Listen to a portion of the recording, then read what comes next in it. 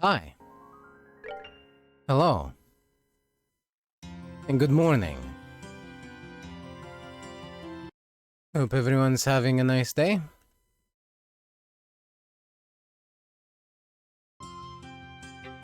Now, last time we left the very suspicious child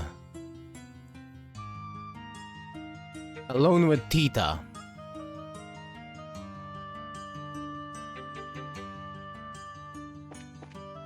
And I don't know how to feel about it. I did also, since last time, go on a bit of a grind with whatever party members I have available right now. So, as you can see, we have some better stuff.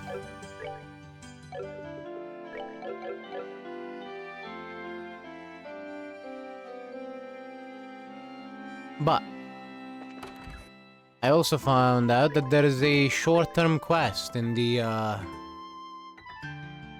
short-term quest at the guild that we need to go to the museum for. A bit ago, one of our exhibits was removed by someone. It's not a particularly valuable item, so it's likely just a prank, but I would like to ask for an investigation just to be safe. Please come to our museum, East Block, near the landing port.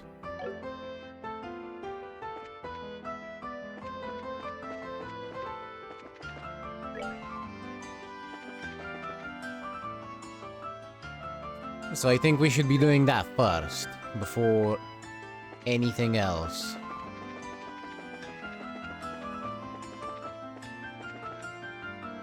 Oh, there's the History Museum. Lately the museum head and the curators seem to be very busy. I hope they don't fall ill. Handed over that thing to the museum director. Apparently they're looking into whether or not it's something the museum can hold on to. So I'm having a wonder while they check it out. Fuck you, Jimmy. どうも、遊撃士協会の者です。掲示板に出された依頼を見てきたんですけど。おお、待っていたよ。早速依頼の話をするが構わないかね。ええ、大丈夫よ。それで一体何が盗まれたの？それなんだが、君たちこの辺りを見て何か違和感を感じないかね。違和感？ここって飛行船の写真が展示されているコーナーよね。言われてみると何かが足りない気が。わかりました。確かそこの壁にはアルセイユの写真が飾ってあったと思います。あ、そういえば。僕もオート見物の時ここで写真を見た記憶があるよ。ということは盗まれたのはそのアルセイユの写真ってわけか。お察しの通りだ。朝には確かにあったんだが、昼過ぎにはいつの間にかなくなっていてね。代わりにこんなカードが壁に貼り付けてあったんだ。麗しの姫君とその友らよ。気高き白鷹の写し絵は我が手中へと舞い降りた。これを求めんとするならば我が挑戦に応えるがよい。第一の鍵は老少の虚に。時の傍観者を探れ。は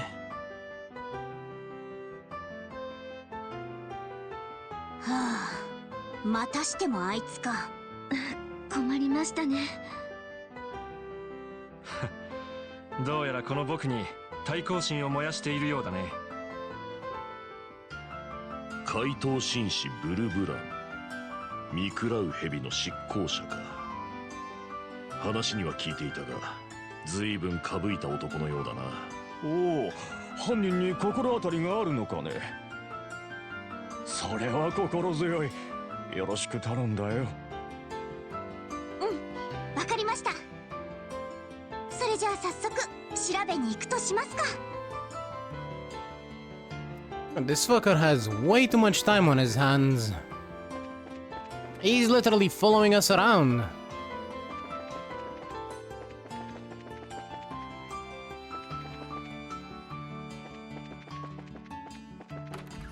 Did I take the recipes from here? Yes. Yes, I did.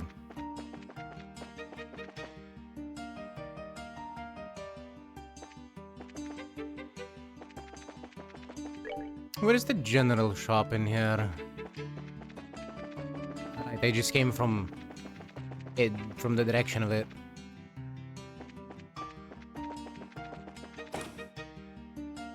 So they have a big, huge market.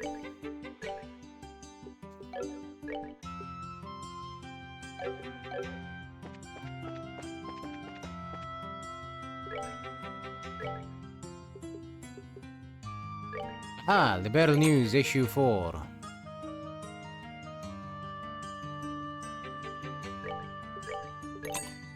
I'll take two anti-cold helmets just in case. Just to have them. Oh, there was one more shop. Aha!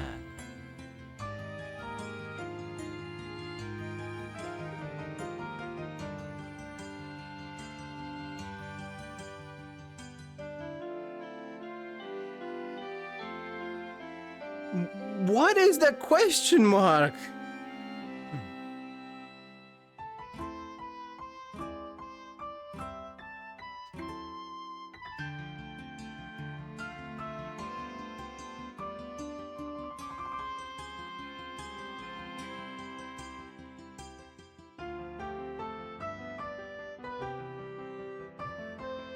You know what, fuck it, I'm buying 2 of them.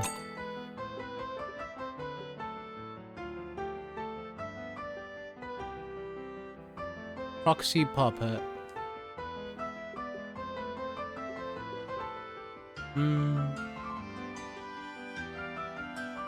Could be useful.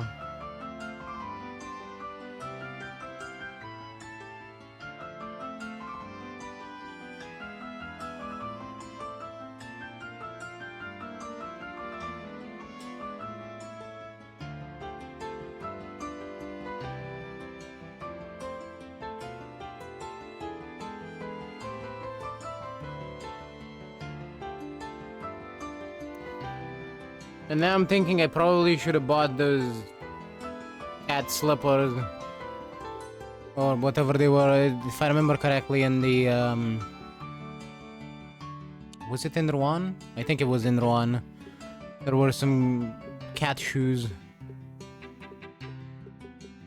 Anything that prevent confusion. There we go.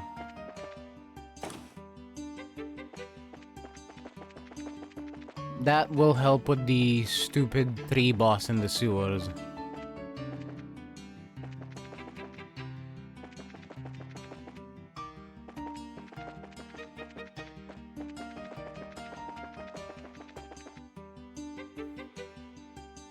And to get on Blue Blonde's stupid fucking quest. Because again, this man has way too much time on his hands.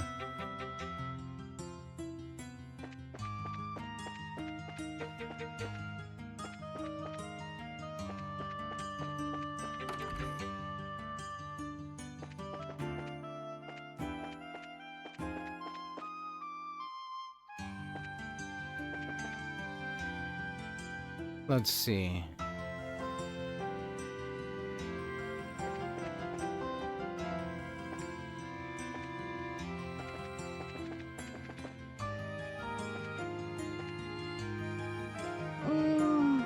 Law将っていうとやっぱりモルガン将軍だろうし。ということはこれが時の傍観者になるのかな。ええ、その可能性は高いと思います。中を調べさせてもらう必要がありそうだね。Estelle asked and received permission from the owners of the house to investigate the clock.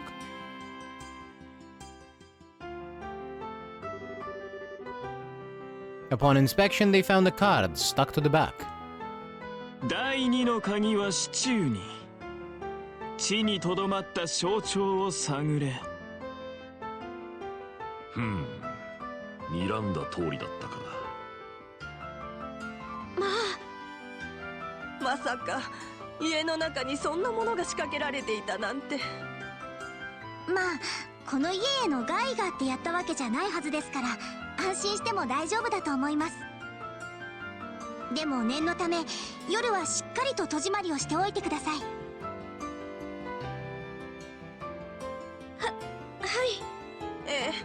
気をつけますわ。それでは次に行ってみるとしようか。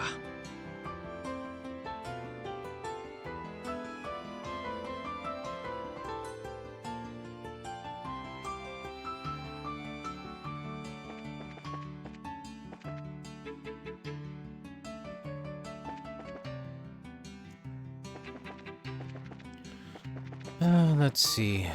South block by the statue.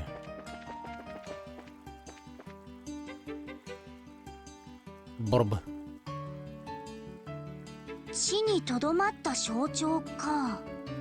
この白はやぶさの彫像なんか怪しいと思うんだけど。確かにリベールの象徴たる鳥だからな。それでは調べてみましょうか。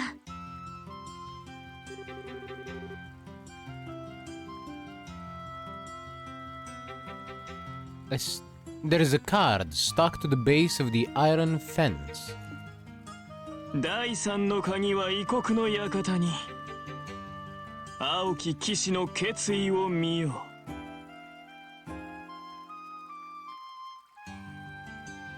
よし、正解ね。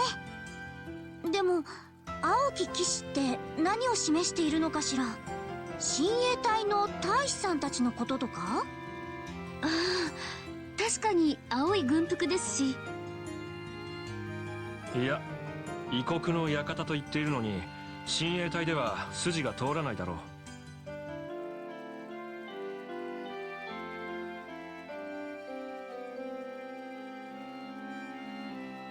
う。何よりも美しくないから他の可能性を当たるべきだと思うよ。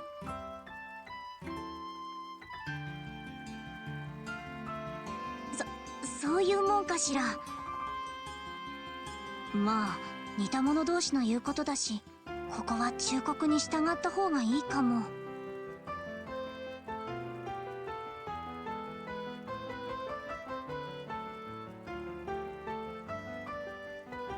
Let's see.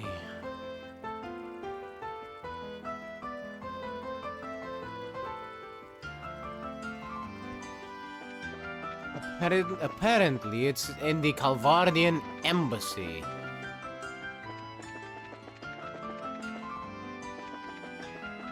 Which is the other one. よう兄さん、久しぶりだな。あれれ、ジンさんじゃないっすか。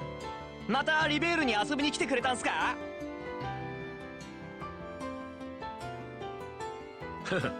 まあそんなところだ。挨拶がてらエルザ大使に相談があってきたんだが、今いるかい？外出はされてないからいらっしゃると思うっすよ。ところでそちらの方々は？ギルドの仕事仲間でね。うちの大使さんに紹介しようと思ってるんだ。へえ、そうっすか。ま、ジンさんの連れなら通しちゃっても大丈夫っすね。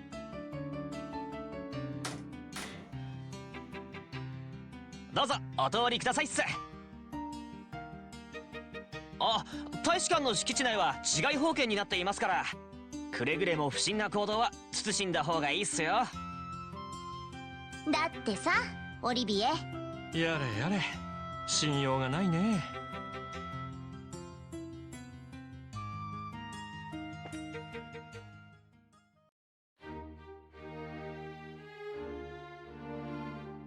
ほう、これはこれは。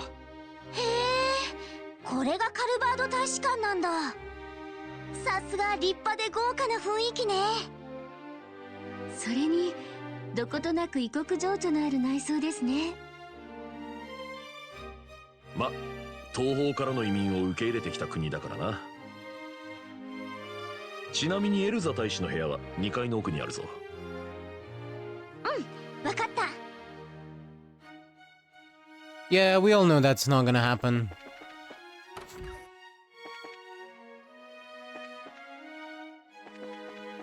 Olivier is allergic to keeping his nose clean.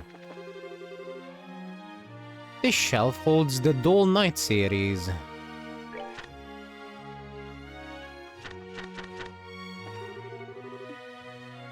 Oh. Oh, I see. This is the book that Kevin was reading. The kids.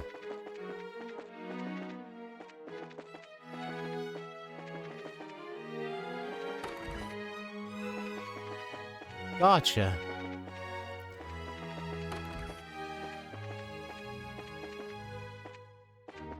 Well, that being the case.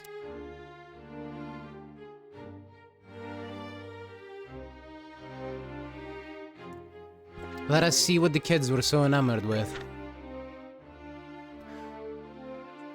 Chapter 1. The Puppeteer's Apprentice. Long, long ago, in a certain little village, there lived a young boy. He was some 13 years old. His name was Pedro. Pedro was a small boy and not very strong, but his fingers were dexterous enough to astonish anyone.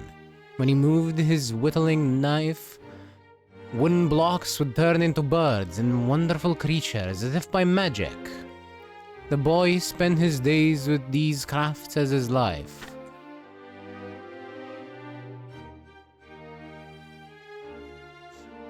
One day, strange travelers came by the village. An old man with sharp eyes and a large man in black garb casually strolled into the general store, whereupon their eyes were drawn to a wooden bird so cunningly crafted that one would almost hear its wings beat the air. It was Pedro's latest creation. After inquiring with the owner of the general store, the old man and his escort came upon the little house where Pedro lived. And the first words they had for him were, "Prepare your things. We're leaving for the city."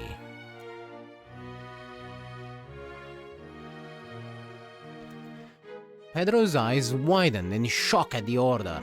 "What is this?" he cried. "Who are you people?" And his eyes fell on the large man in black. Pedro's words caught in his throat. The old man chuckled. "So you did notice. I thought you would." From the old man's fingers stretched transparent threads. He gestured, and the black-garbed man bowed gracefully. The immense man was a clockwork puppet.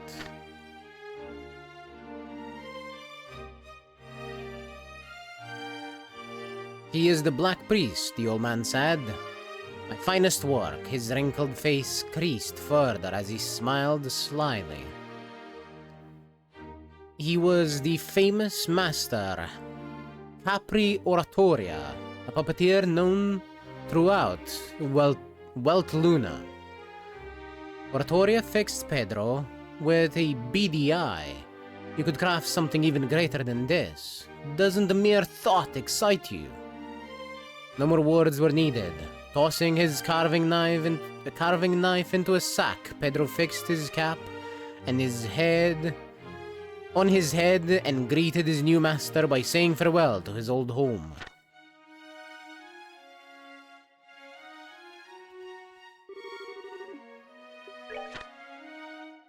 The Blue Knight. The years passed swiftly for Pedro at Oratoria's workshop on the outskirts of the capital. Under the tutelage of puppeteer Capri, he learned the techniques to build clockwork puppets and the skills to make them dance and perform. After 3 years of training, he completed his own masterpiece, a doll of noble bearing dressed in armor with a gleaming blue helm. If Capri's masterwork, the Black Priest, was a martial arts type focused on maneuverability, then Pedro's blue puppet was a well-balanced swordsman. Its counterattacks, as it turned aside, the Black Priest's punches and kicks were the very image of a graceful knight. What will you call it? Capri asked. Pedro had no answer. He had been so focused on its creation that he hadn't actually thought of one. Ultimately, it would come to be called the Blue Knight before he could name it. It was some time after Pedro constructed the Blue Knight that the king who ruled from the city would pass on from their world. The king had long been ill, so there was little shock. And the mourning period passed smoothly, and so in accordance with the law, the king's only daughter, Princess Tia, would ascend to the throne as queen.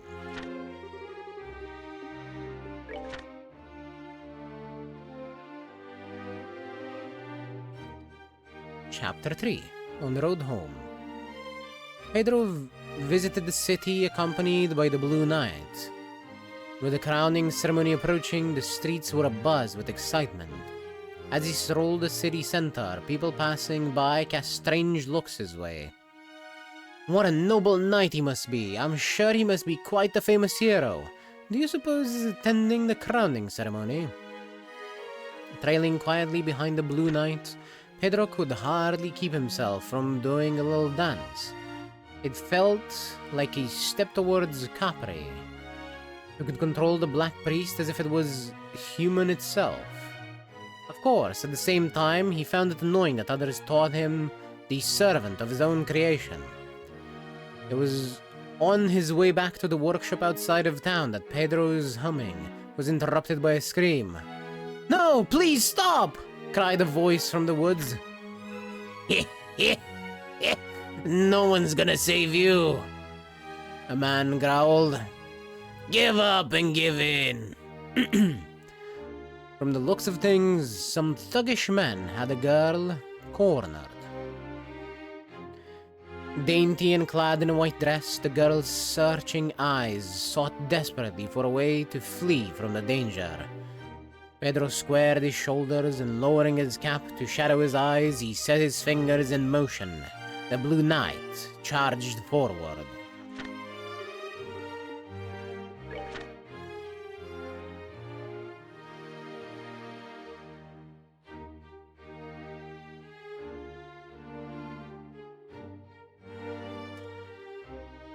Chapter 4. A Righteous Display. Upon seeing the Blue Knight appear like a shadow from the heart of the forest, the men harassing the girl could only gape in amazement. "Leave the girl and leave this place," the Blue Knight declared from the depths of its helmet. And this was the ventriloquism that the old master had drilled into his head as a secret of puppeteering. Who the hell are you? Get out of here before you get hurt! Fools! With a jab from its clockwork fist, the Blue Knight knocked back the man holding the woman and pivoted swiftly to kick both men away. "Are you hurt, young lady?" "No, I am well." "Good. 'Twould be best if you stood back." At last, the Blue Knight drew its sword. Swathed in black, a third man, who seemed like the leader, approached. Not bad for a wanderer. Pedro eyed the new arrival. The black-garbed man's stance suggested he knew something of proper swordplay, or swordsmanship.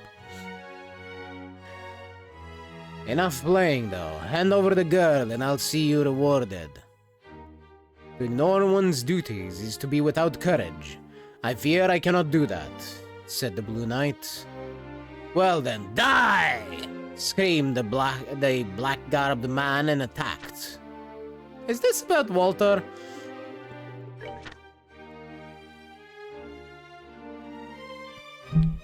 Ow. Well, it probably isn't because he's using a sword, but you know. Surprisingly similar randomly in the book. Chapter 5. The girl with sky blue eyes. Would you say that she is a maiden with eyes of blue? The man in black attacked. From the upper right, he feinted as if to strike the shoulder, but twisted his wrist and changed to a slash across the body. Pedro, having read the feint, pulled at his strings. The Blue Knight stepped back, half a step, dodging the horizontal slash, then smacked the outstretched blade, knocking it from his foe's hands. Impossible! The black-garbed man rubbed his numb hand and paled as the Blue Knight shifted slightly.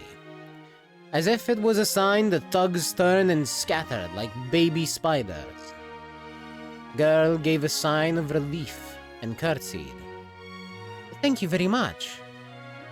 She was still a bit shaky, but her manner was that of a noble woman.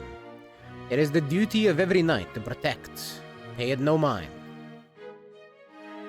Ah, are you from foreign lands, perhaps? Suddenly Pedro was struck with a moment of whimsy. I am a touring knight. I am the touring knight Pedro. The boy there is my servant. He made the puppet reply. Huh? The girl finally seemed to notice him. She faced him with an expression of bewilderment. However, Pedro was no less surprised. Indeed, his shock was many times greater than hers. Cool turquoise blue eyes, that familiar, achingly lovely form. It was the same girl he had seen at ceremonies and from the balcony of the palace. Your Highness, he blurted. The girl, wrapped in pure white, was the very girl who had just lost her father and was to be crowned in the capital. It was Princess Tia.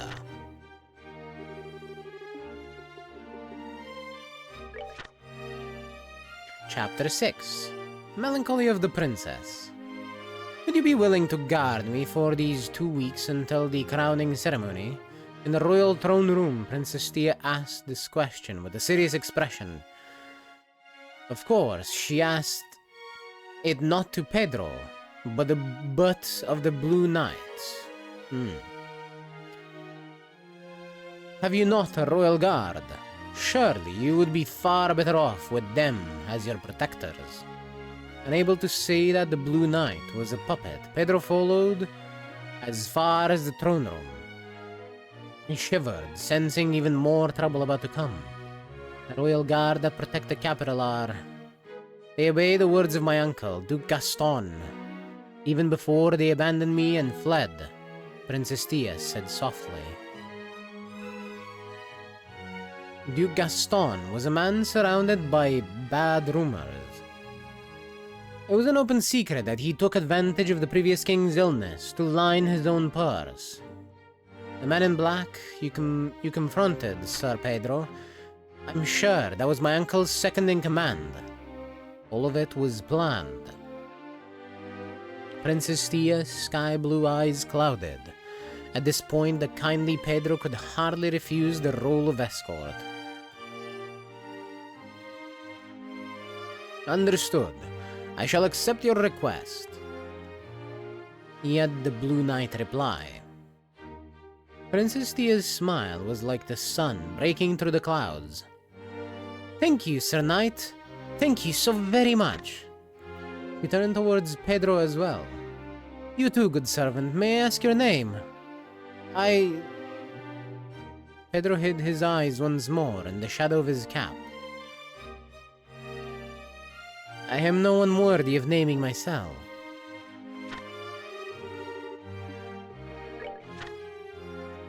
Chapter 7. Turbulent Days. Protecting the princess proved harder than predicted. After all, almost every day, there were new ne'er-do-wells sent after her. Eventually, partially due to their closeness in age, Princess Tia and Pedro, still playing the servant, came to speak very openly to each other. While glad for the prince's trust, he didn't know what he would do if the truth of the Blue Knight came out. Pedro was beside himself with worry. On the other side of the city, a letter was delivered to a certain puppet workshop.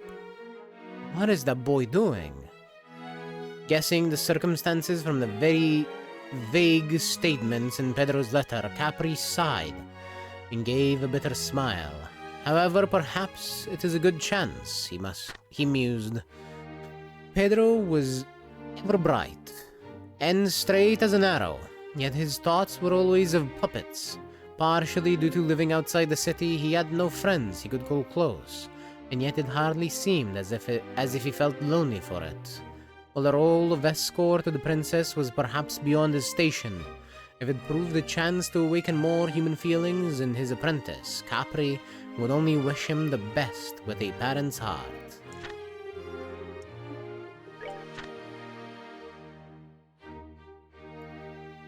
Chapter 8. What makes the darkness shake? The girl has the devil's own luck. In a dim room lit by flickering candle flames, Duke Gaston cursed hatefully. He felt not a moment of sympathy or care for his niece. At this rate, she shall see the crowning ceremony, he snarled. This night, Pedro, can't we handle him? He's the first man so skilled that we've encountered. We fear that even if the royal guard attacked at once, it might be difficult. Recalling the shame of having his sword knocked from his hands, Duke Gaston, second in command, bit his lip.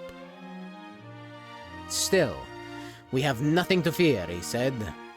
While a bit of an odd character, we have hired a skilled assassin to handle this, my lord. Odd. What sort of person is he? Haha, did you call? The flames danced bewitchingly, and then went out as one, as if something tremendously heavy had collapsed down onto it. The carpeted floor shook with a thud. Who is it? Duke Gaston took a step back. The shadow illuminated by the moon was tremendous and inhuman. My lord, fear not. This is our assassin, Harley Quinn. He will remove all that is in your way with his puppet. The assassin sketched a mocking bow. Ha! I do love hunting. I don't take jobs unless the prey is lively. A sickening laugh took the darkness, bringing a nasty smile to the Duke's face as well. Worry not, I am sure your hunt will be most enjoyable. And so did the night bathed in red by a crimson moon fade to dawn, melting like ice.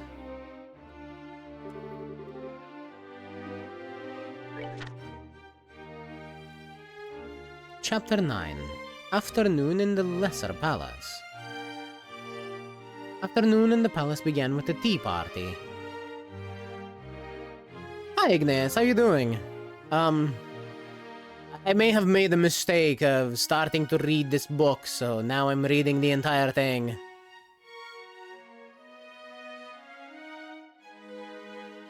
I guess I'm no different from the orphans at the orphanage. I too am quite enamored with it.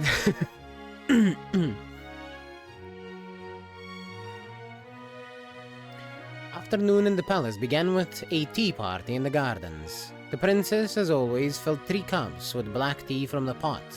Please enjoy your tea. My thanks, the Blue Knight intoned. Thank you very much, Pedro said. Pedro moved the Blue Knight with his left hand as he sipped the tea made by the princess. It was the happiest moment in their otherwise busy days. Good servant, you really seem to enjoy your tea. Eh? What's wrong, Ignace?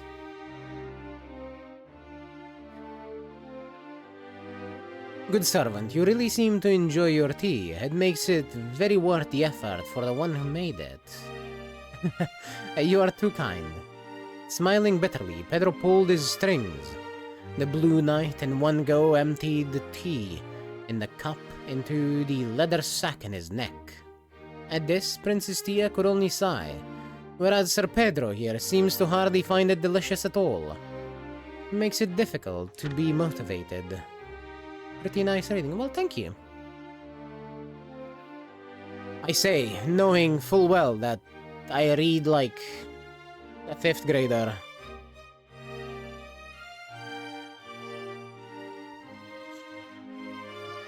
Pardon me, I feel I am an impolite man. In his heart, Pedro felt a nervous edge. But Blue Knight answered with an ever-calm face. There had been countless moments where it seemed as if everything would be revealed. The Princess Tia showed no signs of doubting the truth of the Blue Knight. The princess smiled faintly, but her expression quickly turned somber. I suppose it doesn't matter. These fun afternoons will end tomorrow after the crowning ceremony the following day. We shall both leave the city after all. Chapter 10. A Faint Pain. At the prince's lonely words, Pedro's heart beat as fast as a drum. I fear I am a man on the path of the warrior, so my apologies, the Blue Knight said. No, I should apologize. I shall hardly make much of a queen like this. The princess shook herself and smiled brightly. Forgetting to control the puppet, Pedro ducked his head to hide the longing on his face. He would have loved to stay as her guard. Though she might have been of noble birth, Princess Tia was a lonely girl who had lost her father. However, she had been speaking not to the servant like Pedro, but to the Blue Knight.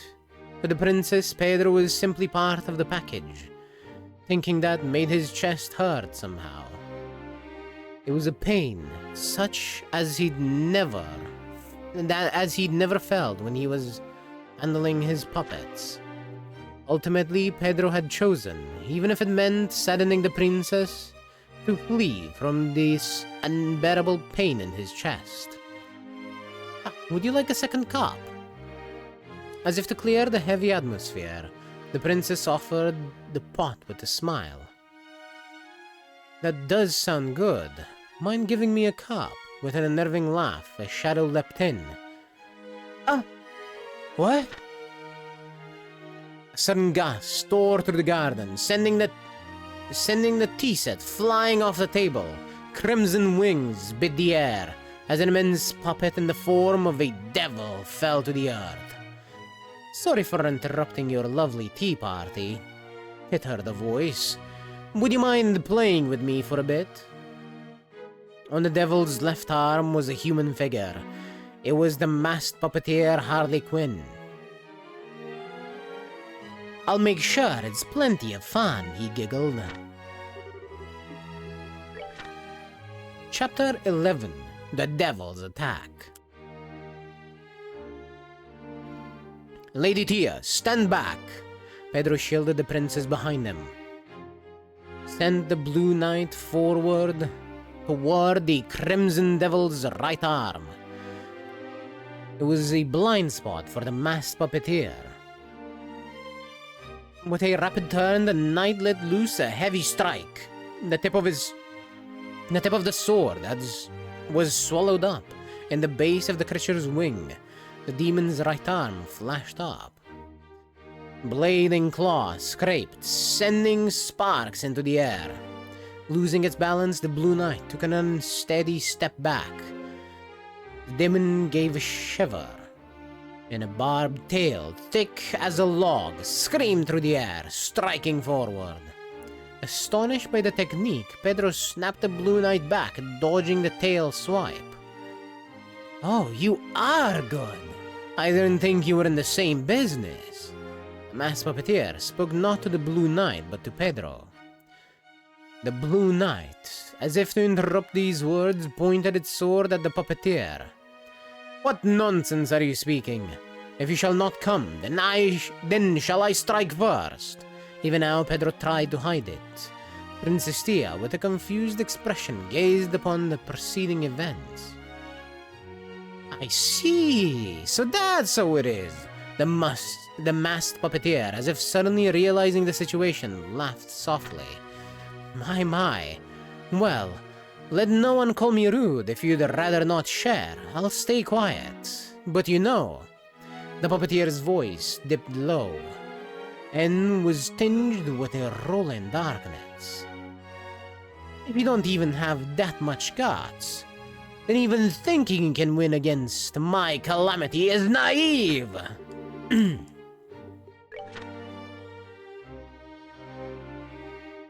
Chapter 12: The Crimson Demon. The demon doll Calamity kicked the ground and launched itself into the air, closing the gap in an instant. Pedro reacted just a moment too slow, so intent he was on not wanting the princess to notice. It was the tiniest of openings, but it was one that would prove fatal. First, the sword was knocked from the clockwork hands. Then, the claws continued to dig in, cutting through the blue armor like butter. Oh my, what's wrong? The tail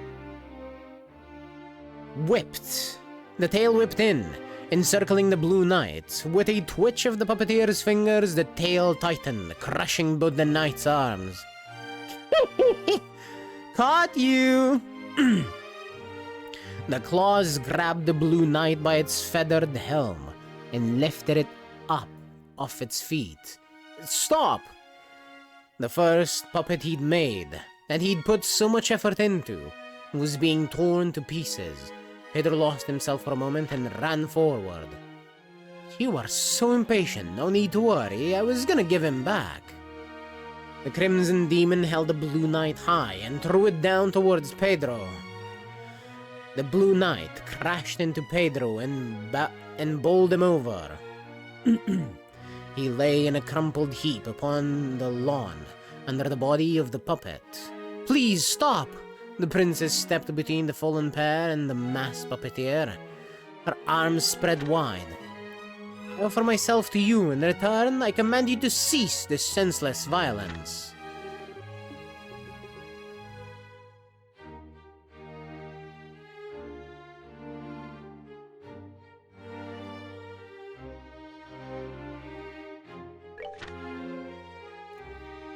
Chapter 13: Saying Goodbye. I offer myself to you. In return, I command you to cease this senseless violence. At Princess Tia's bold words, the puppeteer licked his lips loudly. You'd offer yourself in place of your guard. Why, you bring tears to my eyes, princess. You mustn't, Lady Tia.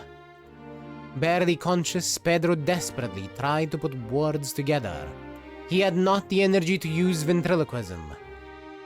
My master, Pedro is fine. Leave it to him. Hurry, run! Sir Pedro, silence! At the prince's angry words, Pedro managed to open his eyes fully, for the words were not addressed, most surely to he. Still garbed and acting the servant. You knew. I'm sorry I pretended not to notice. The princess smiled in a sad, lonely way, then turned to the puppeteer again, with a dignified expression. Now take me to my uncle. My, oh my, what a princess you are. I bet you would have made quite the queen, too. The demon slowly stretched out its right arm. When the princess stepped on, it began to beat its crimson wings. Sir Pedro, thank you so much.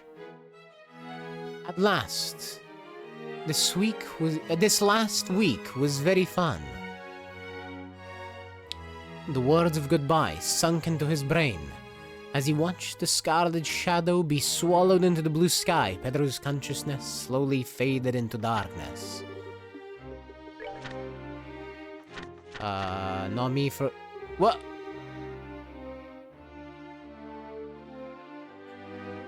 Apparently, one of the cards was in between the pages. すでに扉は開かれた。猛者たちの舞踏会に参加せよ。こんなところに。なるほど。確かにこの場所は共和国の領内扱いになる。まさに異国の館というわけか。そして青き騎士というのは小説の登場人物だったみたいですね。まったくずいぶん手の込んだことをしてくれるじゃないの。でもこれで最後みたいね。猛者たちの舞踏会か。さてどこの場所のことだろうね。 Anyway, back to the books.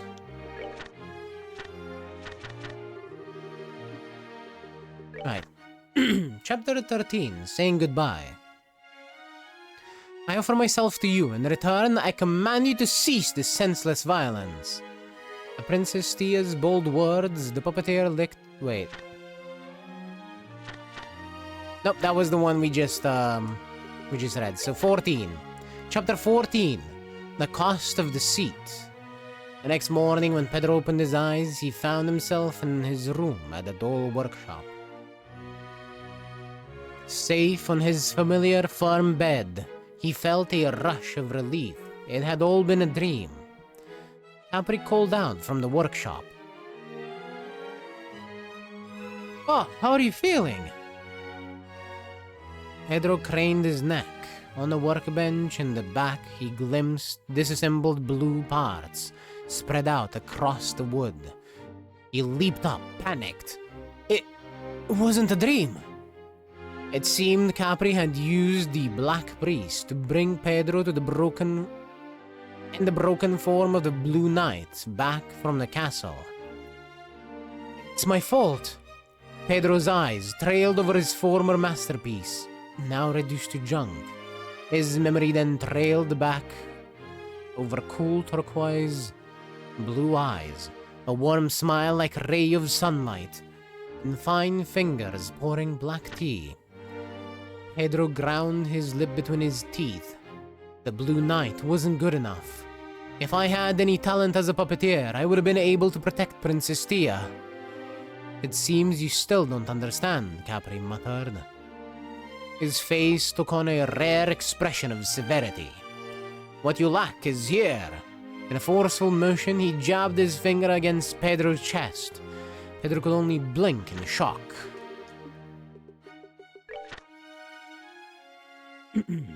Chapter 15. A Little Decision. Her Highness knew the truth of the Blue Knight, and yet she chose to pretend not to. Do you really not understand why? Because, unexpectedly, in the depths of his mind, he had a flash of insight. Sir Pedro, silence. He had said, and then I pretended not to notice.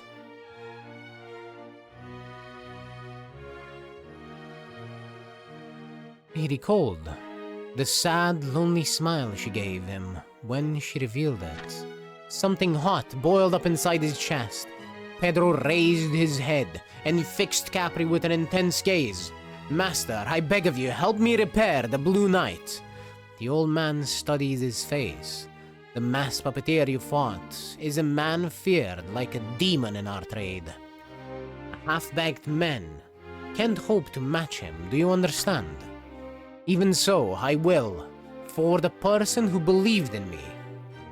When he said this, Capri smiled broadly, as if something grand had just fallen in his lap. It was the day before the crowning ceremony. At the palace, the prince's absence had been noticed, and the royal keep fell into uproar from top to bottom. Chapter 16. The Duke's Private Manor. On the outskirts of the capital in Duke Gaston's manor, Princess Tia sat in a lush room, carpeted in deep crimson. "It's perfect for you, princess." With a satisfied expression, the Duke Gaston glared at his bound prisoner. "What do you intend to do about the crown ceremony today?" Princess Tia asked in a quiet voice. The Duke shrunk a bit under her icy gaze. "I'm afraid you will be absent, and so the throne and staff will be offered to me, the second in line. Do you believe the people will accept you?"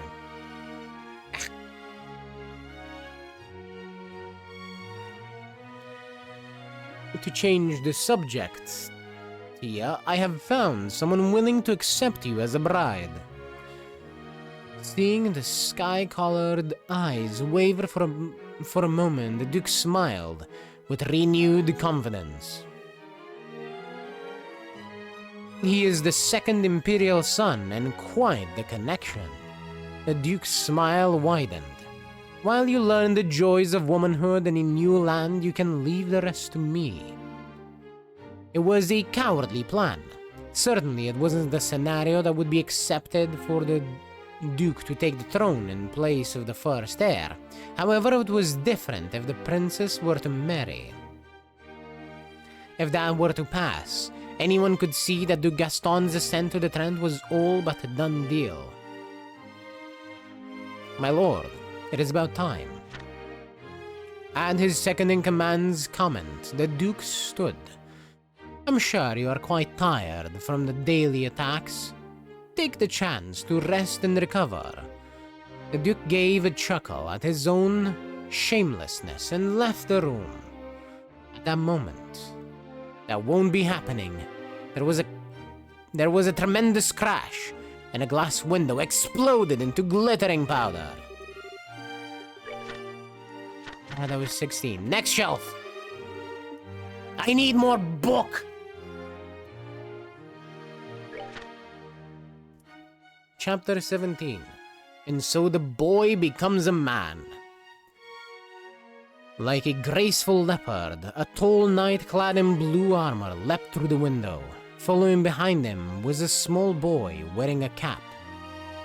Princess Tia, I'm sorry, I know I'm a bit late, he said. Sir Pedro, so you did come after all.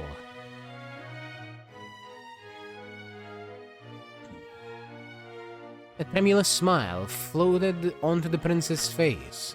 Somewhat embarrassed, the boy returned the smile. Their eyes locked and words unsaid passed between them. Hey, there is a time and place for things. The Duke, having been completely ignored, was sputtering in anger. As the Duke seethed, his second-in-command was stealthily sneaking up on the still-bound princess. He reached out his hand for the prince's shoulder. The Blue Knight leapt forward like a bolt from a crossbow. Blah! The pitiable second-in-command, having taken a direct punch from the Blue Knight, collapsed against the wall unconscious. That's a bit much. Duke Gaston, now white as a sheet, fled the room in a stumbling lurch. Princess Tia, let us hurry. Your crowning ceremony begins soon, Pedro said. Yes. Escaping the Mans, the two were pursued by the Duke and his guard. However, as if to obstruct their path, a scarlet shadow fell down, shaking the ground. Sorry, but I'm gonna have to get in your way. I'm afraid thoroughness is the #1 part of being a puppeteer, after all. The way he spoke made it hard to believe it was just a job. It was the masked puppeteer, Harley Quinn, in the Crimson Demon Doll Calamity. Chapter 18. The Duel Between Red and Blue. White blade met deadly claw. Blue and red twisted about in blinding fashion. The cover to the fight had been cleaved off. Oh, you're moving better, Harley Quinn exclaimed. Surprisingly, the Blue Knight's movements were just a little bit faster than that of the Crimson Devil puppet, Calamity. I broke it all to pieces too, but to fix it back up in just one day. Looks like the old man found himself a good apprentice. Do you know my master? Harley Quinn twirled his fingers and Calamity fluttered its wings and slowly lifted into the sky. We have a bit of history, yes, he giggled. But forget about that. What'll you do about this? As he howled these words, the red puppet swooped down. Pedro pulled his strings back and the Blue Knight narrowly avoided the grasping claws. Or this! Smooth as flowing water, Calamity sent out its long tail to swipe at the knight. Pedro's treads flowed down and to the right. Dropping its center of gravity, the Blue Knight shifted its sword to a slant and redirected the force of the tail upwards. Or this! Calamity swung its horned head around and charged straight for the Blue Knight's torso. Pedro snapped his threads upwards into his left this time. The Blue Knight, who had let itself fall slightly back, now slashed its swords down in a blur of light. With a small, pleasant crackling sound, the crimson wing on the right side of the puppet was hewn straight off.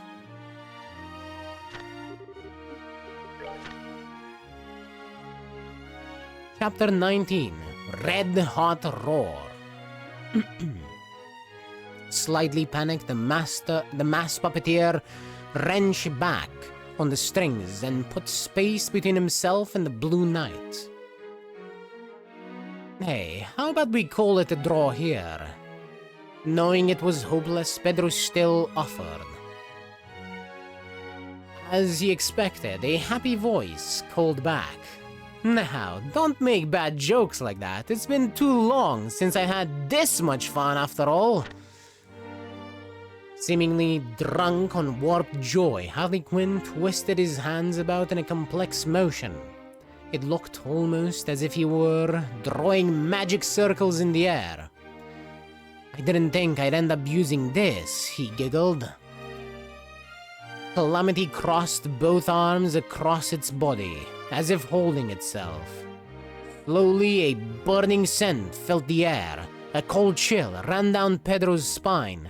He set to moving the Blue Knight, but realized the princess was behind it. You can regret it in your next life! Harley Quinn screamed. The Crimson Demon took an imposing stance. Its massive jaw creaked. There was a rushing of air, and then a ball of brilliant flames spewed forth.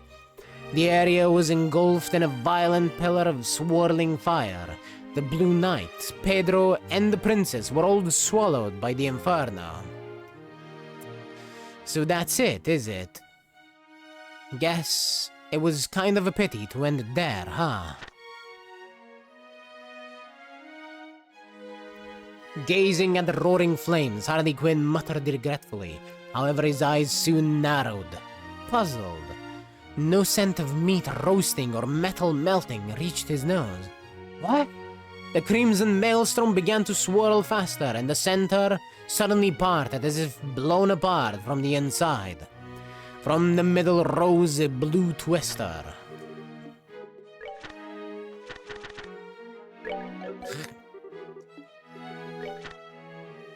Chapter 20. The Whereabouts of the Deathmatch. From within the flame, the Blue Knight arose. Across its shoulders, Pedro and Princess Tia could be seen clinging, hale and hearty. What had blown away the raging flames was its tremendous two-handed sword, spinning the enormous blade like a whirlwind. A butterfly made of flame danced above the Blue Knight's head. It was a fantastical scene. Do you think that'll work? Harley Quinn began gesturing again. It seemed he intended to launch another fireball. I won't let you, Pedro cried. Splitting through the air... My bad. Splitting through the wall of flames, the Blue Knight forced its way forward. In the next moment, Calamity's horned head was cleaved perfectly in two. Absolutely wonderful. The fireball, moments from release, popped up within the crimson puppet and caused a small explosion. Flung by the shockwave, the Blue Knight was tossed into the air. Pedro braced both legs and managed to catch it. Sir Pedro, are you alright? I'm fine, yeah, but I don't think there's any saving him. Harley Quinn may have been a foe. His was still a life that had been taken. Pedro felt the guilt of such a deed strike him. Princess Tia, seeing Pedro so troubled, enveloped him in her arms. "I appreciate it if you wouldn't kill me off so easily," said a whispering voice from inside the pillar of flames. The voice seemed somehow satisfied. "I applaud your efforts, young man. I'll back down nicely this time. Looking forward to when we next meet." Ha ha ha ha! The ground shook, and a red and black shadow launched skyward and disappeared from sight. Pedro and the princess looked at one another and burst into relieved laughter.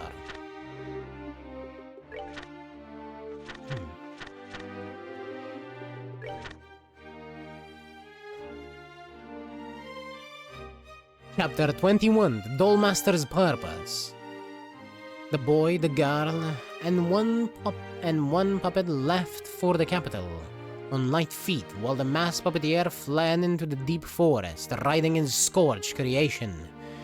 Stopping suddenly, the masked puppeteer spoke to the shadow in the trees. "You're there, aren't you, old man?"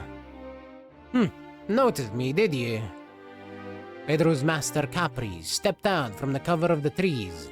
As always, the black priest was with him, but it was a curious sight, for the puppet had no arms. "As I thought, you fixed the blue puppet's arms with parts from the black priest. No wonder it moves so well." "Well, the gap between you and Pedro was a bit too much after all. I took it upon myself to give him a helping hand." Harley Quinn's shoulders sunk in response to the words of the puppet master. "Well, I don't mind, since I had fun, but if and when the 13 factories find out about this, I don't think Pedro will have it too easy either, do you?" The 13 factories. The moment he heard those disturbing words, Capri's expression darkened. "Ha ha ha! Well then, see you soon."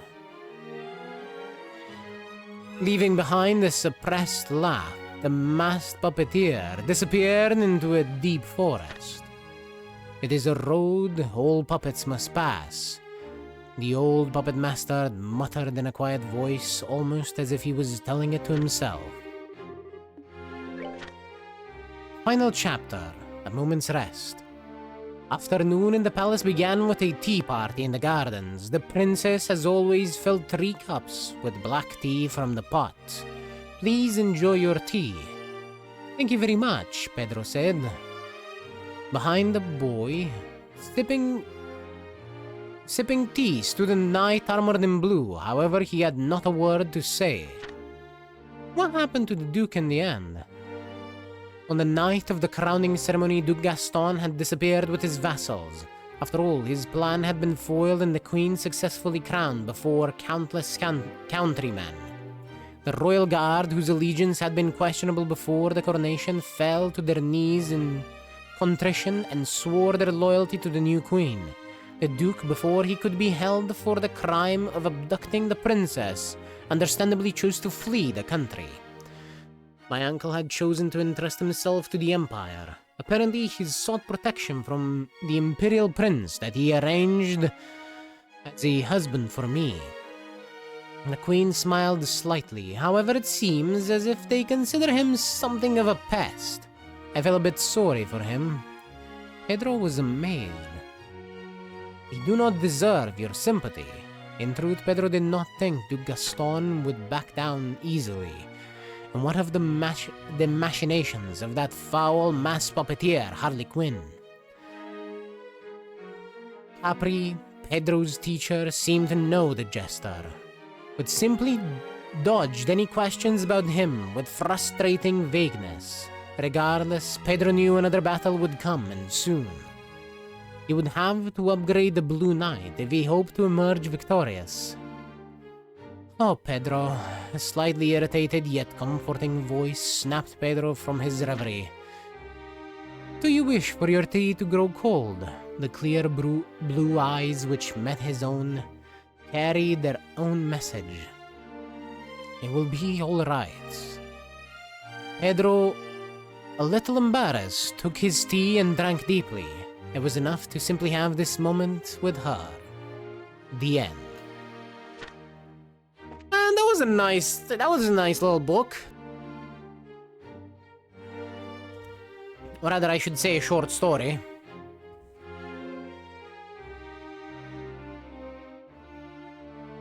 Alright, let's see,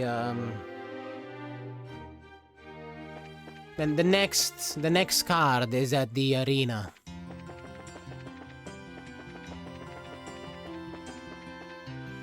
あれ、鍵が開いている？ここの入り口は武術大会などの催しがない時には常に施錠されているはずです。だとしたらどうやらここが最終的な目的地のようだね。よし、早速中に入るとするか。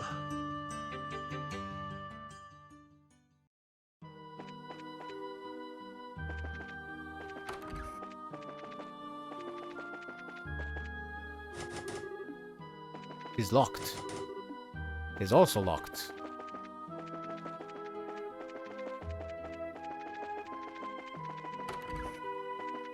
This one's not locked. グランアリーナか。なんだか懐かしいな。ああ、そんなに時間が経っていないのに不思議なもんだ。こうして立っているとあの時の歓声が聞こえてくるようだね。確かエステルさんたちは武術大会を勝ち抜いてお城に招待されたんですよね。私も観戦したかったです。今にして思えば私なんてまだまだ未熟だったけど、でも今回の騒動が片付いたら来年の武術大会にも出場してみたいな。自分の力を確かめてみるためにも。それでこそ旦那の娘だ。そうだな。その時は俺も参戦させてもらうか。さすがにジンさんが相手じゃ勝ち目がない気がするんですけど。それでは僕はエステル君を応援する歌を観客席で歌わせてもらおうかな。愛を込めて力の限りね。気持ちは嬉しいけど。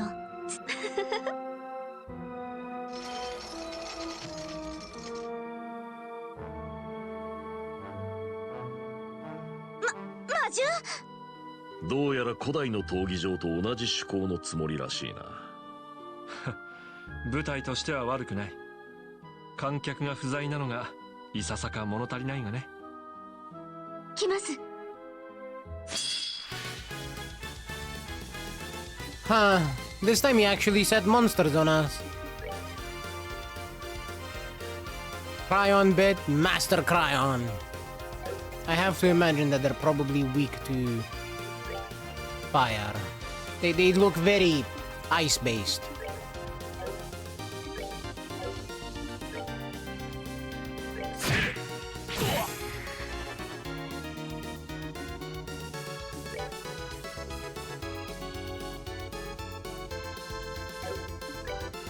For the moment, I'll cure Zin's freeze.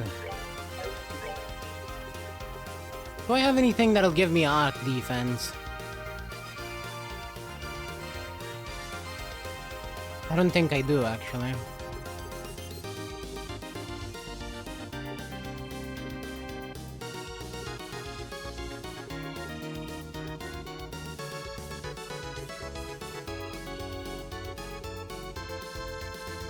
I wonder why this team is playing against when you're against monster.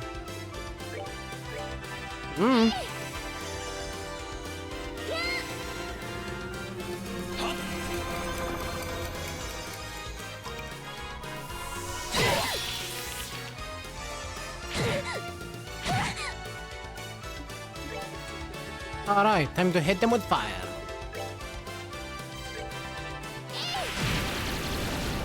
That did a decent amount of damage.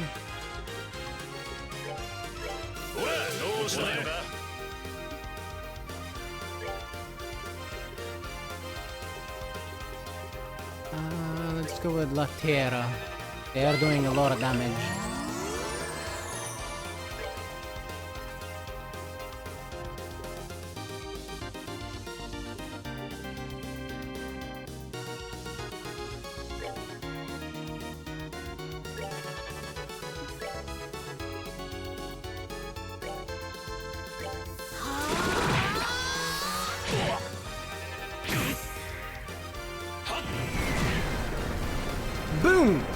Big rock.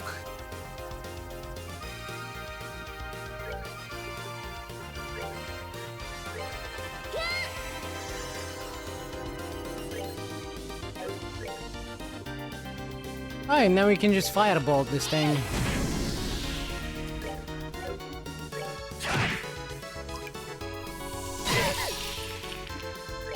Well, except for Zen, he doesn't really do firebolts or magic in general.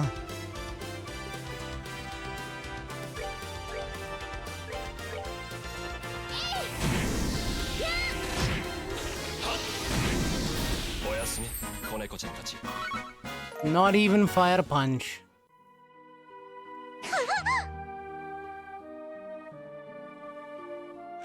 なんなのよ。手品みたいでしたね。なかなか芸が細かいじゃないか。Zin does, however, have a plus 60% strength and defense buff for himself. さすが僕のライバルとして立候補するだけはあるね。予想していた以上にふざけた性格のようだな。まあいい、とっとと中身を調べてみるとしようぜ。うん、そうね。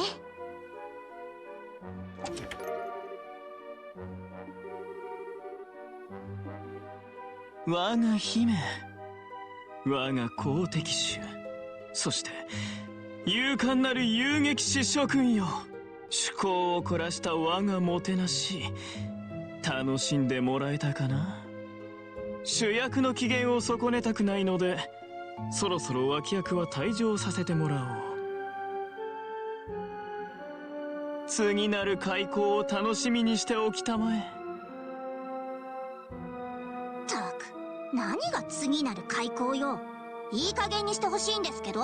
でもなんだか気になることが書かれていますね。主役とか脇役って一体何のことなんでしょう。言われてみれば、まあとりあえずこの写真を資料館に返しに行きましょう。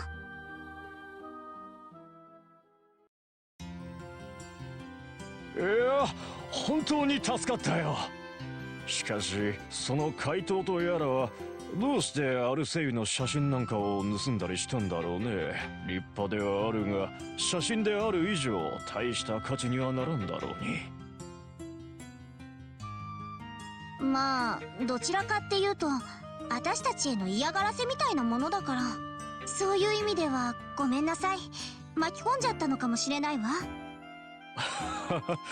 謝る必要はないさ。君たちの仕業じゃないんだし。とにかく本当にご苦労だったね。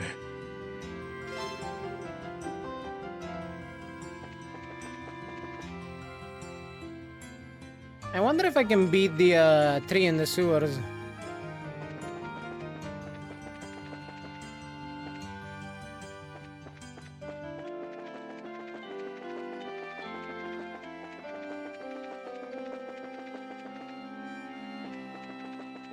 There is actually a very high possibility that I might still not be ready for it.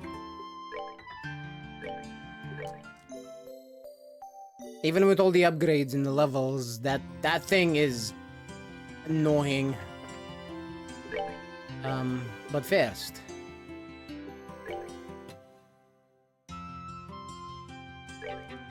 let me equip everyone with a lily necklace.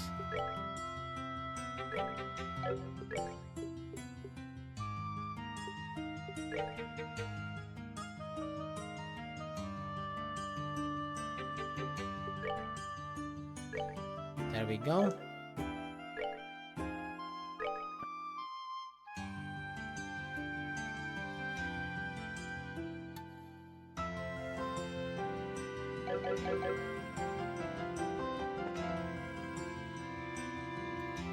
Now nobody can get confused.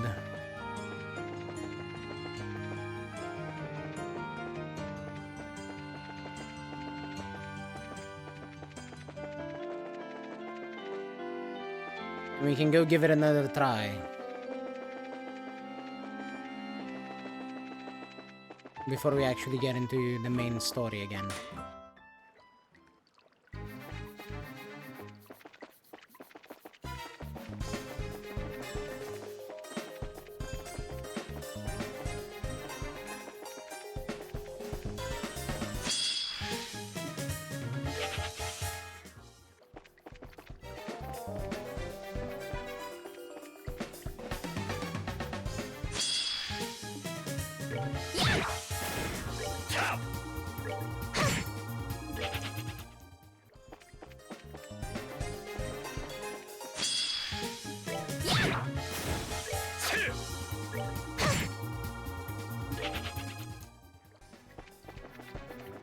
If you're wondering why I'm getting into the battles and then running away, I'm just trying to charge a little bit of CP.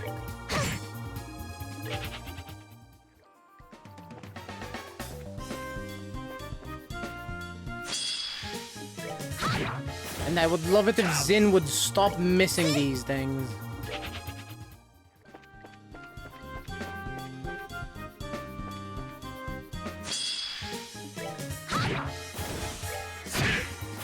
There you go.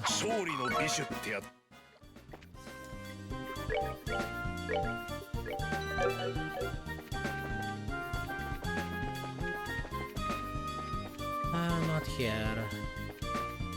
Is it this way? Yeah.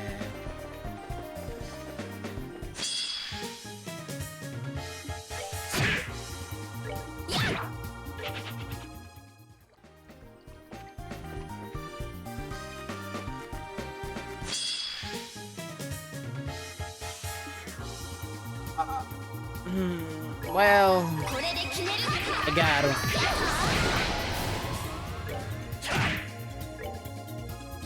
I can't say no to that one.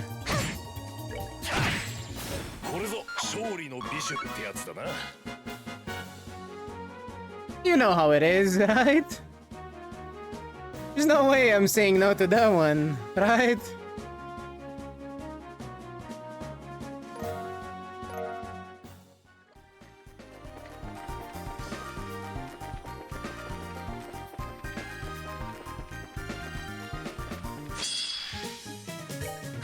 That would just be silly.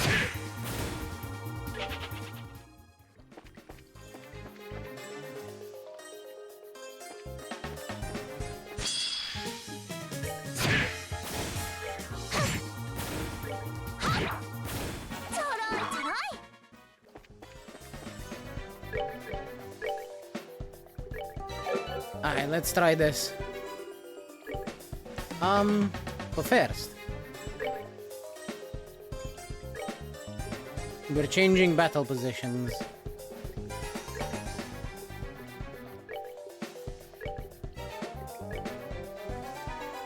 We're going like that.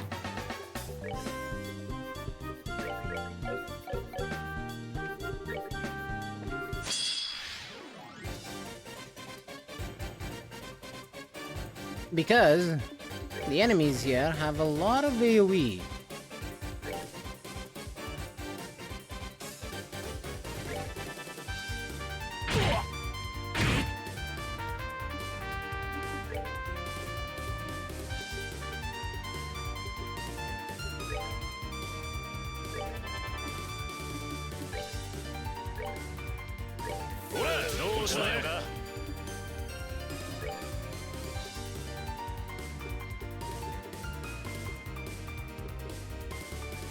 They're gonna get a crit off, and I hate it, but there's nothing I can do about it.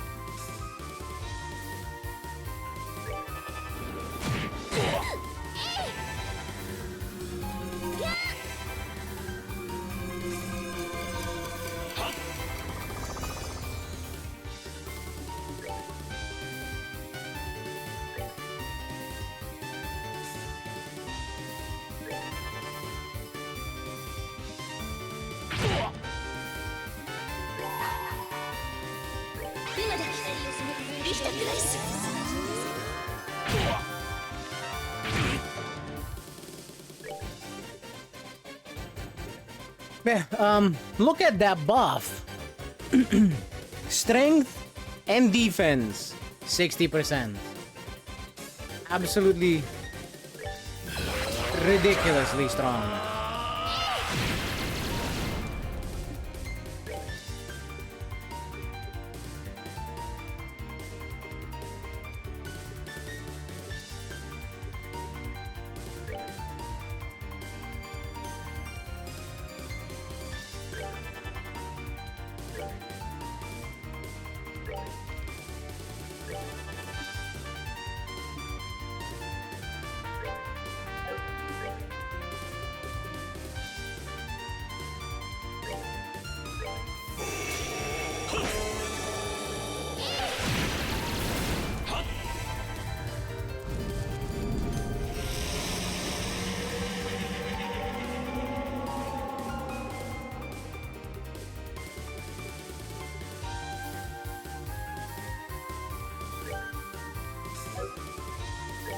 Just in case.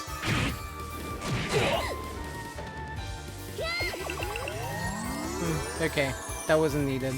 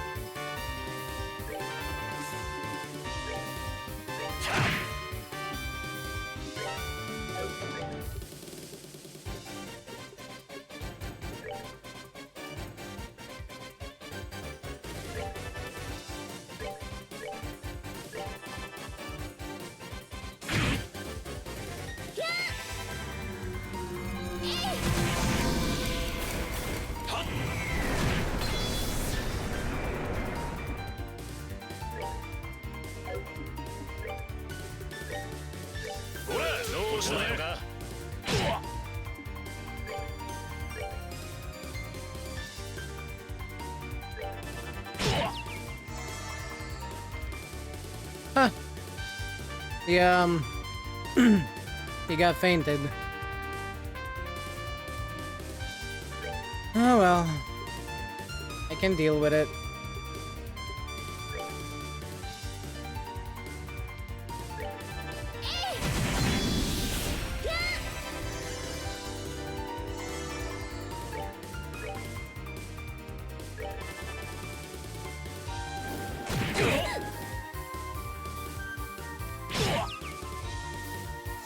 Again.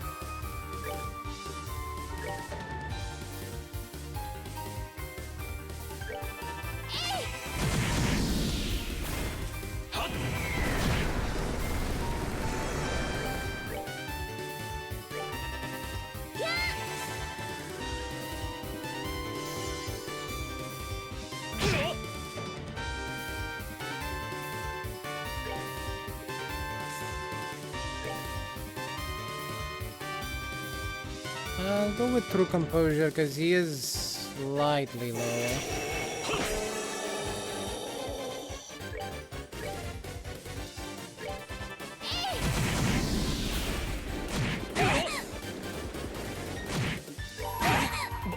Fuck. They got Olivier.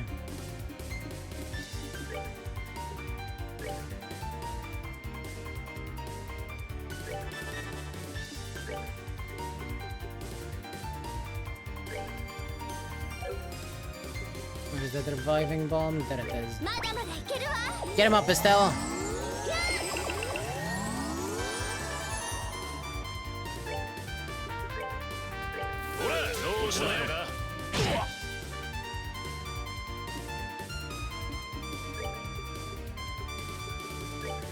They should still be fine.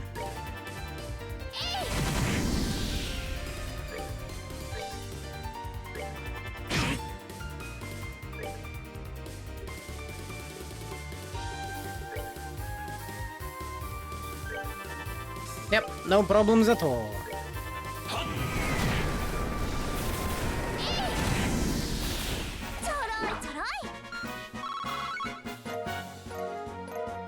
That was still a surprisingly hard fight considering how much I leveled up since last time I tried it.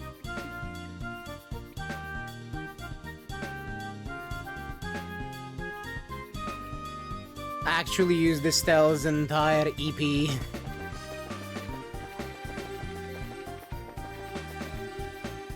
And I've upgraded most of her slots too. This is almost as much EP as she's gonna have.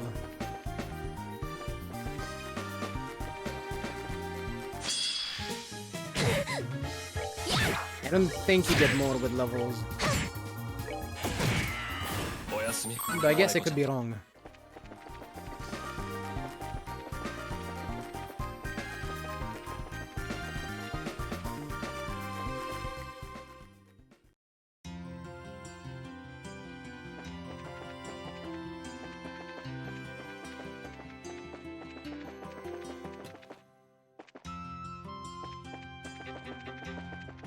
Actually, not the south block that I need to be at, but the north block.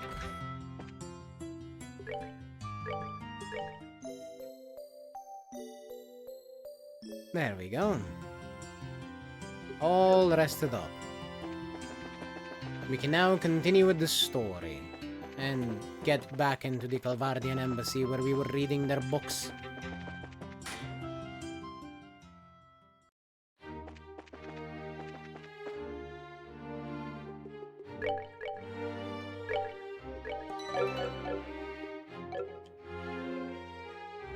ここが大使の部屋だ。早速話を聞いてみるか。よし、それじゃお前さんたちを紹介しよう。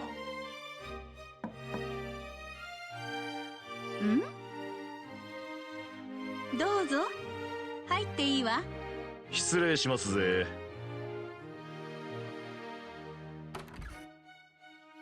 I hate her glasses. あら、ジンさんじゃない。先日帰国したばかりなのにまたリベールに来たのかしら。いや、ギルドの仕事でやり残したことがありましてね。またしばらくの間はリベールに滞在しようと思ってます。さすが永久遊撃士。何かと忙しいというわけね。ところでそちらの方々は？はじめまして。遊撃士協会に所属するエステル・ブライトと言います。こちらの2人は協力者のクローゼとオリビエです。よろしく、大使殿。お初にお目にかかります。よろしく。カルバード共和国大使のエルザ・コクランよ。どうやら面倒な話があって訪ねてきたみたいね。ええ、実はあの脅迫状の件か。それじゃああなたたちは王国軍の依頼で動いているの？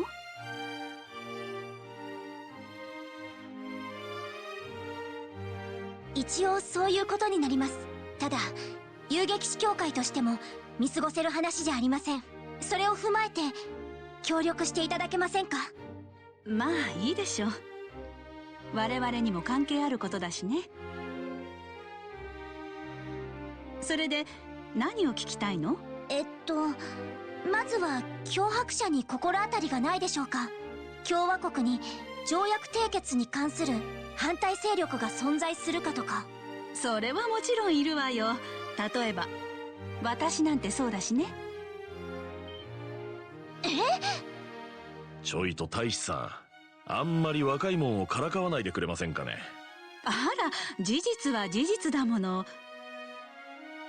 私のエレボニア嫌いはあなたも知っているでしょ。そりゃあまあ。勘違いしないで。すでに大統領が決定して議会も承認した案件だからね。個人的な感情は抜きにして話は進めさせてもらっているわ。そうですか。それじゃあ他の反対している人たちは？いるにはいるけど少数派ね。それらの勢力も本気で反対しているわけじゃないし。本気で反対していない？あのね、そもそも不戦条約って実効性のある条約ではないの。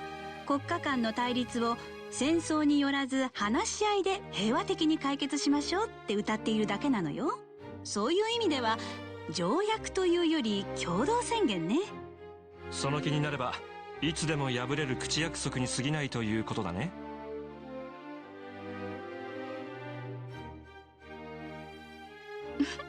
そういうこと。まあ確かにここ十数年カルバードとエレボニアの関係は冷え切っていたから、今回のような機会を通じて話し合いの場が設けられるのは意義のあることだとは思うけどね。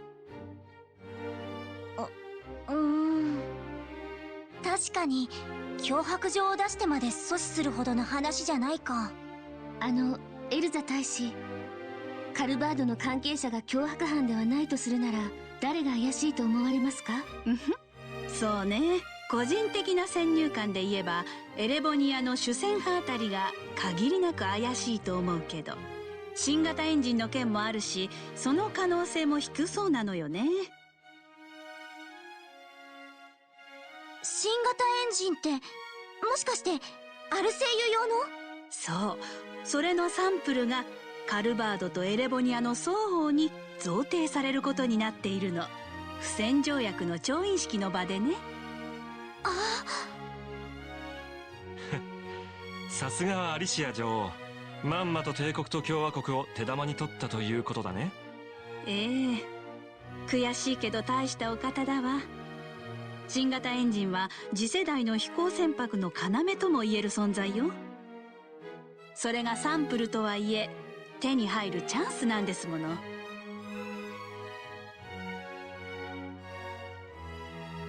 いくら帝国の主戦派にしたって水は差したくないでしょうね。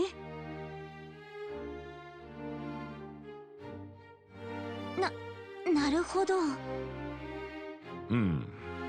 ということは帝国共和国ともに不戦条約を妨害する可能性はかなり低いということですかね。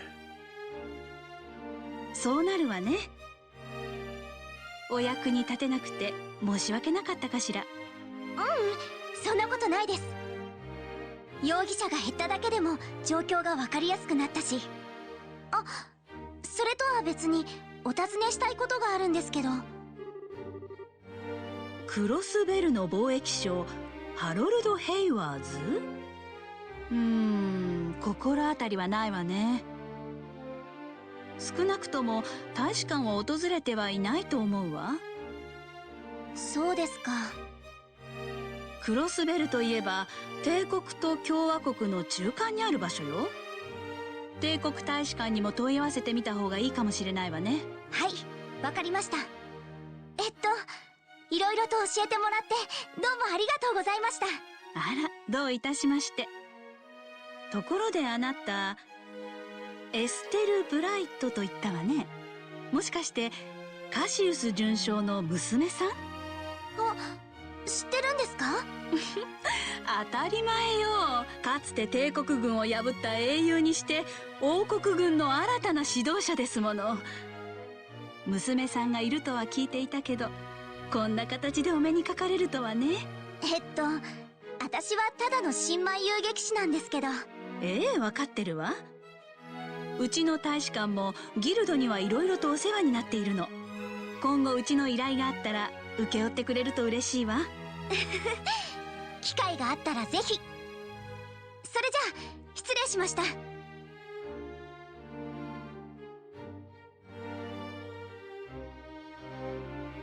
Well, they definitely didn't come off. They didn't come across as.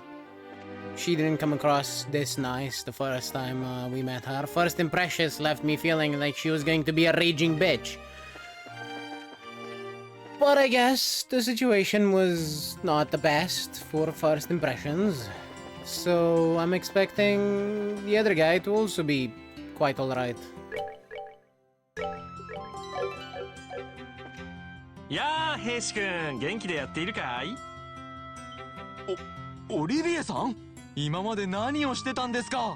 おや、どうしたんだい？どうしたもこうしたもエルモに湯治に行ったっきり行方をくらましたそうですね。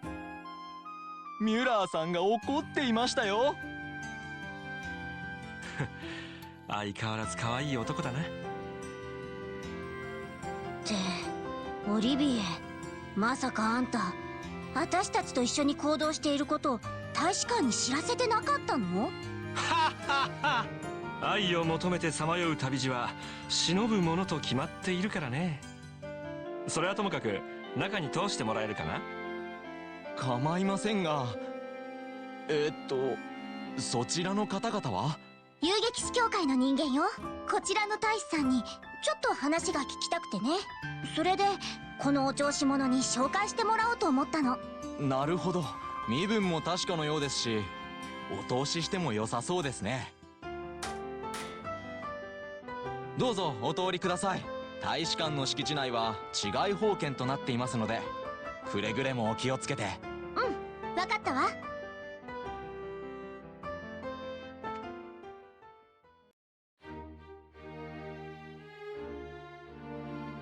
ほう、こりゃまた立派な建物だな。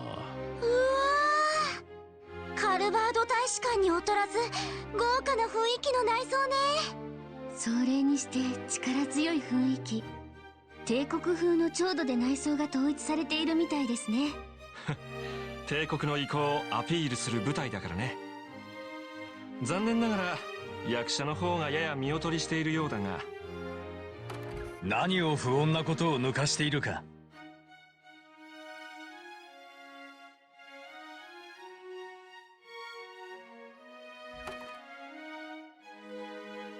うおー、親愛なる友よ。久しぶりだね。元気にしていたかい？貴様というやつはあれほど常に所在を連絡しろと言いつけていたにもかかわらず。これも恋の駆け引きさ。離れているからこそ募る思いもあるものだからね。エステル君、感謝する。どうやらこのお調子者が迷惑をかけてしまったようだな。ま、それほどでもなかったわ。比較的おとなしくしていたしね。まあそこの変人は放置しておくとして、どうやら帝国大使館に用がやってきたみたいだな。うん、実はここの大使さんに話を聞きに来たんだけど。あの脅迫状か。自分も気にはなっていたが、ギルドが動くとは思わなかった。王国軍の依頼ということかな。一応そうだけど、できるだけ中立の立場で調べさせてもらうつもりよ。いい心がけだ。それでは自分の方からダビル大使に紹介しよう。そのお調子者よりは信用してもらえるはずだ。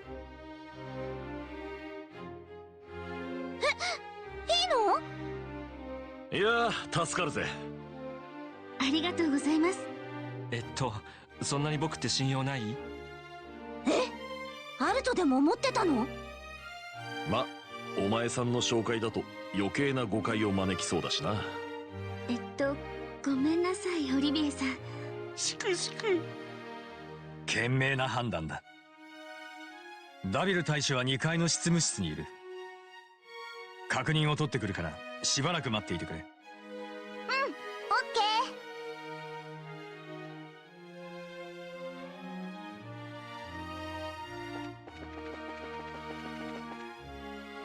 ー。ここが執務室なのかな？その通りさ。それでは華麗に乱入して大使殿を驚かそうじゃないか。ミューラーさんにぶん殴られるわよ。待たせたな。大使がお会いになるそうだ。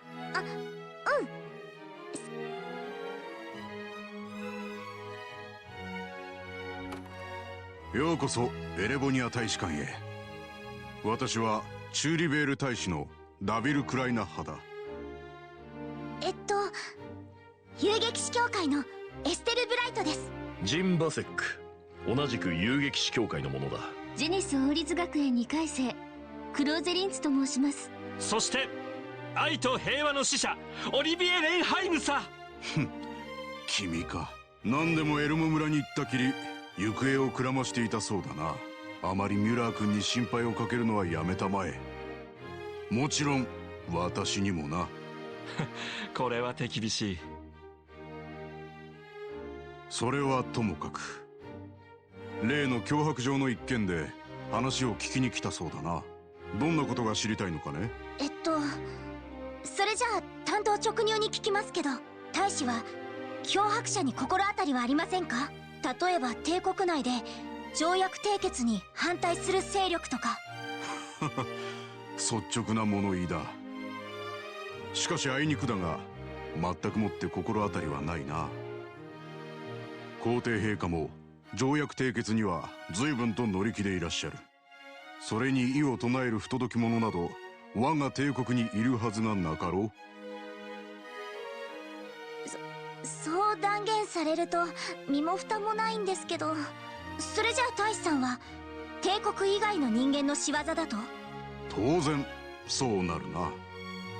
大方カルバードあたりの野党勢力の仕業だろう。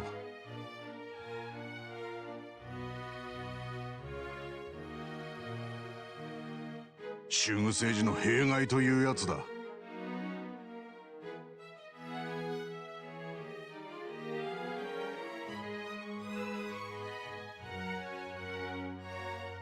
そりゃどうかと思いますぜ。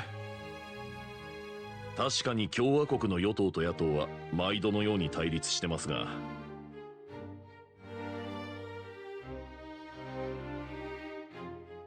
たとえ条約が阻止されたとしても大統領の責任になるとは思えない。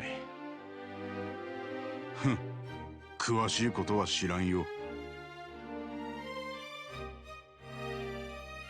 確実に言えるのは、脅迫者が帝国の人間ではありえないことだ。それだけ分かれば十分ではないかね。ダビル大使、オズボーン宰相閣下は不戦条約についてどのように受け止めてらっしゃるのですか？何？ほうなかなか鋭い質問だね。そのオズボーンさんって帝国政府の代表者、鉄血宰相オズボーン。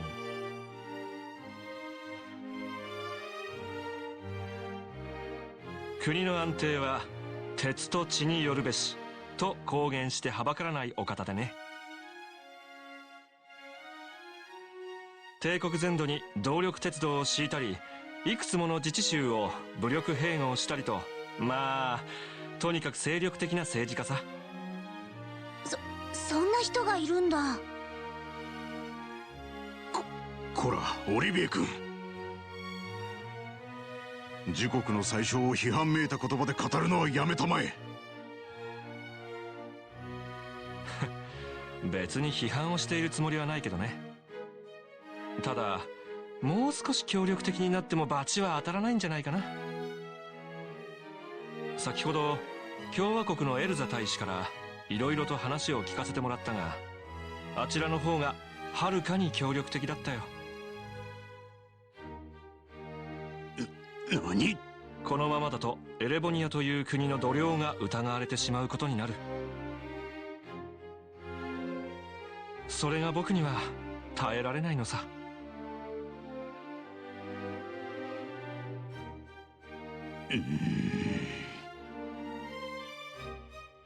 ダビル大使、その件に関しては秘匿すべき情報はありません。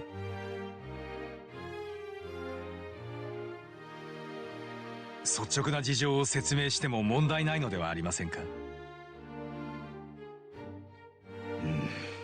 まあよかろ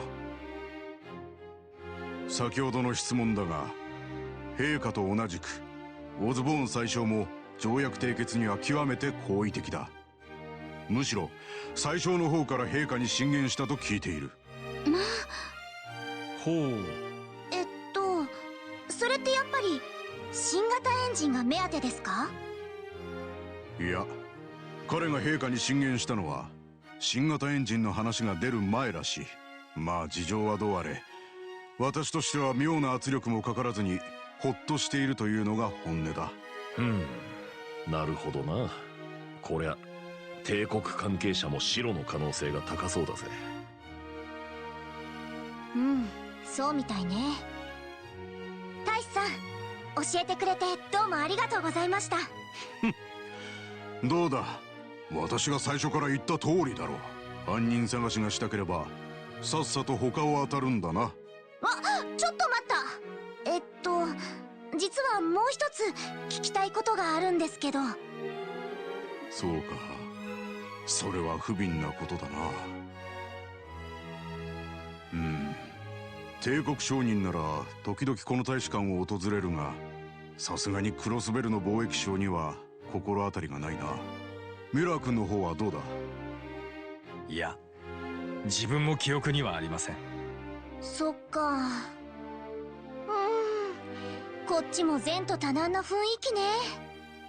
しかし凶悪犯と迷子の親を同時に探しているとはな。月並みな言い方になるが、諦めずに頑張るといい。は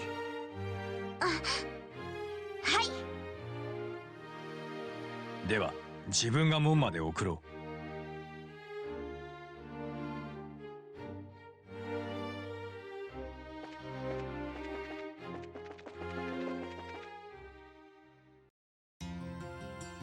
ミュラさん、ありがとう。おかげで大使さんからいろいろと聞くことができたわ。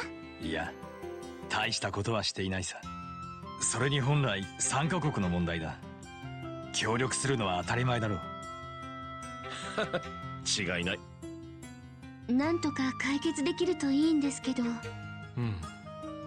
あれ、どうしたのオリビエ？いや、少し考え事をね。脅迫事件の話じゃないから気にしないでくれたまえ。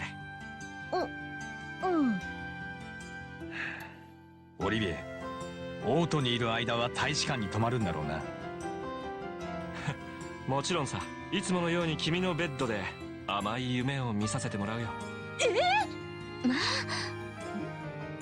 お嬢さん方が信じるからくだらない冗談をさえずるな。あまり冗談が過ぎるとすまきにして床に転がすぞ。いや、それっていわゆる緊迫プレイ。お望みとあらばな。ミノムシのように窓から吊るしてやってもいい。ごめんなさい、調子に乗りました。さすが幼なじみ。なんだかんだ言ってバッチリ息が合っているな。おぞましいことを言わないでもらいたい。まあいい。俺はこれで失礼しよう。調査の方頑張ってくれ。ありがとう。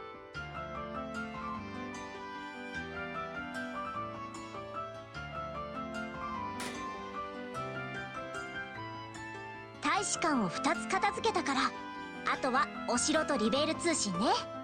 手がかりがあるといいんだけど。そうですね。とにかく行ってみましょう。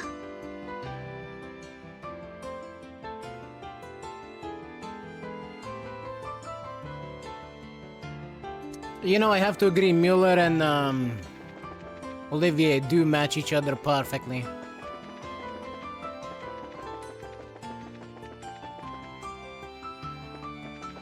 They balance out. Mueller being exceedingly serious, and Olivier being the exact opposite of that. They make a good comedic duo.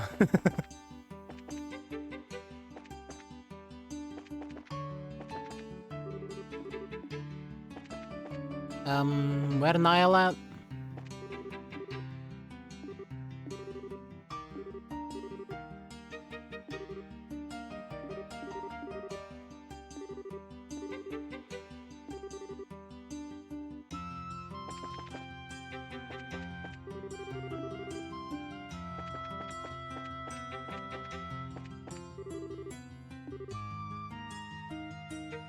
I heard he'll be back by evening.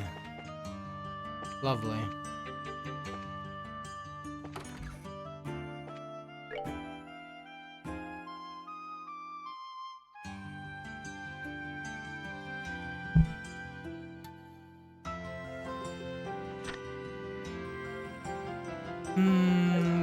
I guess we'll go to the castle and then the battle news last.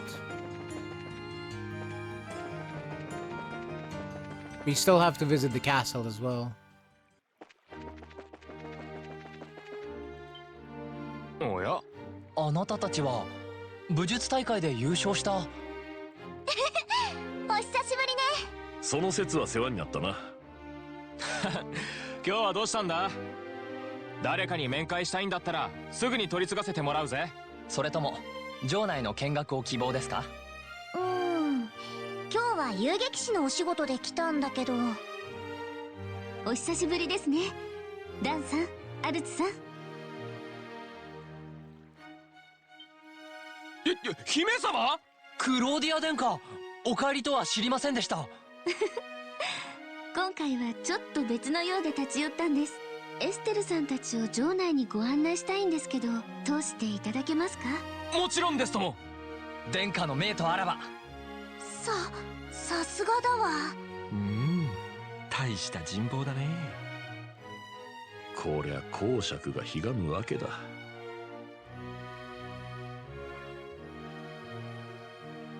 クローゼ殿、並びにエステル殿ご一行がご来場。開門。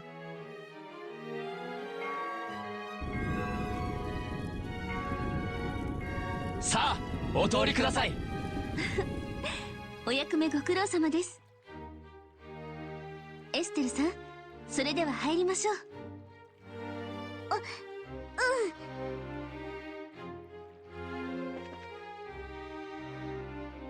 Damn, the guards fucking love her. さてと、お城での聞き込みだけど、とりあえず女王様には挨拶がてら相談するとして、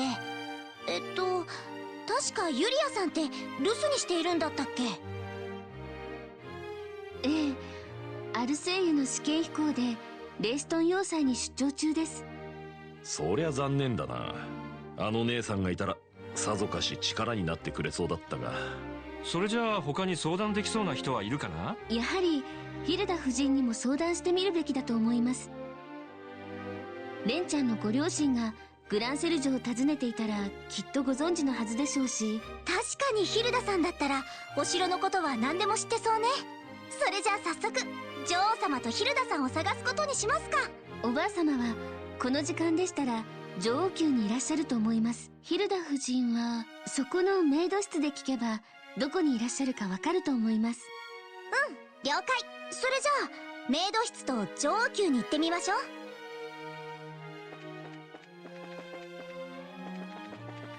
If I remember correctly, maid's room should be somewhere around this floor.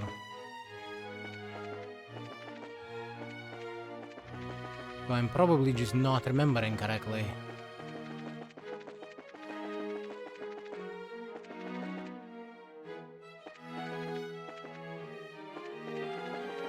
Oh look, it's the throne room.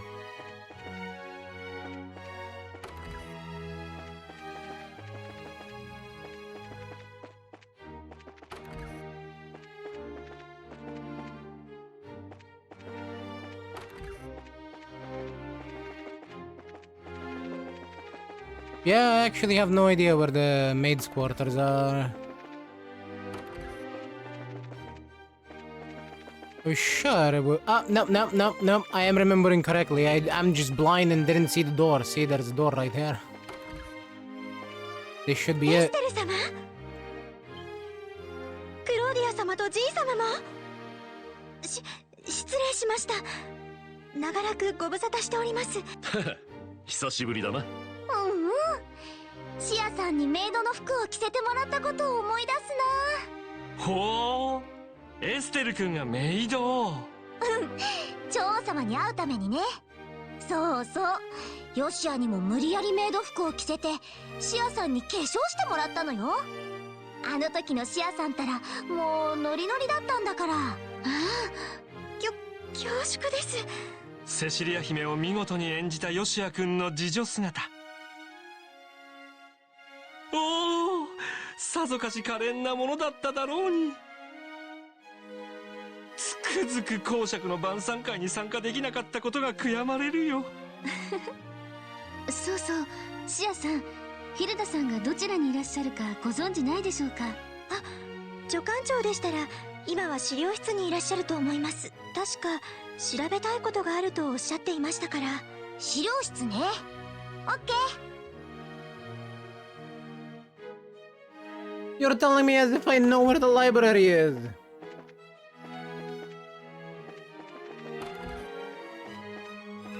Found the kitchen.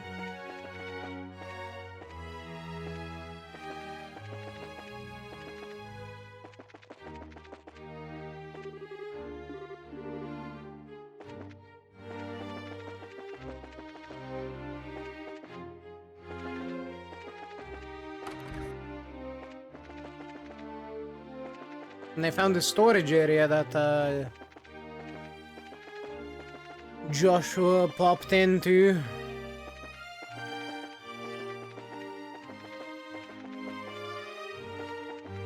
When we were storming the castle.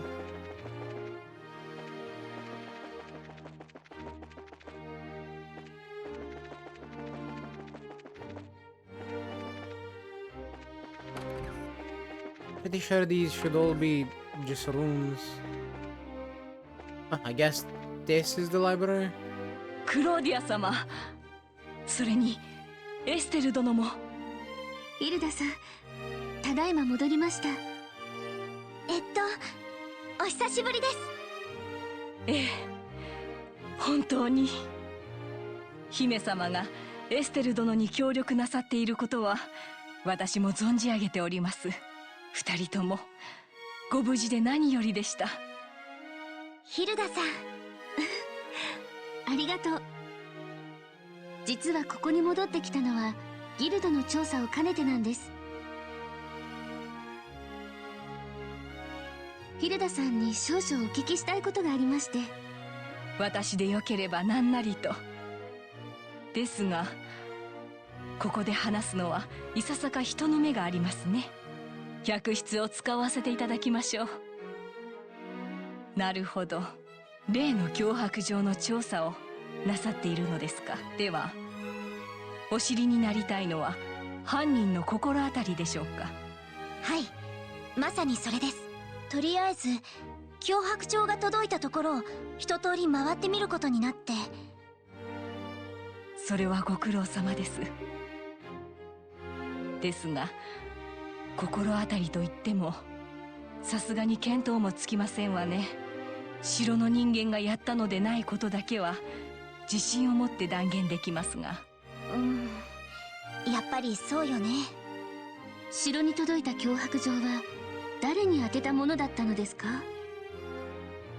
恐れながら女王陛下に宛てたものでした。陛下宛ての不審な手紙は改めさせていただいていますから、まったく恐れも知らぬ不届き者がいたものですね。ちょいと失礼。他に城に届けられた手紙で不審なものはありませんでしたかね。王室に対する批判めいた内容の文書とか。それはヒルダさん、私の方からもお願いします。できるだけ多くの判断材料が欲しいんです。そこまでおっしゃられるなら、いくつか無記名の文書が届いているのは事実です。ただ王室に対する批判というものはありません。リシャール大佐の原型を嘆願するものが多いですわね。おそらく一部の王都市民によるものではないかと。そうなんだ。さすが僕がかつてライバルと目した人物だ。逮捕されてもなお人気とはね。大佐が有能な人物であったのは誰もが認めるところでしょうから、それを惜しむ人がいても何ら不思議ではないでしょうね。しかしそうした手紙と脅迫状は関係なさそうですな。どうやら王室を動かすことが目的というわけではなさそうだ。それが分かっただけでもよしとしますか。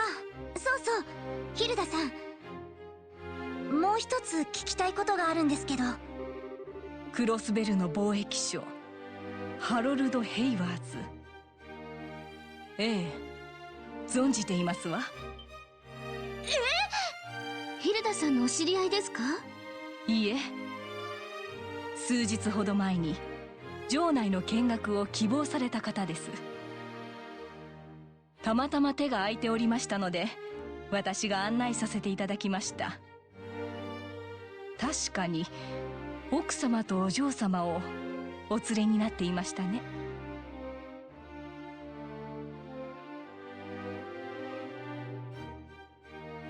そういうことね。両親がどこに行ったかの手がかりにはならなそうだね。ただ少々気になることが。気になること？お嬢様の方はとても楽しげに見学してらっしゃったのですが、それとは対照的にご両親の方は心ここにあらずといった雰囲気でした。私と話す時は普通にしていましたが、多分無理をしていたのかもしれません。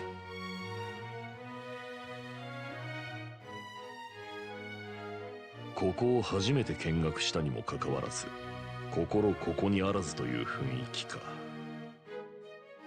悩み事があった可能性は高そうだな。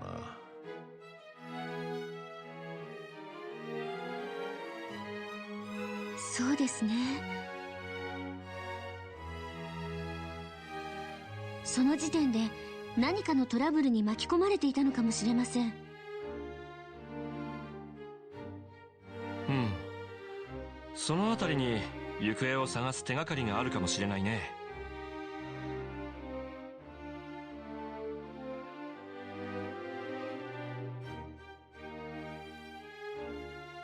ヒルダさん、ありがとう。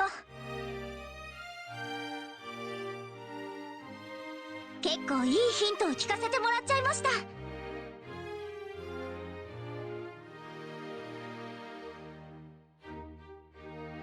それはようございました。ところで姫様、それに皆様、今夜は当然グランセル城にお泊まりになられるのですよね。私はオートに滞在している間は厄介になるつもりですが、皆さんはどうなさいますか？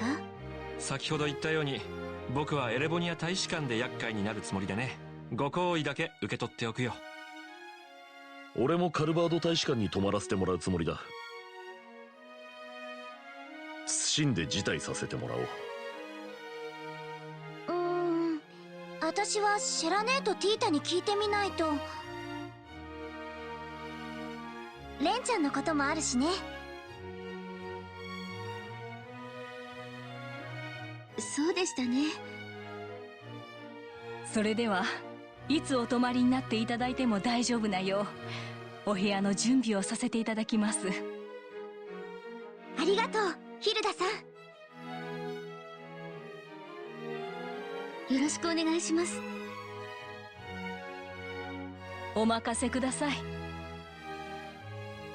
私はメイド室に戻りますが、皆さんはどうぞごゆっくりなさってください。それでは失礼します。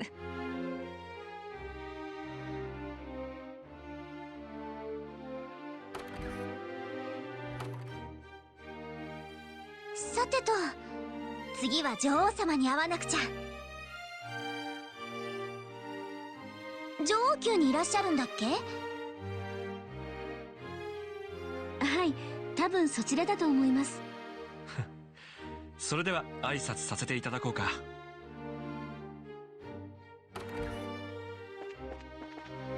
Yes, it is time to storm right up into the Queen's chambers.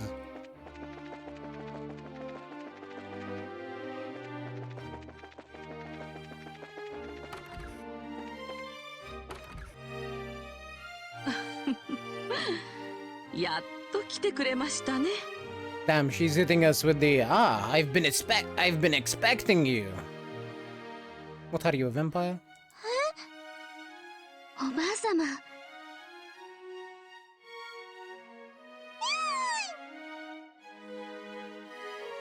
Never mind. This little fucker snitched on us. Look at it being so cute. Cute ass barb. あれ、ジーク？なるほど。ジークが気を利かせてくれたんですね。ええ、あなたたちが来ることを教えてくれました。お帰りなさい、クローディア。そしてエステルさん、よく来てくださいましたね。事情はカシウス殿から一通り聞かせてもらいました。本当にいろいろと大変でしたね。気遣っていただいてどうもありがとうございます。でもやるべきことは見えているし、クローゼたちも助けてくれています。だから私は大丈夫です。そうしばらく見ないうちに本当に頼もしくなりましたね。オリビエさんとジンさんもようこそいらっしゃいました。どうぞ部屋にお戻りください。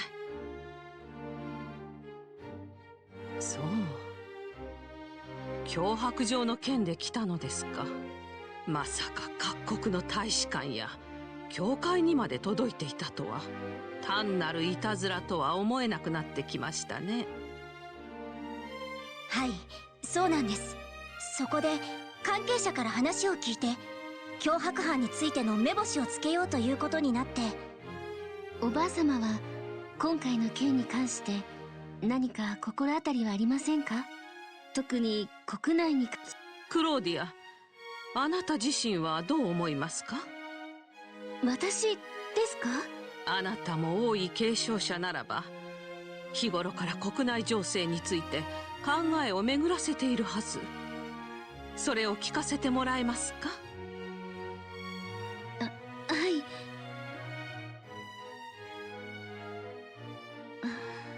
不戦条約そのものに関して国内で反対する勢力というのはほとんどないと思います。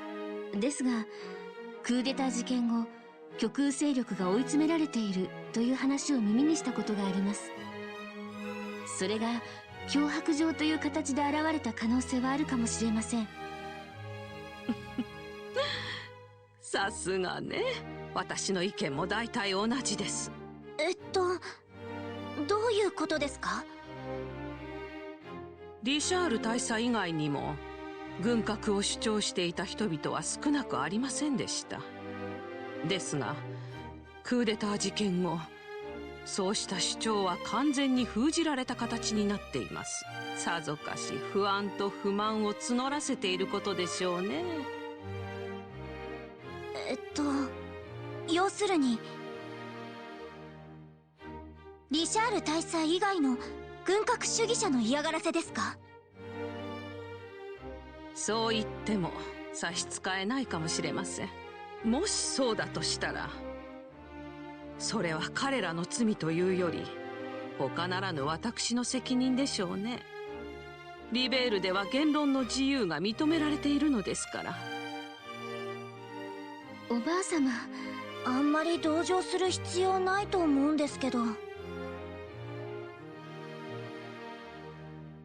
いいえ、言論の自由というのは何よりも増して尊いものです。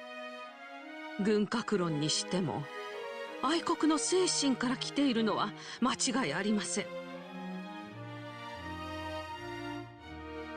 そうしたものを全て検討しつつ国の舵取りをしていくこと、それが国家元首の責任なのです。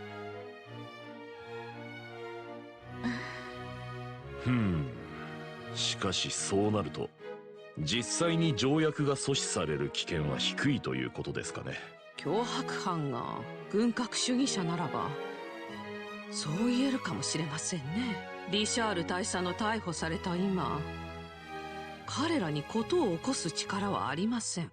問題はそれ以外の人間が脅迫犯だった場合なのですが、その可能性については私にも見当がついていない状況です。そうですか。アリシア女王、一つお聞きしてもよろしいか？何なりと。陛下はなぜ今この時期に不戦条約を提唱されたのですか？何しろクーデター事件の混乱も完全に収まりきってはいない状況だ。今は国外よりも国内のみに目を向けるべきだと思うのですが。ちょっとオリビエオリビエさんのおっしゃる通りかもしれませんね。ですが不戦条約に関してはクーデター事件よりも以前に両国の政府に打診していました。それを遅らせたとあっては国家の威信にも関わるでしょう。それにクロスベル問題も再び過熱しているようですしね。ほう。クロスベルってレンちゃんの住んでる自治州？ええ、帝国と共和国の中間に存在している自治州です。近年この自治州の帰属をめぐって両国は激しく対立してきました。帝国と共和国の喉に刺さった魚の骨みたいなもんだ。それに関するいざこざをひっくるめてクロスベル問題って言われている。そっか、そういう場所だったんだ。つまり不戦条約を通じてリベールが魚の骨を抜く、それを狙ってらっしゃるのですね。一朝一夕に片付く問題ではないでしょう。ただそのきっかけを提供できればと思っていました。そしてそれは大陸西部の安定とリベールの発言権を高めることにもつながるはずです。おみそれしました。どうやらリベール侵攻は想像以上の愚行だったらしい。それを改めて痛感しましたよ。今さら何を言ってるんだか。あ、そうだ、ちょっと話は変わりますけど。まあそんなことが。さすがに女王様には心当たりはないですよね。ええ、申し訳ありませんが、グランセル城を訪ねていたらヒルダ夫人が知っていると思いますが、もう訪ねてみましたか？はい。ヒルダさんにも心当たりはないそうです。そうですか。お望みでしたらクロスベルの自治政府に連絡を取りましょう。いつでも相談してください。はい。おばあ様、ありがとうございます。そろそろ私たち次の調査に向かいますが、分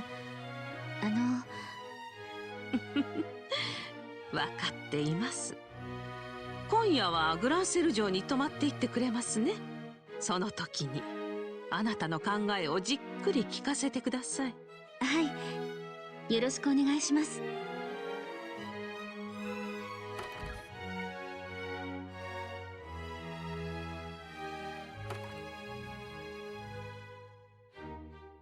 いやはや大したお方だ。あの絶妙のバランス感覚は大陸きってと言うしかないね。ああ、まさに理想の君主だな。リベール国民が羨ましいぜ。ふふん、当たり前よ。なんて言ったって私たちの国の女王様だもん。どうしたのクローゼ？いえ、おばあ様の凄さを改めて実感してしまって、やはり私など足元にも及びませんね。うん。姫殿下、女王陛下はいくつの時に即位されたんだったかな？はい、20歳の時だったと思います。で、姫殿下はいくつだい？16になりますが。そういうことだ。陛下も即位された当初から今の政治手腕を振るってきたわけではないだろう。まして今のあなたは陛下が即位した時よりも若いんだ。比べても仕方ないだろう。武術における断りの境地は器のある者にしか至れない。その器を持っていても一歩一歩の積み重ねがなければ絶対に到達することはできない。そして陛下はあなたに断りに至る器を見出した。焦ることはないと思いますぜ。オリビエさん、ジンさん、ありがとうございます。二人ともいいこと言うじゃない。伊達に年は食ってないわね。しっけえな。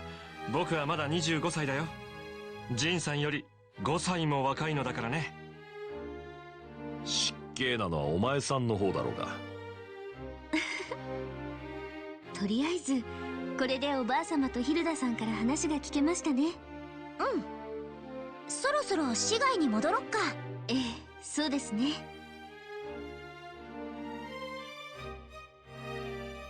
Maybe now we can find Niall as well.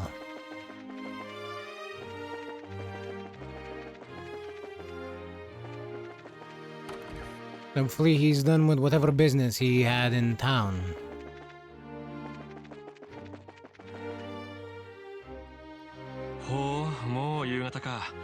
時が経つのは早いものだね。そろそろナイアルさんが戻っているかもしれませんね。あ、それもそうね。よし、通信社に行ってみるか。にょん。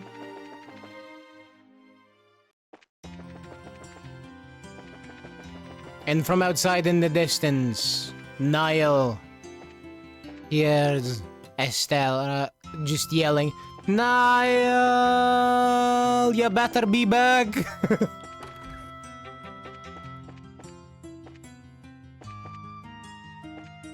There he is. あ、いたいた。おーい、ナイアル、こんにちは。あ？なんだなんだ、お前さんたちかよ。こんにちは、ナイアルさん。お邪魔させてもらうよ。はあ、姫殿下に演奏家に不動の陣までいるのか。ずいぶん賑やかじゃねえか。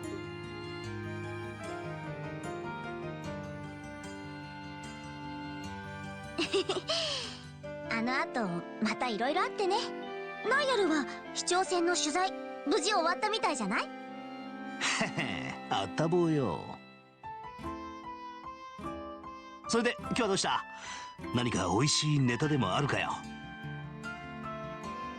いやー、どちらかというと私たちの方が知りたくてね。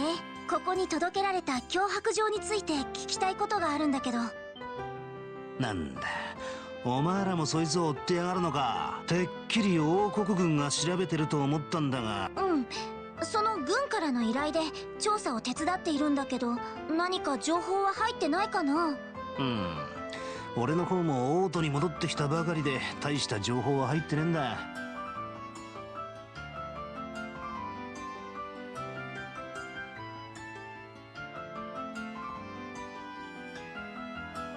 どちらかというとお前らに聞きたいくらいだぜ。なんだ、使えないわね。君もマスコミの人間だろ。犯人の見当くらいついているんじゃないのかね。失礼な連中だな。お二人とも失礼ですよ。ナイアルさん、無理を承知でお願いします。些細な情報でも構わないので教えていただけないでしょうか。ちょっと姫殿下、頭を下げないでくださいよ。仕方ねえな。これはオフレコだが、脅迫状が届けられたのはどうやらここだけじゃないらしい。まずはレイストン要塞、そして大聖堂に飛行船公社にホテルローエンバウム、さらには帝国と共和国の大使館にグランセル城、エルベリキュー、全部で9カ所も届けられたらしい。ん？どうした？ナイアル、その情報ならとっくに軍の人から教えてもらったんだけど。なぬー？仕入れたばかりの最新のネタだっつうのに。こりゃ聞くだけ無駄か。うん、他を当たった方がいいかもしれないわね。ちょっと待った。そこまでコケにされちゃリベール通信切っての敏腕記者ナイアル・バーンズの流したるぜ。いいだろう、現時点での俺様の推理をお前さんたちに聞かせてやるよ。手短に頼むよ。いいか、よく聞け。俺はな、今回の事件は愉快犯の仕業だと睨んでいる。それは私たちも考えたけど。そう確信する理由を聞かせてもらいたいもんだな。記者としての経験から言うと、あの脅迫状にはリアリティがないのさ。そもそも脅迫状ってのは具体的かつ現実的な要求を掲げて初めて意味があるもんだ。だがあの脅迫状にはそれがない。確かにそれはそうだね。単に災いが起こるだけじゃ関係者としても対応しようがない。そういうことだ。とても本気で条約そのものを妨害するつもりだとは思えねえ。誰だか知らんが世間を騒がして喜んでいるだけだと思うのさ。なるほど。一理ありそうですね。ただ脅迫状が9カ所にも届いたのが気になりますけど、どれも条約に関係しているところばかりのようですし。確かにただの愉快犯にしちゃ事情を知りすぎているようだ。それを言われると。ただそうした事情ってのはその気になれば調べられるもんだ。とりあえず俺は愉快犯の前提で情報を集めてみようと思っている。お前さんたちは別の視点から動いてみるのもいいだろうさ。そうね。ありがとうナイアル。結構貴重な意見だったかも。そうだろ。ま、何か分かったらお互い情報交換するとしようぜ。I think Estelle here is just trying to be polite, telling him it helped a lot. 俺も不戦条約の締結まではオートに腰を据えるつもりだしな。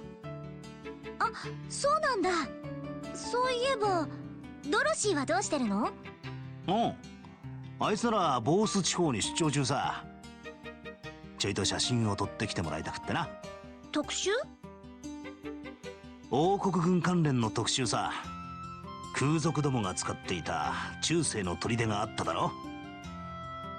今あそこは王国軍の訓練基地になってるんだ。飛行船の操縦訓練なんかが行われているらしいぜ。へえ、そうなんだ。それじゃあその基地の取材に行ってるわけね。まあな、未だに一人で任せるのはちょいと心配なんだが。確かに否定できないわね。あ、そうだ。ナイアルに聞きたいことがもう一つあるんだけど。クロスベルの貿易商ハロルド・ヘイワーズ。聞いたことねえな。うちの尋ね人欄にも載せてなかったと思うぜ。そっか。ま、サービスのついでだ。どうしても見つからなかったら俺の方でも力になってやるよ。尋ね人欄に載せるなり、クロスベル方面の知り合いに聞いてみるなりできるだろう。ありがとうナイアル。なんだか今日はいつもよりも頼もしいわね。ちょっぴり見直しちゃったわ。そうだろそうだろ。っていつもは頼もしくないってことかよ。いやーね、言葉のあやだってば。よし、それじゃあそろそろギルドに戻るか。シェラザードも戻ってきてるだろう。そうだね。ナイアルさん、どうもありがとうございました。いやいや、また来てくださいよ。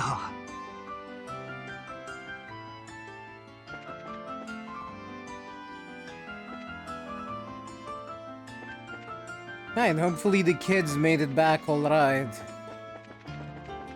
I don't want to go back in here that Tita and Renee are both missing.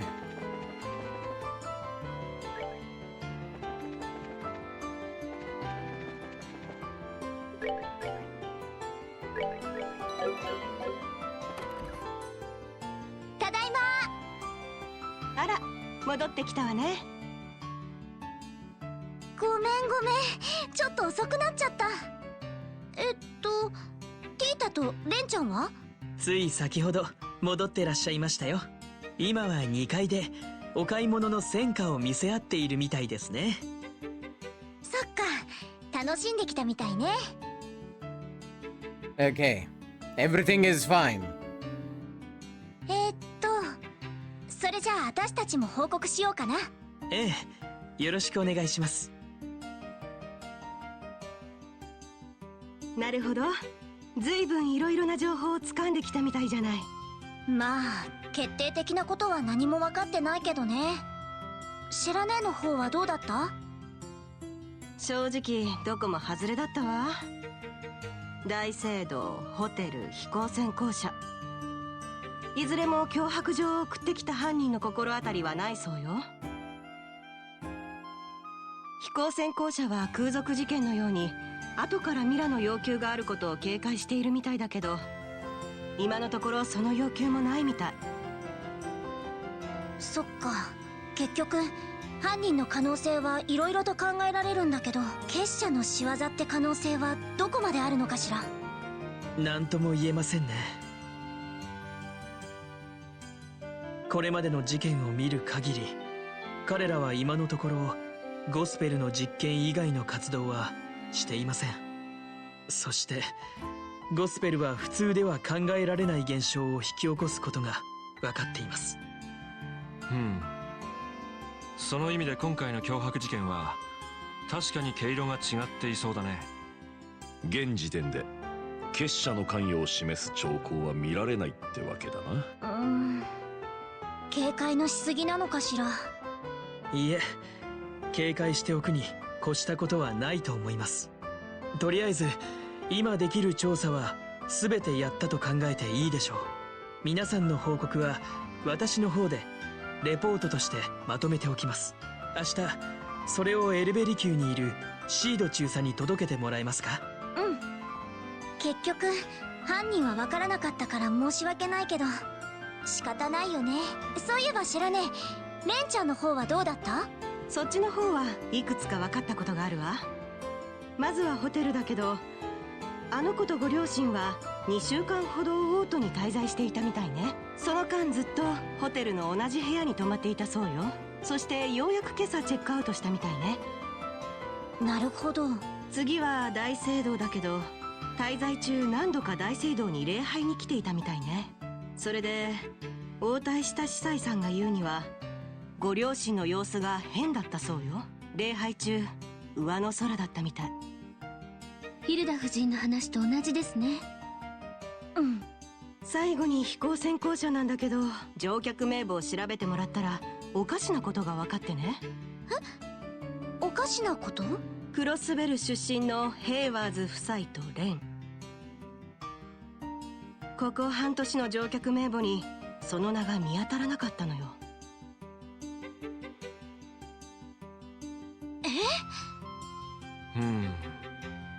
ミステリーだね。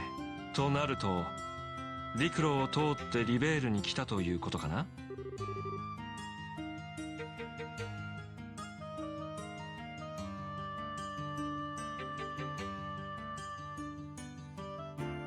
I'm gonna click the wait a minute, though I'm not completely sure what Estelle is gonna say. そんなはずないわよ。だって初めて会った時飛行船で到着したとか言ってた覚えがあるもん。I completely forgot about that. Thank you, Estelle. エアレッテンのあの時ね、確か大きな湖が見えたとか言ってたわね。そうでしたか。だとすればご両親が偽名を使っていたのかもしれませんね。偽名？後ろ暗いことがあったのか、トラブルを恐れていたのか、いずれにせよ旅に出る前から危険は予測していたみたいだな。レンさんのご両親については各地のギルドにも連絡しました。今は焦らず情報が入るのを待った方がいいかもしれませんね。とりあえずレンさんですが、しばらくギルドで預かった方がいいかもしれません。トラブルに巻き込まれる危険もあるしね。よかったら私に預けてくれない？人事とは思えないし。そう言っていただけると助かります。王都滞在中、皆さんの宿泊はギルドが手配させていただきます。レンさんの宿泊費も持たせていただくのでご安心を。正直助かっちゃうわ。あ、そういえばヒルダさんの話があったっけ？ほう、そんな話が。正直ありがたい申し出だけど、今回はちょっと遠慮させてもらおうかしら。何か起こった時、ホテルの方がギルドと連絡もつきやすいしね。それは確かにそうかも。レンちゃんの両親の連絡が入ってくるかもしれないし。クローズお気になさらずに。ヒルダさんの方には私の方から説明しておきます。僕とジンさんはそれぞれの大使館止まり、姫殿下はグランセル城止まり、君たち2人と年少組はホテル止まりというわけだね。その前にどうだろう、せっかくだから酒場で一緒に夕食を共にしないかい？あ、いいかもね。オリビエのピアノも久しぶりに聴いてみたいし。嬉しいことを言ってくれるじゃないか。エステル君もようやく大人の味が分かってきたようだね。いかがわしい言い方すんじゃないわよ。しかしそういうことならすぐに出かけた方がいいな。これだけの大所帯だ。席がなくなる可能性もある。あの子たちを呼んで酒場に向かうとしましょうか。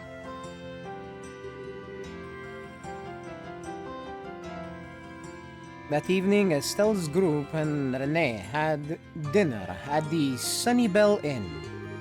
Olivier, as if it were second nature, took to the piano after a few drinks. Ultimately, even Mueller and Niall were called to come and join. And so passed a pleasant evening in Gransel.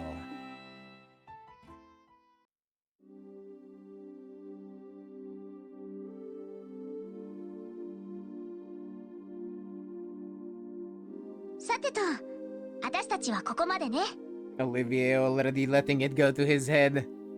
Yeah, well, that's just how Olivier is. I don't think we should have expected anything less. Or more. クローゼ、気をつけて帰ってね。近くですから大丈夫ですよ。あら、お姉さん、この辺りに住んでいるの？ええ、親戚の家に泊まるんです。それでは皆さん、失礼します。お疲れ様。クローゼさん、さようなら。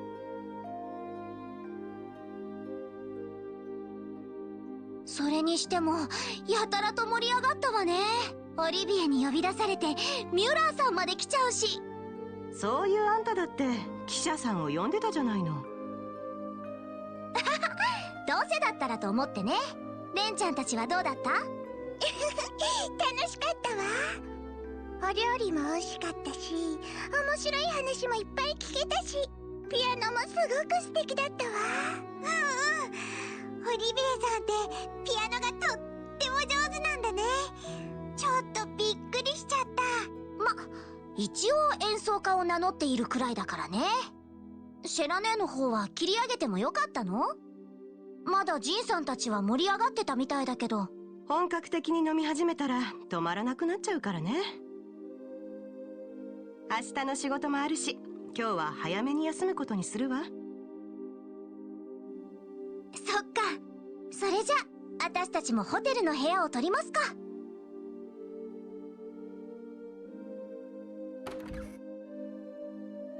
遊撃士協会の方々ですね。お話は伺っております。あいにくですが4人部屋を確保することができなくて、2人部屋を2つという形でお願いできませんでしょうか。あ、そうなんだ。知らねえ、どういう風に分かれる？私はどこでも。あんたたちで好きなように決めなさい。だったらレンはお姉さんと一緒がいいわ。ずっとお仕事ばっかりであんまり話せなかったんだもの。あ、レンちゃんずるい。私もお姉ちゃんと一緒の部屋がいいのに。言ったもの勝ちよ。なんだったら一緒のベッドに寝てもいいけど。嘘。今夜はレンちゃんにお姉ちゃんを譲ってあげる。ありがとうって言った。譲られちゃったわ。モテモテね。Good. This arrangement works for me. I wanted to keep an eye on this child. それじゃあ私はティータちゃんと同室か。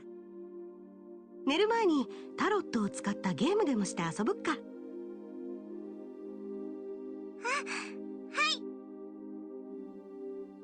I'm watching you, kid. パパたちと一緒に泊まった部屋とは違うわね。You better not do anything suspicious while I'm here.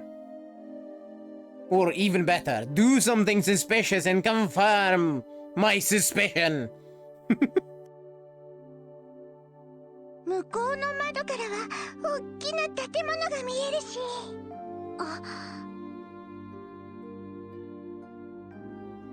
どうしたの？ちょっとね。それよりもレンちゃん、ごめんね。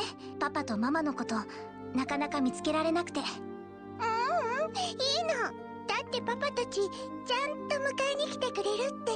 別にお姉さんたちが無理をして探すことないわ。でもレンのパパとママはかくれんぼが上手だったの。もちろんレンほどじゃないけどね。だから簡単には見つからないと思うわ。そっか。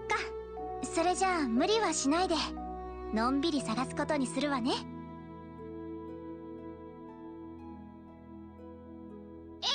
それがいいわ。それよりもレン、お姉さんに2つお願いがあるんだけど。お願い？あらダメよ。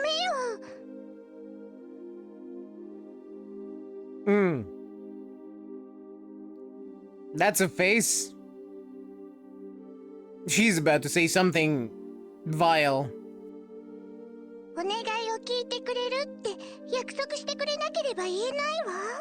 そうきたか。私にできることなら何でも叶えてあげるわよ。本当嬉しい。最初のお願いはね、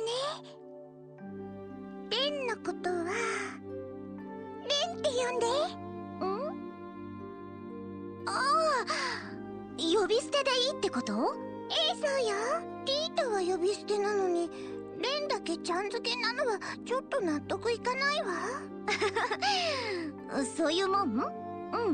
別にいいけど、なんだったら私のこともエステルって呼び捨てにする？お姉さんはエステル。いいかもしれないわ。だったらそう呼んでよ。I mean, she's just being cute. よろしくね、レン。よろしく、エステル。嬉しいな。そっかそっか。それでレン、もう一つのお願いって？さ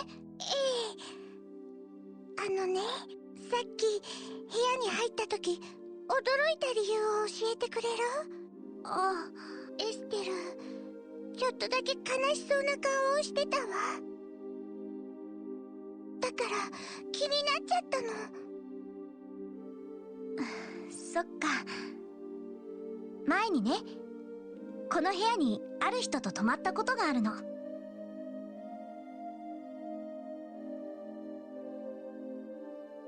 I'm still suspicious of her, but she's being adorable right now. Lotita is the better munchkin. Yes, but she's still being adorable right now. その人のことちょっと思い出しちゃってね。わあ、それってやっぱり恋人？残念ながらそうじゃないわ。家族として一緒に暮らしていた私の兄弟みたいな人かな。今はちょっと一緒にいないんだけど。その人ってどういうお兄さんなの？名前は？見た目は？ヨシアって言うんだけど、黒髪に琥珀色の瞳をしててかなりのハンサムだったかな。ハンサムっていうより美人って言うべきなのかしら。美人さん？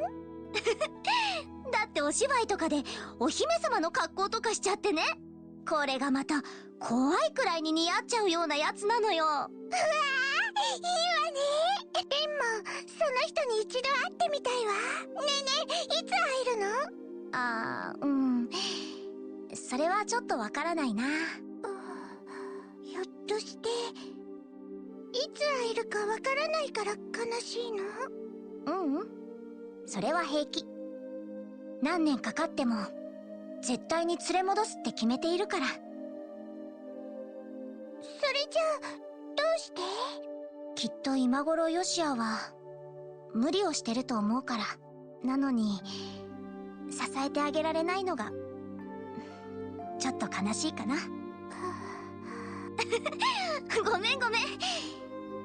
こんな話事情を知らないレンには面白くないよね。そんなことないわ。そのヨシュアってお兄さん本当に素敵な人みたいね。素敵ね。結構ひどいやつだと思うけど、あんな勝手な別れ方をして、私の初めてを。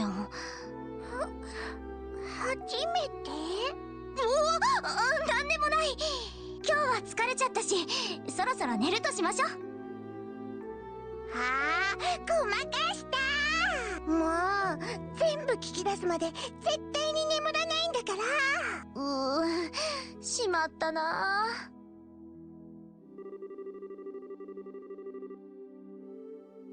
After that, Estelle and Renee went to bed, but they remained awake for a little while, talking about various things.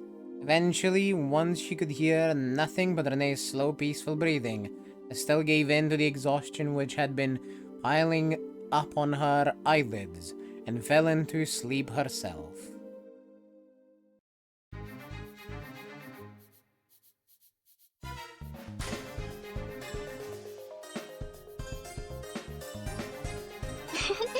Bingo みたいですね。ああ、ようやく尻尾を掴んだぜ。それにしてもラベンヌハイコートだな。うまい場所に目をつけたもんだぜ。確か空賊団が定期船の積み荷を奪うために利用した場所でしたよね。らしいな。エステルたちが途中にある露天堀の場所で空賊団の一味と交戦したそうだ。とするとそこをアジトにしている可能性が高そうですね。どうします？このまま踏み込みますか？ああ、ギルドと軍に連絡している暇はねえ。とりあえず潜入して残党の規模を確かめるぞ。ラジャーです。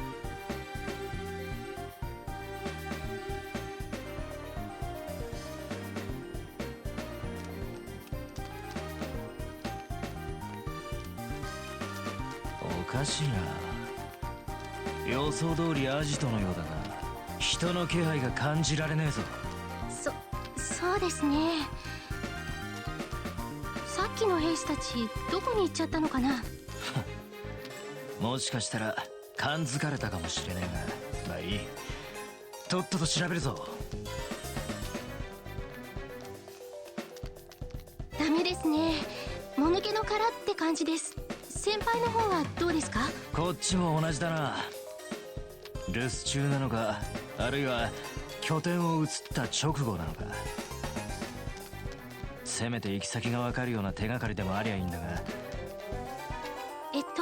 行き先の手がかりにはならなさそうなんですけど、あっちのテントでこのファイルを見つけました。おお、見せてみろ。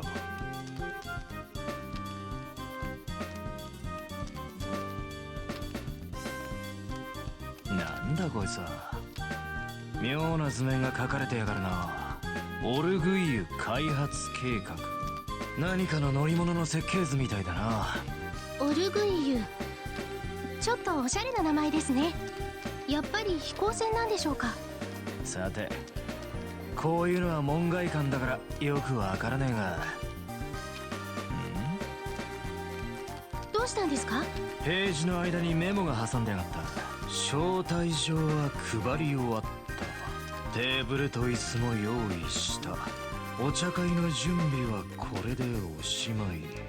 あとはお茶菓子を焼いてお客様が集まるのを待つだけ。へえ、ほのぼのした内容ですね。なんだか絵本の一節みたい。どうせ何かの暗号だろうさ。問題は何を意味しているメッセージかってことだが。チェ！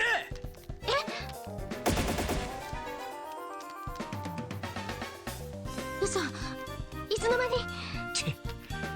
随分と味な気配の立ち方をするじゃねえか。あの赤い少尉にでも習ったかよ。アガト先輩。まあ、どうやら普通じゃねえな。連携で一角を崩してそれぞれ残りを片付ける。できるならお任せあれ。そんじゃあ。はい。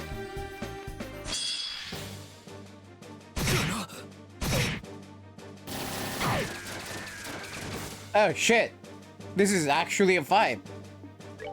I was not expecting any of this.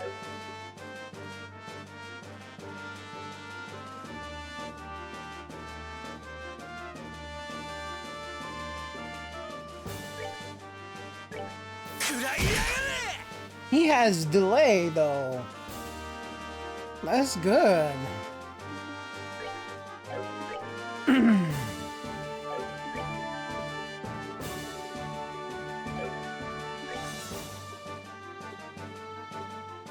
That means they both do.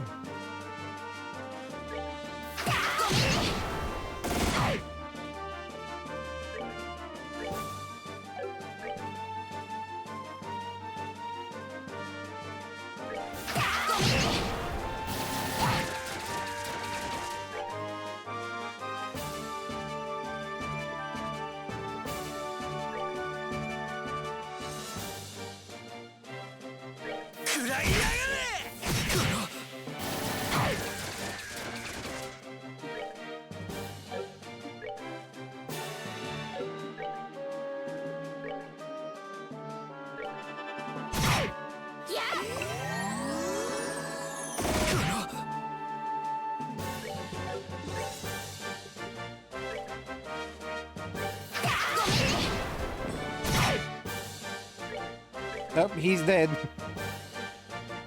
So I guess he's delayed forever.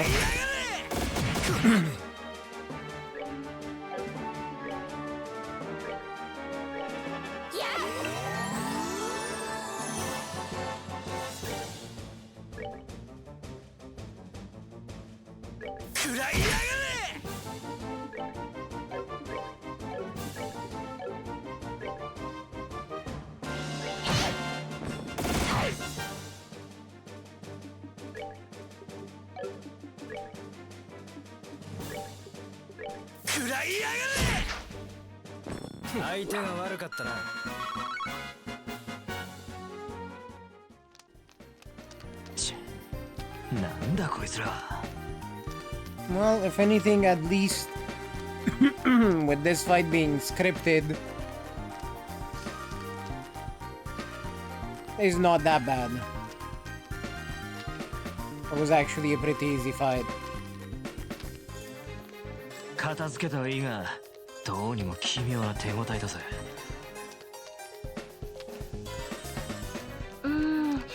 何か危ない薬でもやってるんじゃないですか？前にルーアンの不良グループが薬で操られたって聞きましたけど。いや、それともまた違う手応えだ。What about his level, Foxy? I did notice they were level 55 and 53 if I remember correctly. まるで石か木をぶった切っているような。すごいすごい。お兄さんたち、なかなか優秀な遊撃士だね。てめえは見食らう蛇に連なるものさ。執行者ナンバー0、道化師カンパネルラ。見食らう蛇に連なるものさ。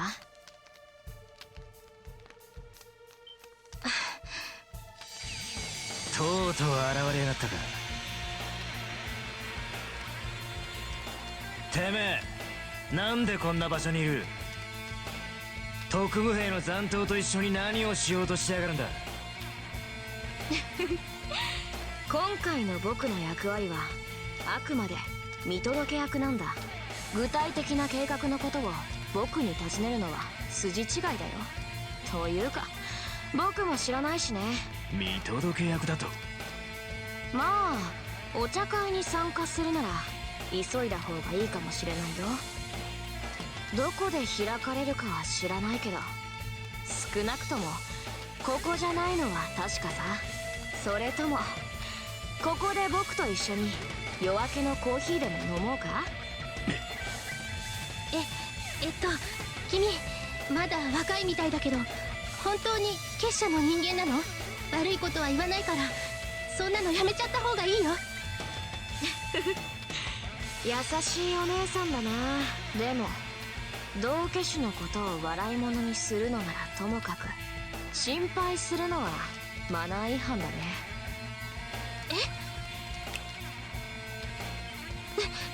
嘘。あれだけぶちのめしてまだ動けるだと。だから君たち遊撃士ってのは甘いんだよね。やるんだったら徹底的に壊すつもりじゃないと。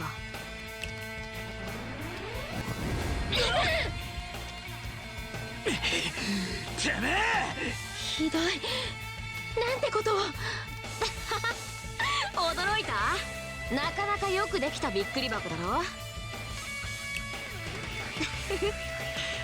これにて今宵のショーはおしまいさ。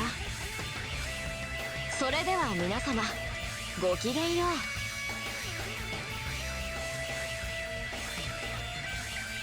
う。 Man, those guys look really broken up about it. ふざけんな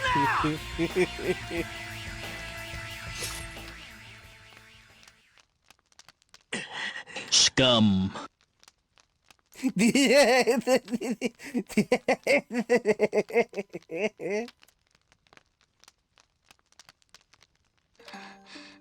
アガット先輩、ああ、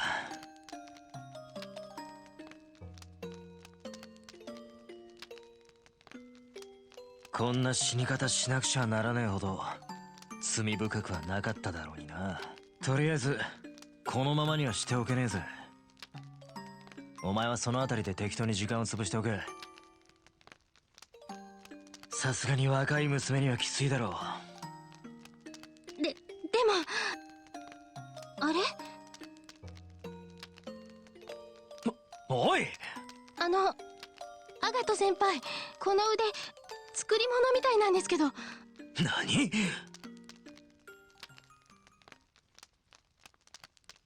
歯車にゼンマイ、それに結晶回路の破片。つまりこいつは自律的に行動する動力人形、いわゆる人形兵器ってやつやろね。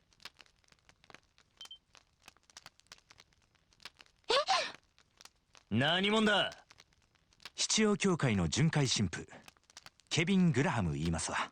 アガット・クロスナーさんとアネラス・エルフィードさんやね。ものは相談なんやけど、お互い情報交換をせえへんか？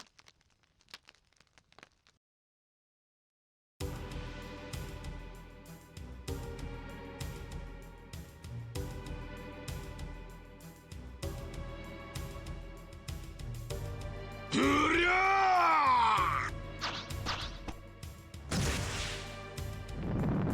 ー！キル、お次だ！任せろ兄貴。ジョゼット、オッケー。よっしゃ。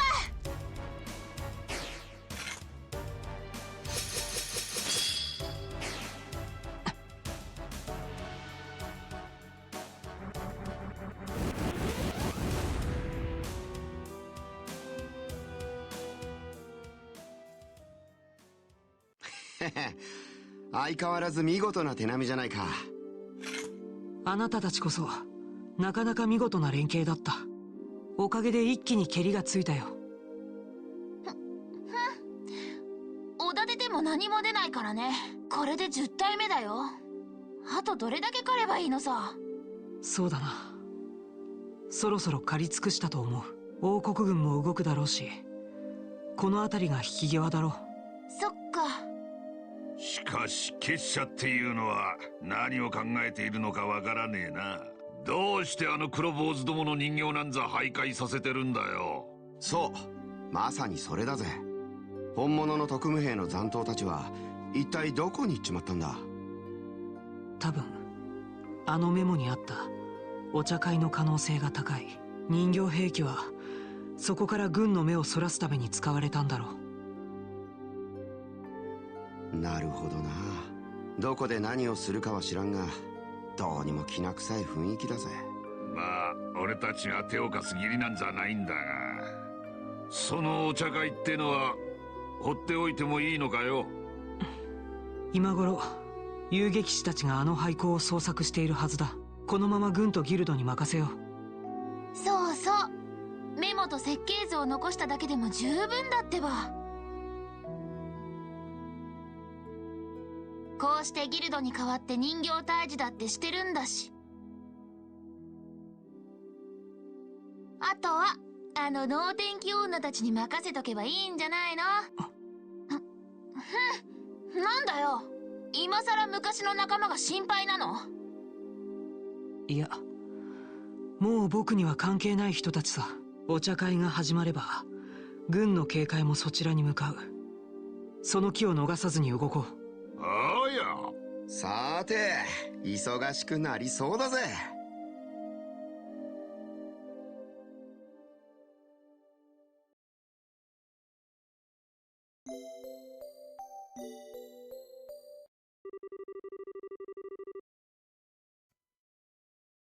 The next day, Estelle went to the Erbe royal villa to give Sid the report and letters.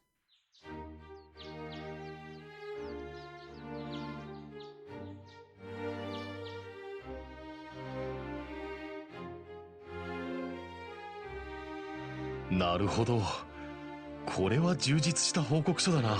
本当に助かった。よくここまで調べてくれたね。犯人を特定できなかったのは正直心残りなんだけど。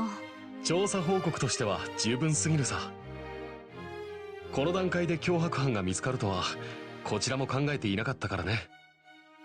どちらかというと今後の警備の参考にするために必要だったんだ。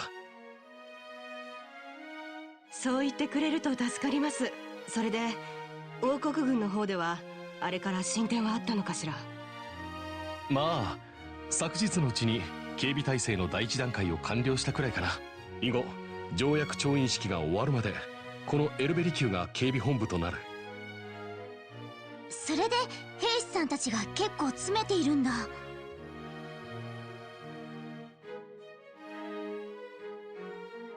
そういえば周遊道にも魔獣がほとんどいなかったわね。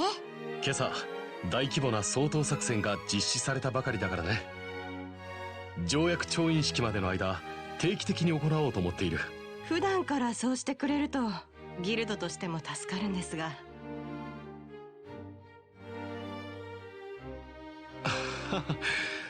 それを言われると耳が痛いな。そうだ、昨日言っていた女の子のご両親についてだが、各地の関所に通達は出したが未だ情報は入っていなくてね。そっか、気長に待つしかないのかな。こちらも情報が入り次第ギルドに知らせることにしよう。とりあえず脅迫状の調査はここまでやってくれれば十分だ。後でギルドに報酬を振り込ませてもらうよ。よろしく。でもこれから先はどうするの？私たちもこのままオートで警戒に当たった方がいいのかな？もしオートに残るのであれば協力してもらえると助かるな。ただ君たちが忙しいのは我々も理解しているつもりだ。無理を言うつもりはないよ。レンの件もあるし、エルナンさんに相談してみる？ええ、そうしてみましょう。失礼します。なんだ、どうした？問題ない。彼らは協力者だ。それでは先ほどレイストン要塞から動力通信で連絡がありました。どうやらボース地方に情報部の残党が現れたようです。なんですって？詳しく話してくれ。それが最初に発見したのはギルドの遊撃士だったらしく、正確な現地の状況は未だつかめていないようですね。とりあえず司令部からは全王国軍部隊に第2種警戒態勢に入るようにとの指示がありました。そうか、分かった。どうやらお互いに忙しくなるかもしれないな。ええ、そうね。エステル、急いでギルドに戻るわよ。シード中佐、警備のお仕事頑張ってね。ああ、そちらも頑張ってくれ。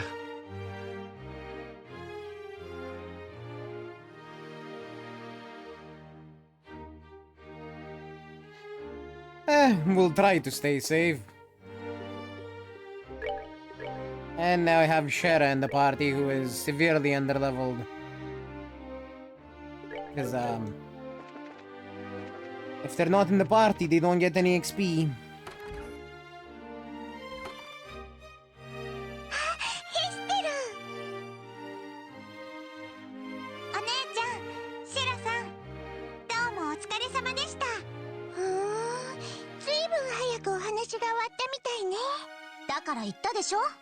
調査の報告書を渡すだけだって。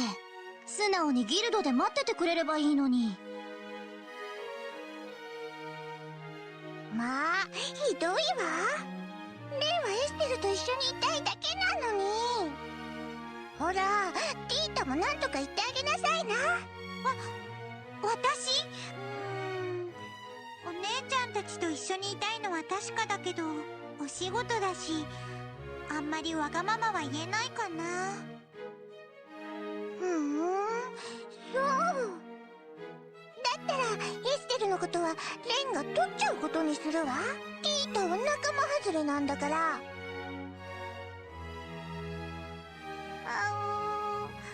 レンちゃんひどいよ。ほらほら喧嘩しないの。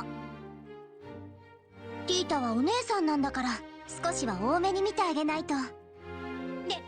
でもいつの間にかお互い呼び捨てになってるし。お姉ちゃん私いらない子なの？もうそんなことあるわけないじゃないの。ほれほれどうだ。そんな顔してると抱きしめちゃうわよ。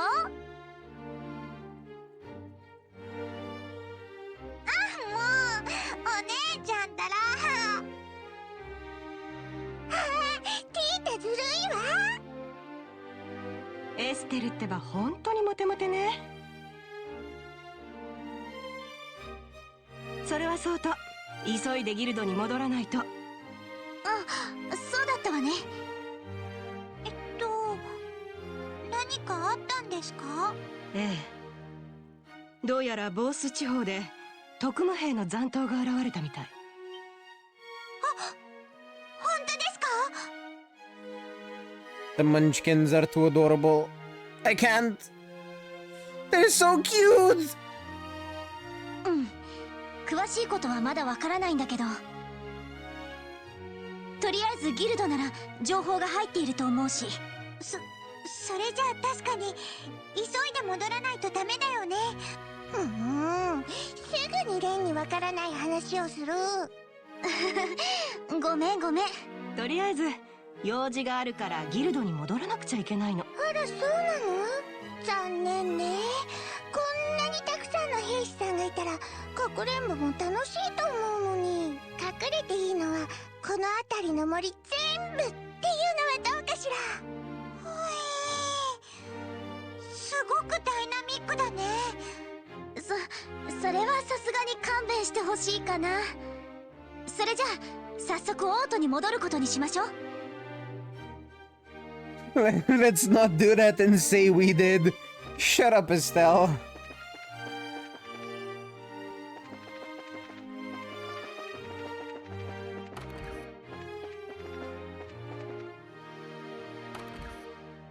あれ？どういうことだこれは。この最高位の王位継承権を持つデュナン・フォン・アウスレーゼをバカにしておるのか。めそうもありません。実は今朝エルベ周遊道で魔獣の掃討作戦がありまして、ですから護衛の数はこれだけでも十分かと存じます。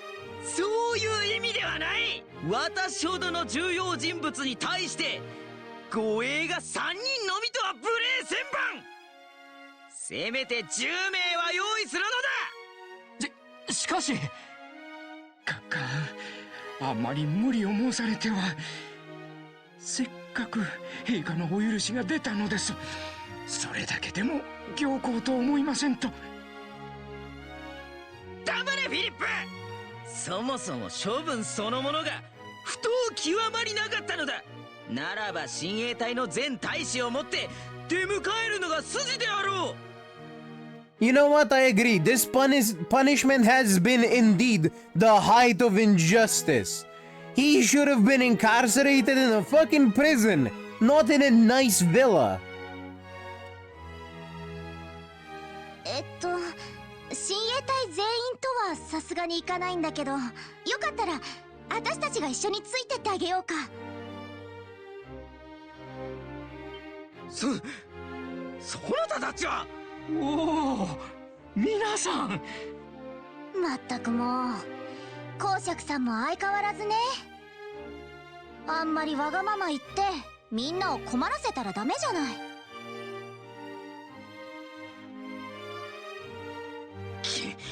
気安く公爵さんなどと呼ぶでない。どうしてそなたらがこんな場所にいるのだ。すでに民間人の立ち入りは禁止されたのではないのか。ここの警備責任者さんに届け物があって来ただけよ。で、公爵さんたちはこれから散歩にでも行くの？聞いて驚くでないぞ。私を縛り付けた不当な戒めが。不当な戒めが解けた？ひょっとして謹慎処分が解かれたのかしら？はい、今朝方陛下からの連絡がございました。I have to imagine that she just wants to get rid of him out of the villa so they can have the signing ceremony without any incident, because this guy is too much of an idiot to not cause a scene while he's here. 離宮を辞し、グランセル城に戻ってくるようにとの。あらら、ずいぶんあっさりしてるわね。へえ、でもまあよかったじゃないの。もう二度と利用されないように自分をしっかり持たなくちゃね。やっぱり生活態度を見直した方がいいんじゃない？公爵さんってだらけ切った生活してそうだし、運動なんかおすすめするわよ。あれ、私変なこと言った？いえ、エステル様のおっしゃる通りかと思います。そもそも閣下が自分をしっかりお持ちでいればリシャール大佐に利用されることなどなかったはず。このフィリップ、今一度そのことを進言させていただきたく。説教はたくさんだ。もうよい。このような場所に1秒たりとも長いできるものか。とっとと王都に向かうぞ。おう。あれ、付き合わなくてもいいの？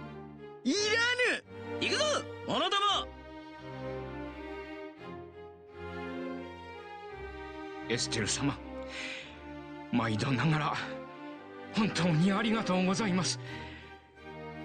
なんとお礼を言っていいか。いいってば。でもフィリップさんもたまにはちゃんと叱らなくちゃ。叱ってくれる人がいないからああなっちゃったんじゃないの？え？根は悪人じゃないと思うし、その気になれば立ち直れるわよ。要はきっかけじゃないかしら。エステル様、その言葉。フィリップ、何をしているのだ。ぐずぐずしていると置いていってしまうぞ。はい、ただいま。それでは皆様、私にはこれで。やっぱり一緒の方が良かったと思うんだけどな。エステルってば、さすが先生の血を引いてるだけはあるわね。やっぱりお姉ちゃんはすごいな。初めて会った時からそんな気はしたんだけど、エステルって限りなくお人よしさんなのね。お人よしってなんで？わからないならそのままでいいわ。とにかく王都に戻りましょう。No, she's right. Estelle is definitely too nice.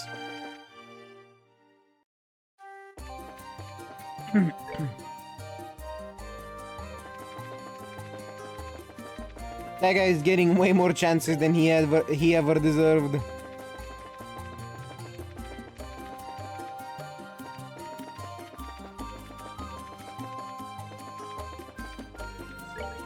Hey, would you look at that? They actually did exterminate all the monsters on the path to the villa.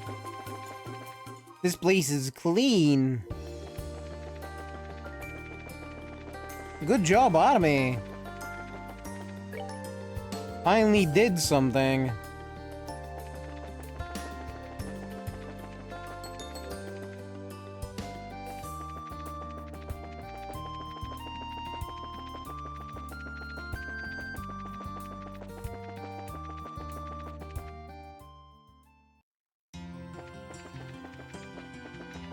To the guild. ただいま。おう、戻ってきたか。皆さんお帰りなさい。ご苦労様でした。報告書は渡せたようですね。うん、そっちは問題なく。つい先ほど王国軍から報酬の振り込みがありました。取り急ぎそれをお渡ししておきましょう。さすがシード中佐、仕事が早いわね。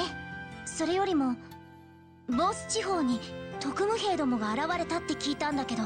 やはり離宮の方にも連絡が行ったみたいですね。ちょうどその話をしていたところなんです。発見したのはギルドの人間らしいわね。ええ、アガットさんたちです。アガットたちが？ラベンヌ廃校の内部でアジトを発見したそうです。あいにくすでに引き払った後だったみたいですが。ラベンヌ廃校の内部、空賊たちと戦った場所か。なるほど、盲点だったわね。引き払ったということはすでに別の地方に行ったの？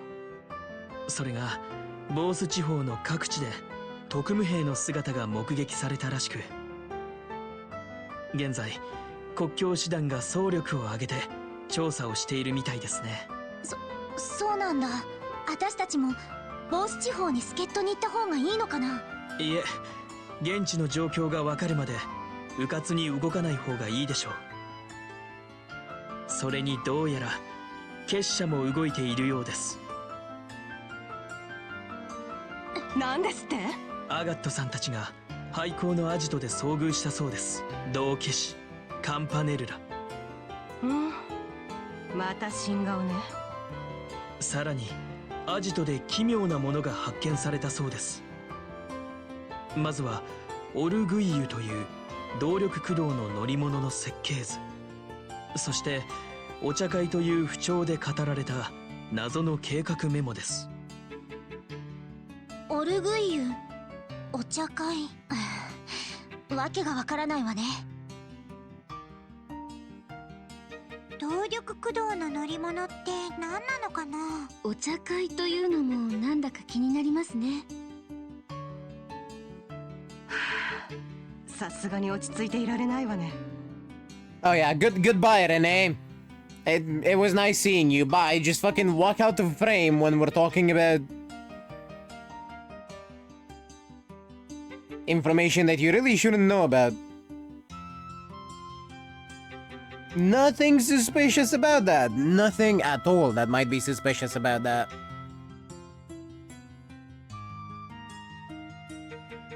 まあ焦るなって。現地で軍とギルドが頑張ってるみたいだからな。じきに状況もわかるだろうさ。ええ、気は流行るでしょうが、オートにとどまっていてください。今のところは各自自由になさって結構ですよ。そう言われても。あれ、そういえばオリビエはどうしたの？それが帝国大使館から先ほど連絡がありまして、野暮用ができたとおっしゃってお出かけになりました。すぐにギルドにお戻りになるそうですが。どうしたのかしら。あれ、レンはどうしたの？あれれ、さっきまではちゃんといたんだけど。もしかして話が退屈だったから遊びに行っちゃったとか？可能性は高そうね。もうしょうがないわね。でももし王都を離れるとしたらレンのことも何とかしないと。私ちょっとあの子を探してくるわ。あ、私も。レンちゃんが行きそうなところわかるかもしれないし。そっか、助かるわ。エルナンさん、そういうことなんだけど。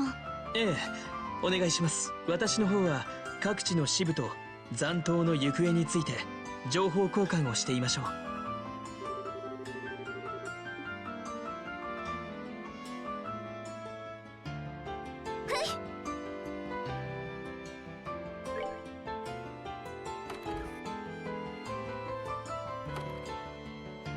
さてと、あの子の行き先なんだけど。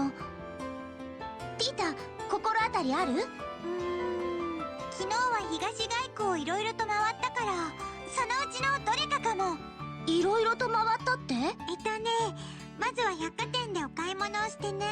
それから歴史資料館に行って、最後に時計台の近くにあるアイスクリーム屋さんに行ったの。なるほど、いろいろね。ティータも結構ノリノリだったんじゃない？まずはその辺りを探した方が良さそうですね。ええ、行ってみましょう。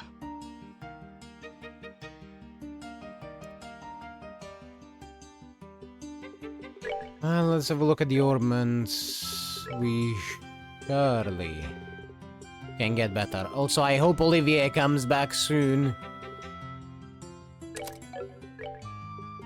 Because he ran away with my, septium vein quartz.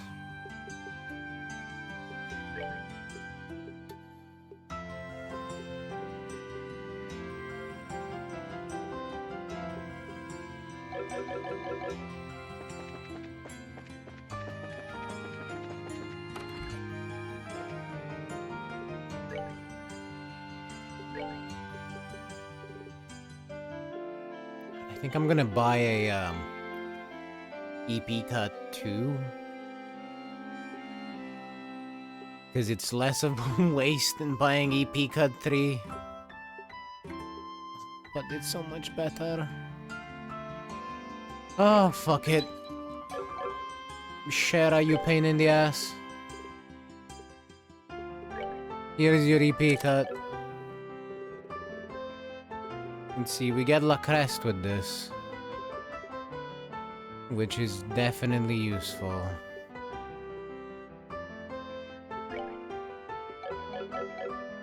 Let's get a Mind Tree as well.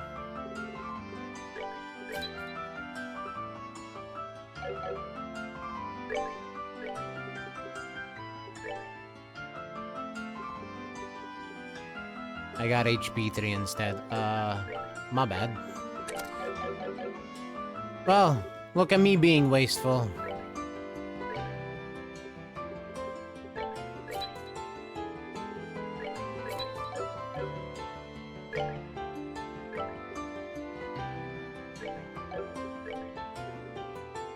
There we go, mine 3 and shield 3.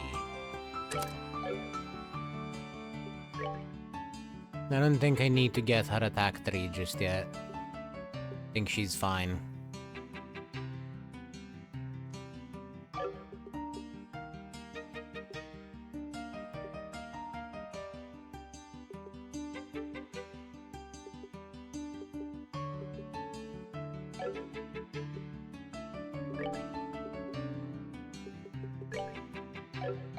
Alright.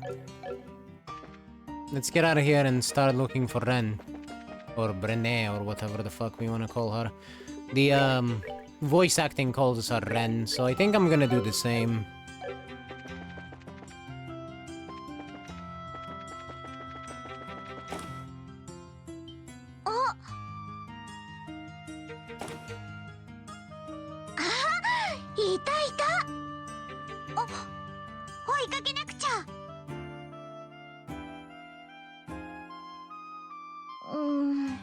見失っちゃったわね。ほんと猫みたいな子ね。確かこの百貨店は彼女がティータちゃんと一緒に寄った場所でしたね。はい、ひょっとしたら他の場所に行っちゃったかもしれません。まだそんなに遠くには行ってないはずだし、この東街区を中心に探してみますか。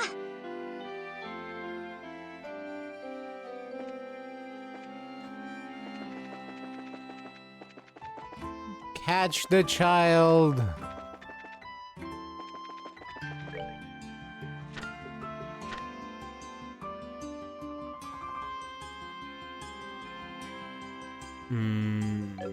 Let's search the area, I guess.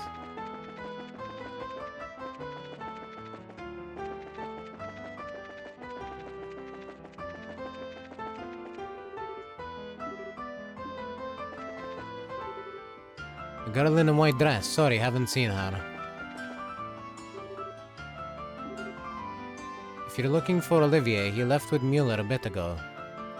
You wouldn't know it from the way they act, but those two actually get along pretty well. No, I get it.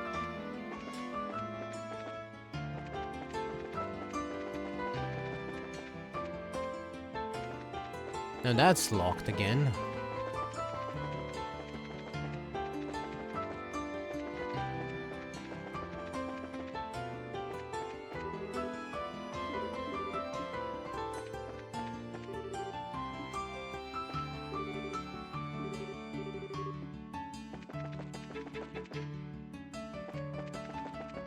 Are you, child? Grrr.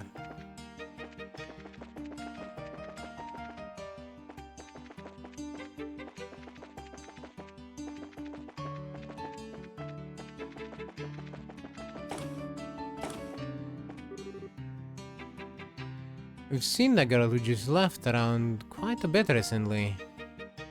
She seems to be a tourist, but I wonder where her parents are. There's a number of kids who get lost in this store. So I'm a bit worried. How can you get lost in a store with this high visibility?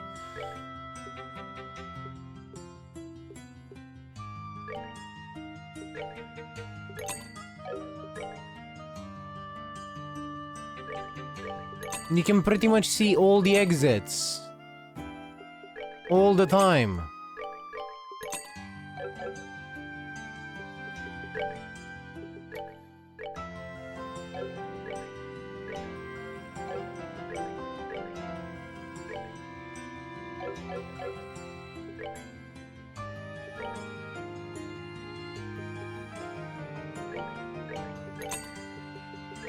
Let me sell a few things while I'm here too.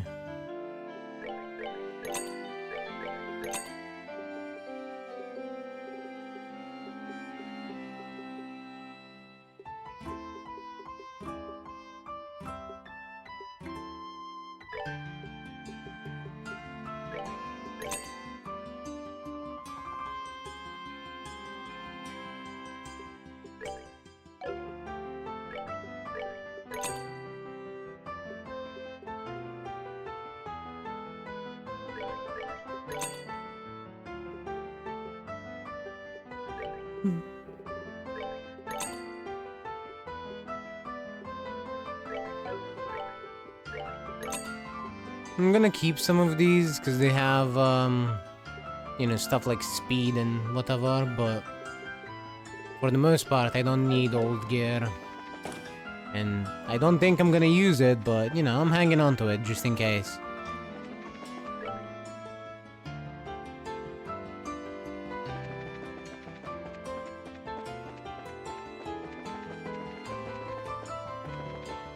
Maybe the museum?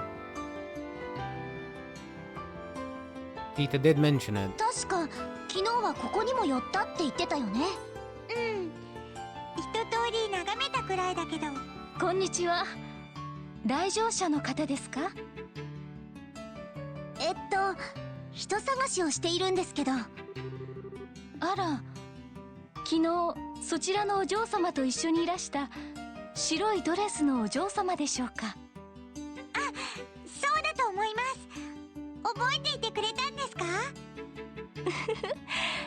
お嬢様方2人はとっても目立っていましたから、そのお嬢様でしたら先ほどお見えになりました。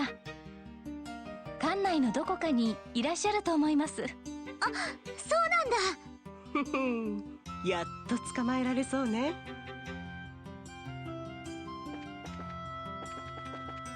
Shara's starting to talk like Olivier.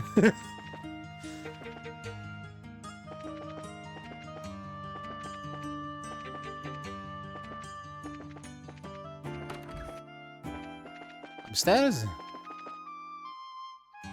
あれ？ねえお姉さん、色のないお魚さんがどこにいるか知ってる？え？さようなら。お嬢様、お知り合いの方が。ちょっとレンちゃん待って。またいないし。申し訳ありません。お引き止めしようと思ったんですけど。気にしないで。それよりもあの子と何か話していなかった？はい、不思議なことを尋ねられました。色のないお魚さんがどこにいるか知ってると。意味深ですね。ひょっとしたら謎かけじゃないかしら。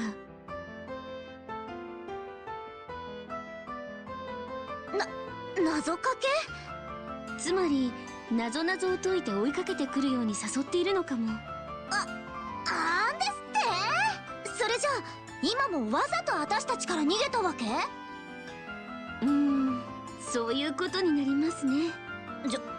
上等じゃない。その手の遊びだったらこっちだって負けないわよ。そういう問題じゃないでしょう。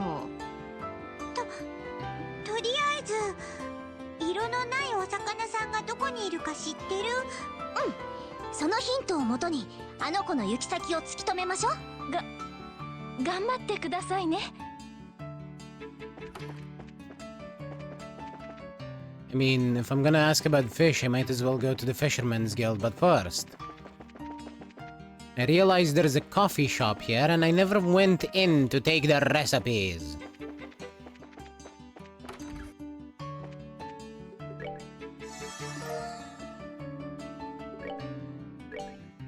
Gimme. Nap killer. Just one sip. And... feel the power of caffeine!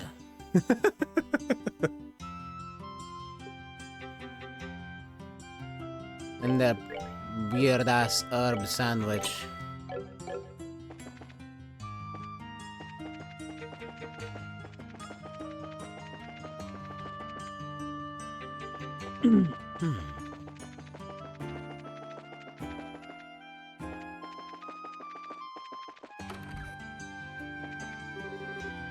Are you looking for someone? It's only me and the group here, I think, but... upstairs, maybe? There we go, a girl in in a white frilly dress came by to the first floor. You think she wanted to join? Lately, it seems there's more women interested in fishing. We're happy to have them.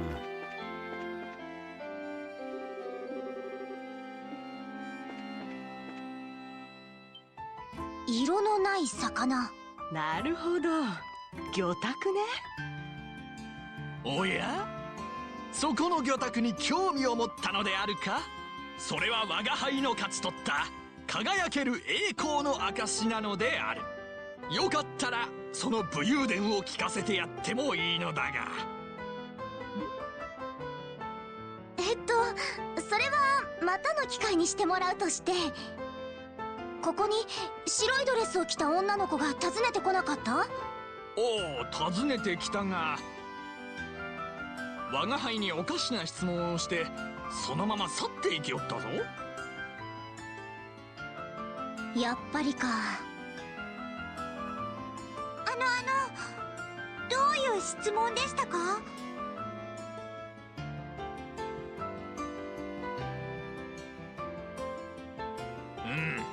確かこんな質問だった。辛くて苦くて美味しいお店ってどこにあるか知っている？まさに謎々ですね。辛くて苦くて美味しい店と。それじゃあそのお店を探してみましょう。 Well, the coffee shop does sell curry. So, bitter, spicy, delicious. Curry and coffee.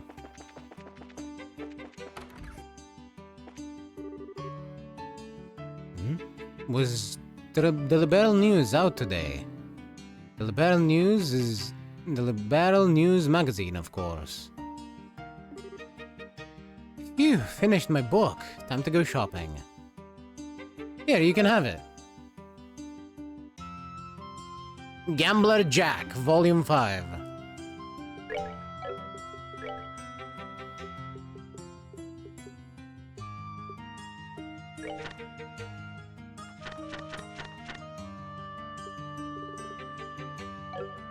The combo sounds familiar. I don't know what you're talking about.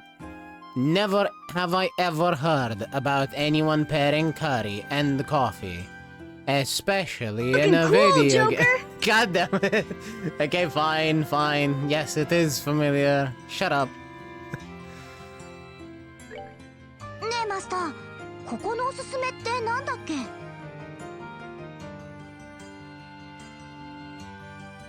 But the shop doesn't look anywhere near as nice as LeBlanc. そりゃあもちろんコーヒーに決まっているさ。ドラゴンビーンズをブレンドしたサイフォンで入れる自慢の一品でね。あとスパイスをふんだんに使ったライスカレーはかなりの人気だよ。辛いカレーと苦いコーヒー。辛くて苦くて美味しいお店だね。ねえ、白いドレスを着た女の子が来なかったかしら？ああ、さっき来たよ。カフェオレを頼んで美味しそうに飲んでくれたね。そういえば私に奇妙な質問をしてきたけど。どんな質問でしたか？ほっとくとなくなるお菓子はどこで売っているのだったかな。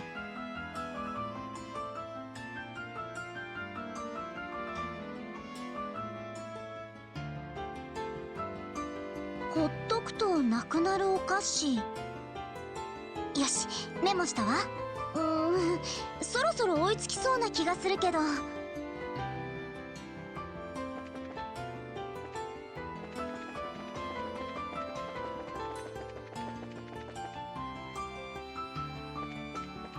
I think I want to check for side quests before I continue this, because I don't know where my side quests might disappear from under me. Also, that sounds like ice cream.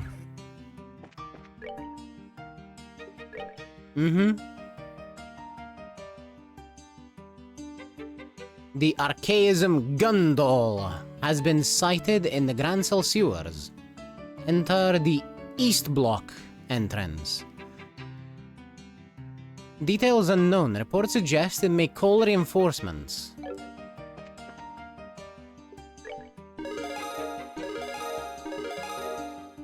Ingenuity.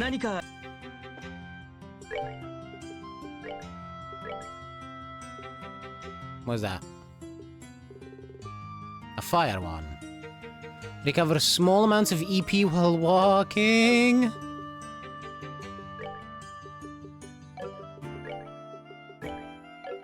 Fuck attack 3. Ingenuity is where it's at.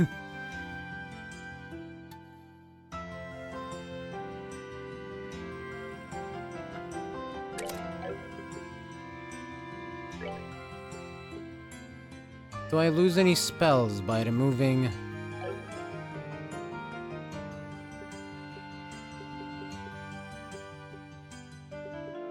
Absorb.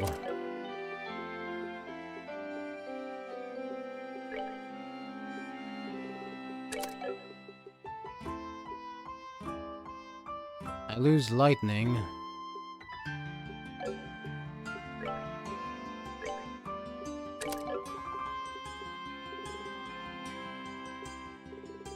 about it. So what if...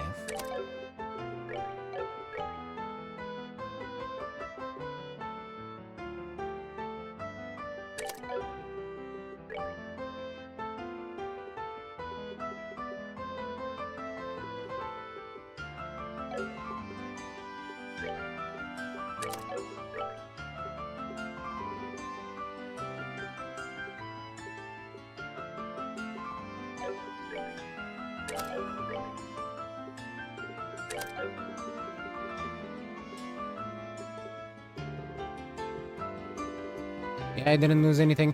You know, this place doesn't have many side quests, just like the first game. Yeah, it really doesn't. Okay, so now Chloe is regaining EP while walking.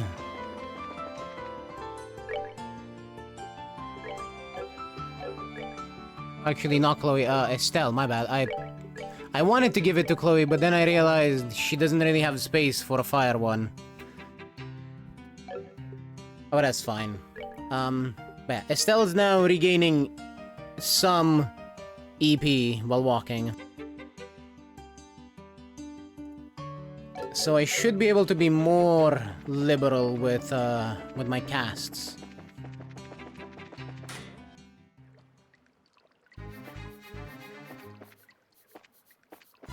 And with this being open, there is a lot of treasure that we can find.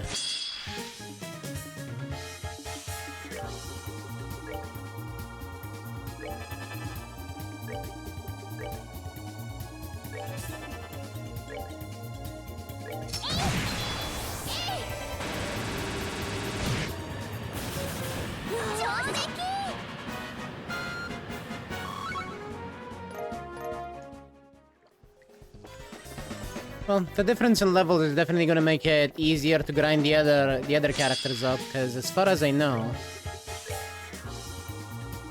this game, or the Trails games in general, have very aggressive catch-up mechanics for characters that are behind in levels.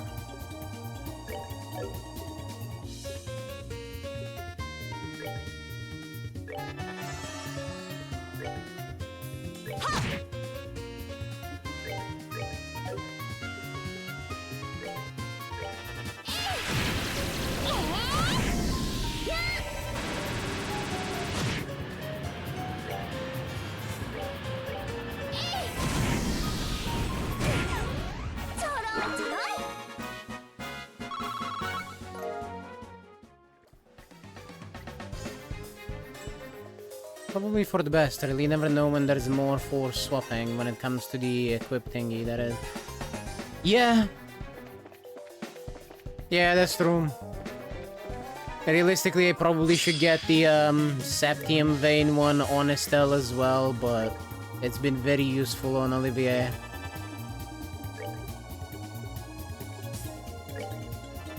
The Septium Vein is useful because it makes us get just more quartz, more sepith from the enemies.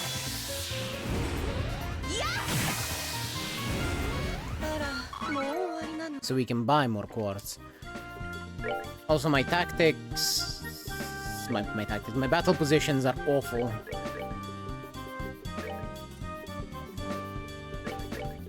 If we want to go with this kind of config, then we should go with this.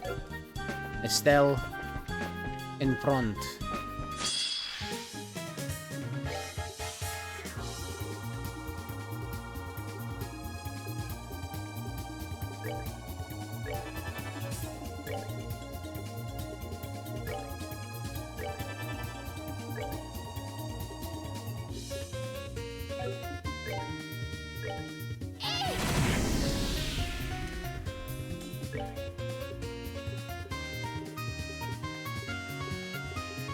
Where's Aqua Bleed at? There.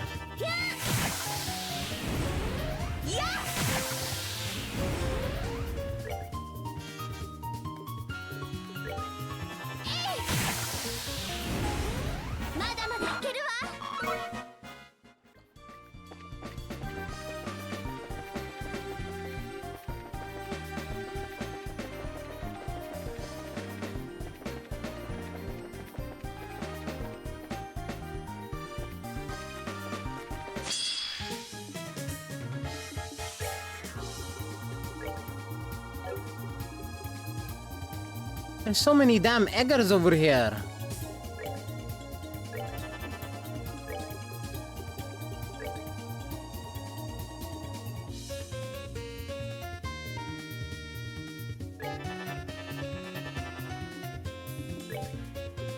Can we get anything else, please?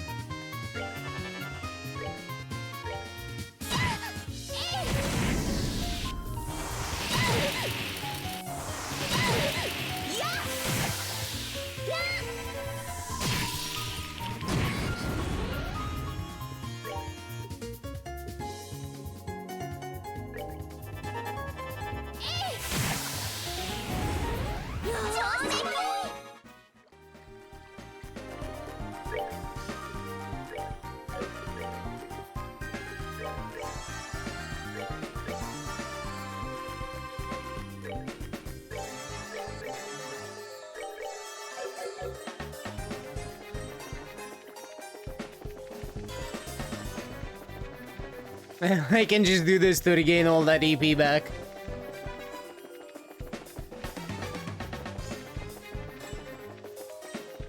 That's stupid. I can actually see it going up. It's kind of great. Spin!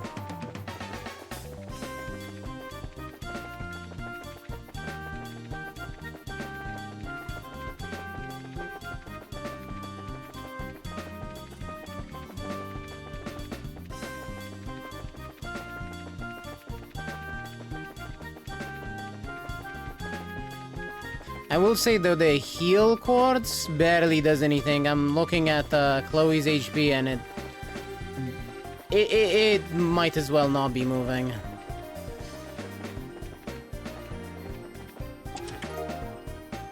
Got some spine. What? There's nothing here. Boring. It sounded like Estelle.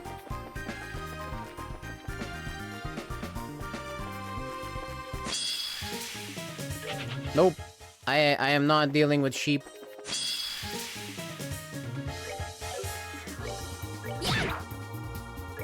At least not if it's not a preemptive attack.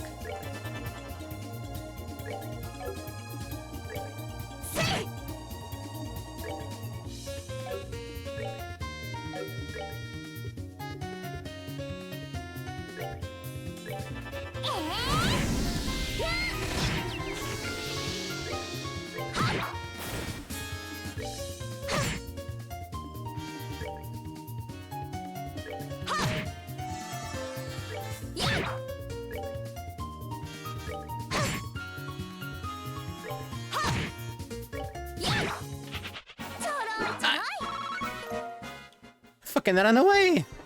How dare!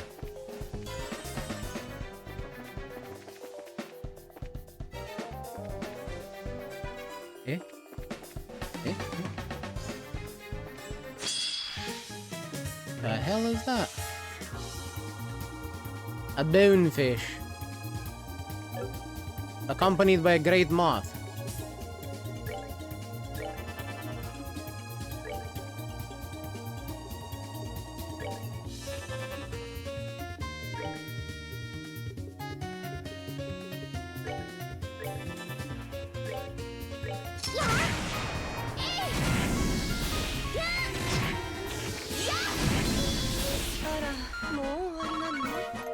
That honestly looked more scary than it was.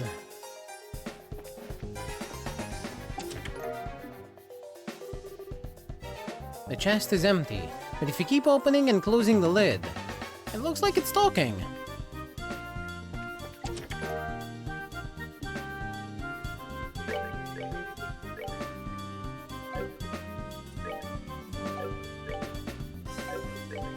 Man-only boots. Looking deep into the back of the chest, you see a tiny handwritten note you didn't notice previously. It reads, "Please do not take." Too bad. I already took. And I'm not giving it back.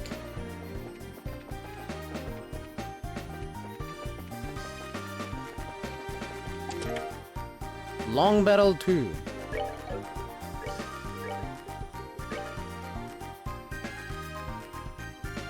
increases the range of cannons, guns, and crossbows.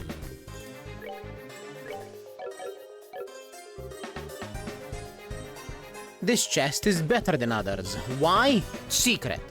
But I'll tell you if you put what you took back inside.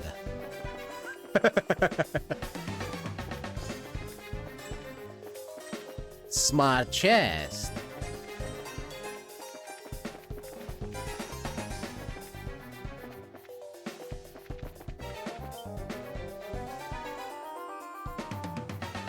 Huh?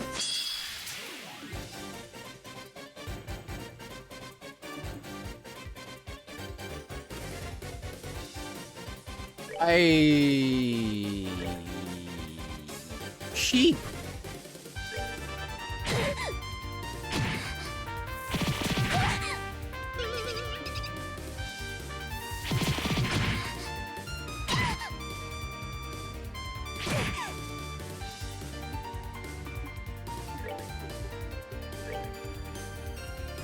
There be many a sheep. Out of nowhere, I might add.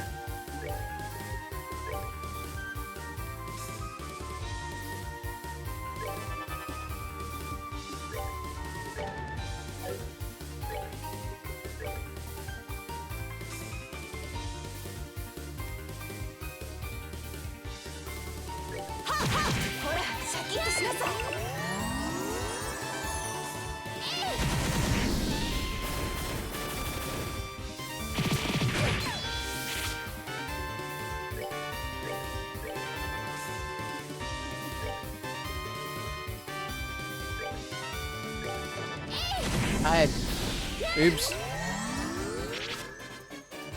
Tita is not who I wanted to heal.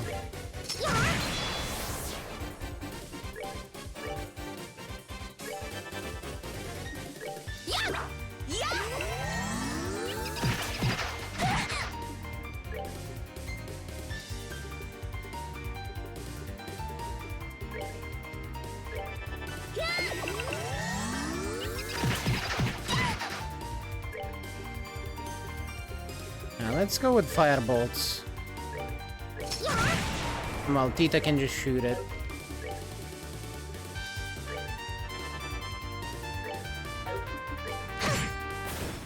Or not. We do not go with firebolt. That's a lot of time, Quartz.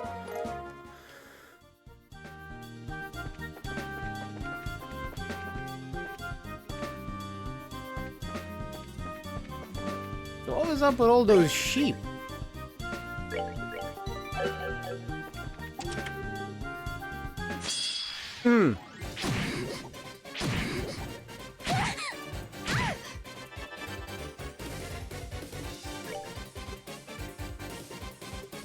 A lot of monsties that appeared.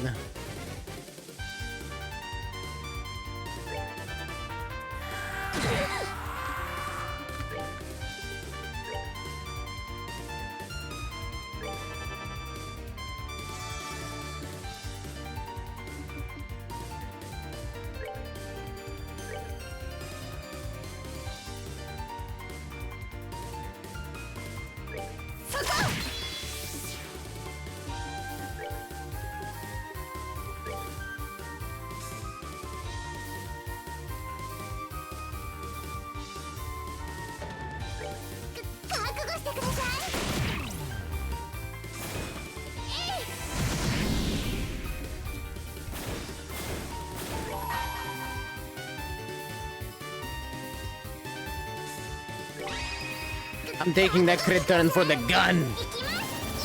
Gun them down, child. Let none survive. Damn, some survived.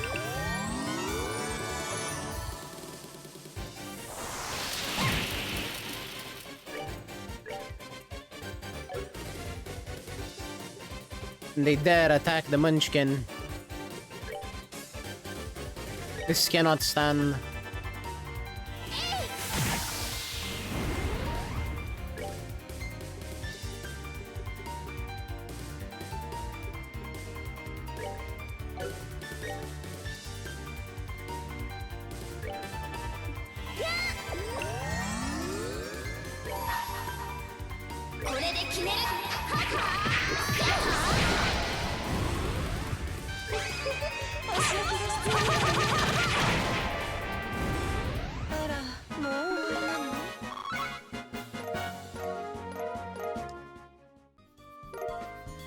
Holy cloth. Wow, you're the first human to ever take something from me. I'm so excited!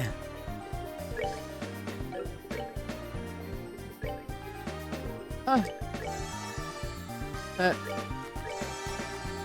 was a weird chest.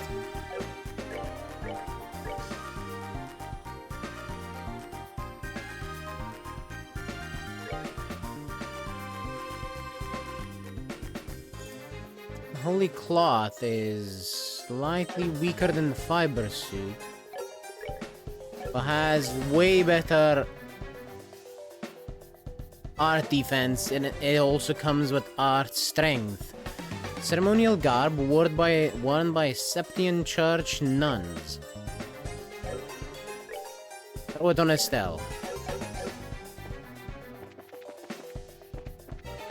Estelle is now cosplaying a nun.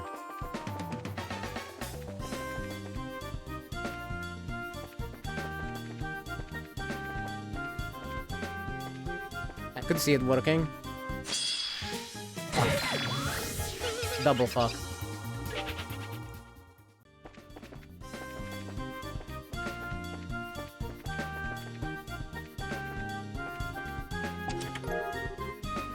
Some sepith.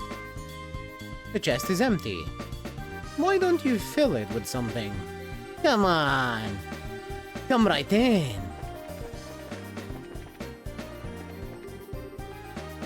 The hidden door is completely blocked and impassable. Alright, back we go.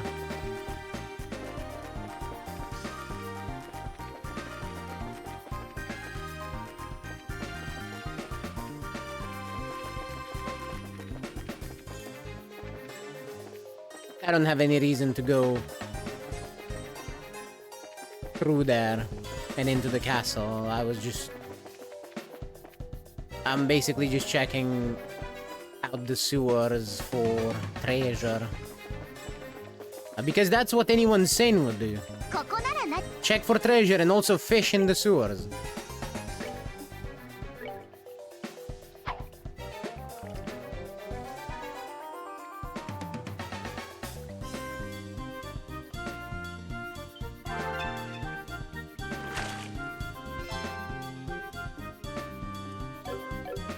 One sewer fish is more than enough for me.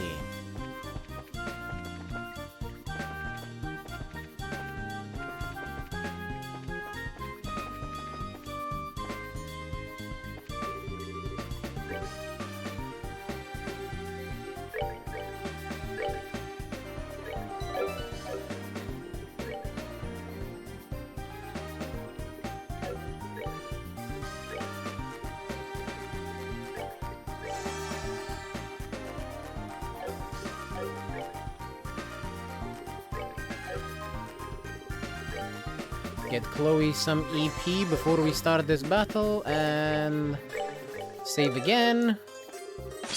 And then we go.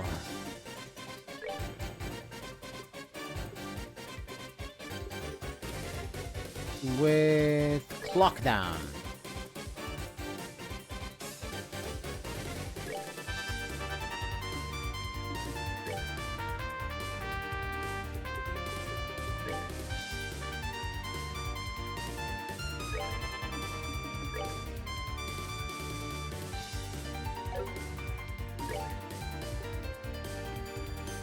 Yeah, there is a few eggers in here. Boiled egger O.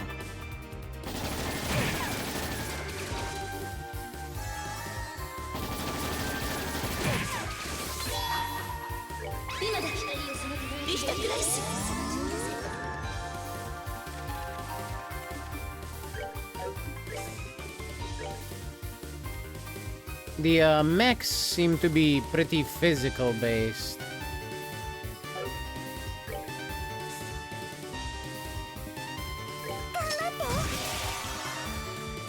I accidentally shot Vital Cannon.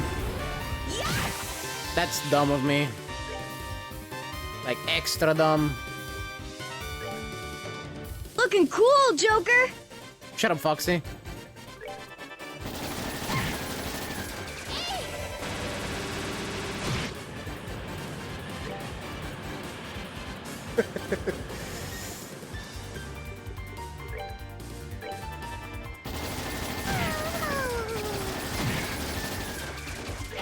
Yeah, how about we retry that without me being stupid, eh?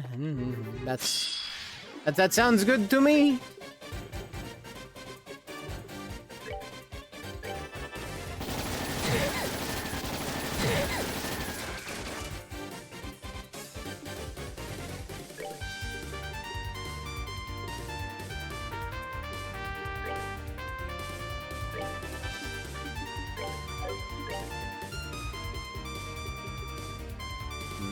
Blue Impact. No.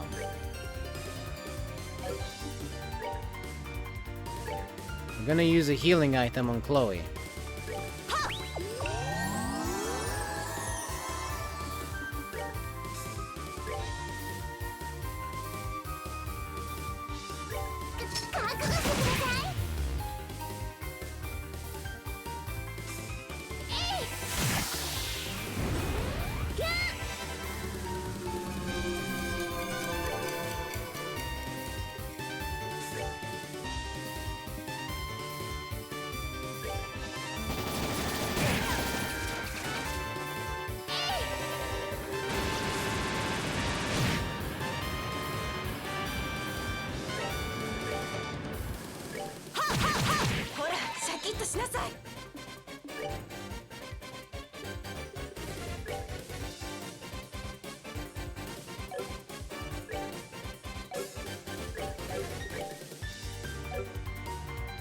No, she's not gonna go before the Edgar. So I guess Diamond Dust it is. Just hit them with the hardest spell you have.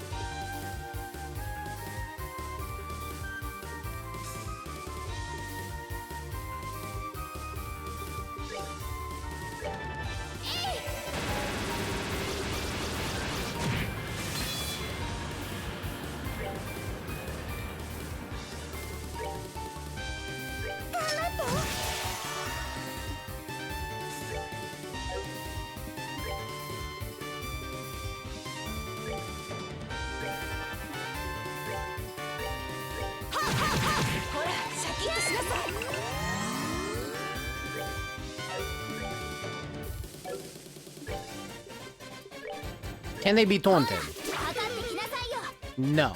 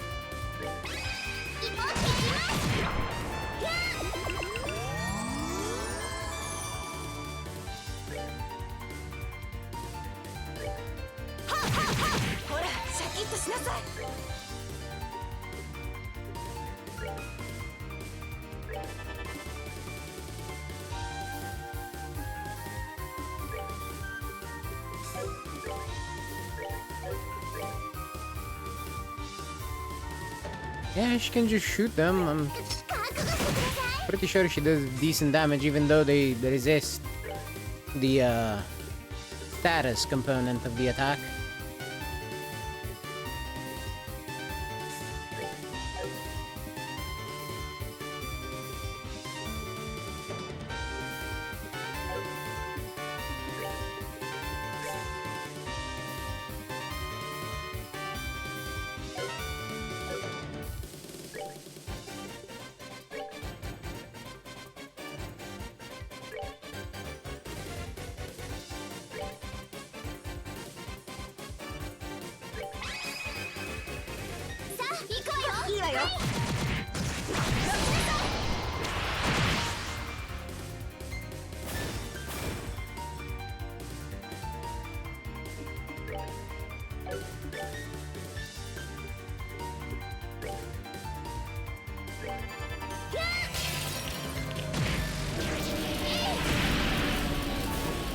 Alright.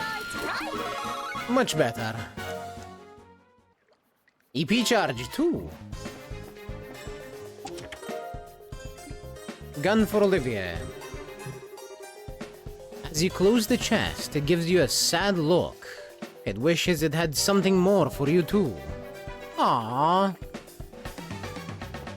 Worry about it, chest.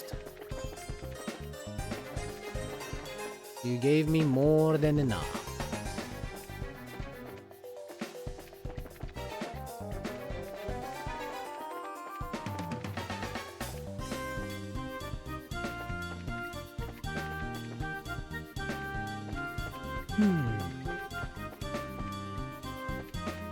Now where is the lever for that? Aha! The lever is locked in position and cannot be moved. God damn it.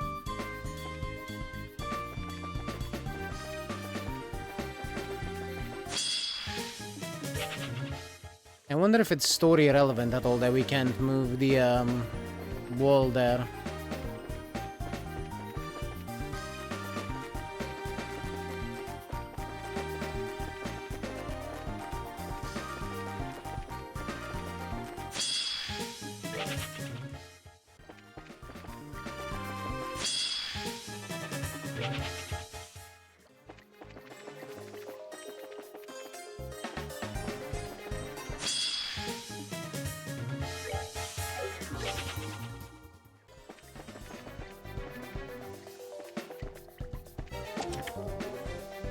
Monsters! Fuck.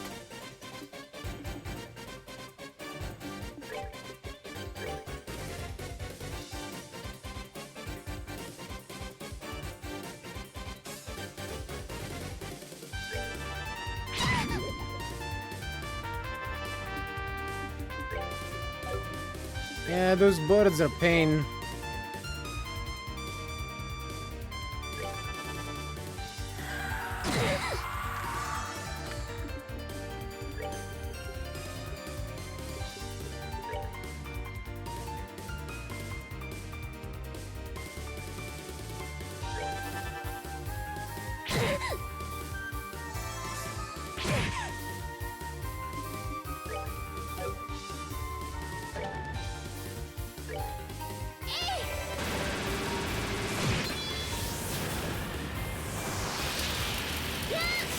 Nice shot, idiot.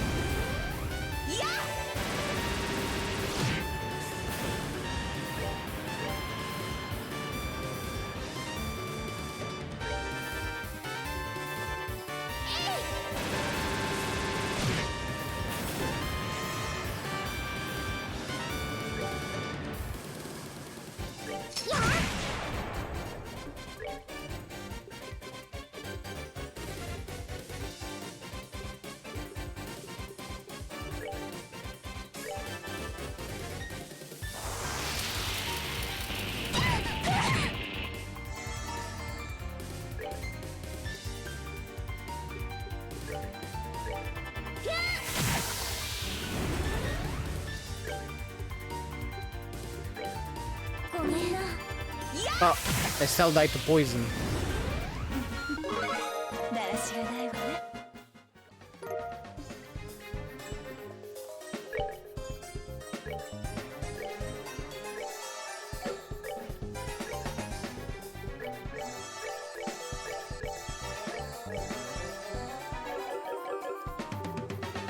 You open the chest to the familiar sight of nothing. Oh, how you've missed this. Crystal heals. Movement, speed, agility, defense, stilettos with augmented heals. Hard to walk in. Women only.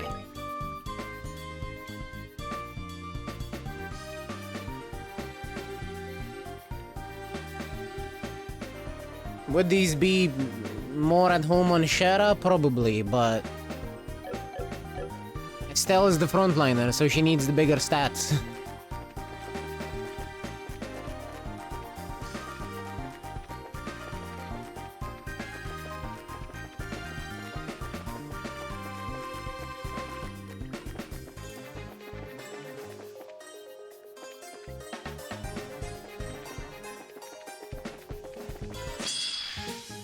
I don't care if she can barely walk in the things.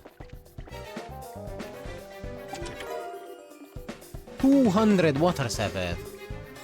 The chest flipped its latch at you. You get the feeling that it's not a friendly gesture. Also, for anyone wondering, yes, this is just a localization team. Apparently in the original game when you interact with the chests, they just say, this chest is empty. As you open the treasure chest, you realize that coming back for more is probably selfish. You decide to leave what remains to others. So, the chest messages are just in the English version.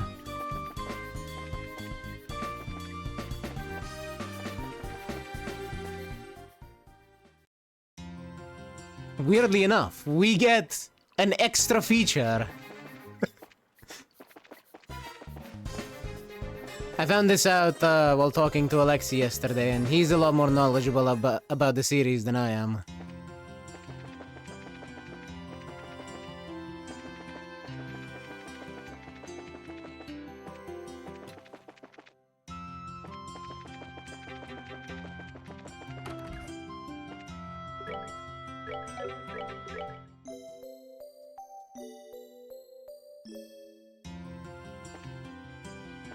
I say as if you would know the guy. He's just a friend of mine.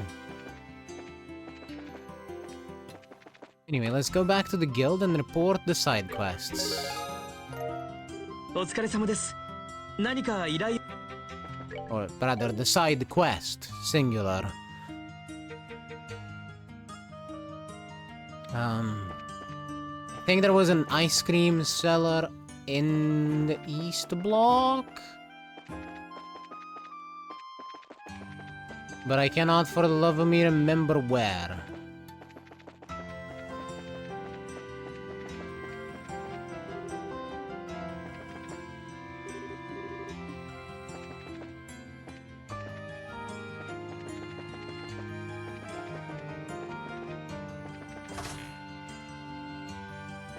No, that's the Horrible Company.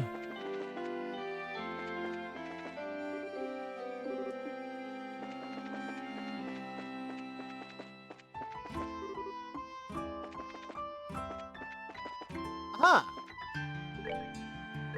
Give me her recipes, ice cream. Peddler.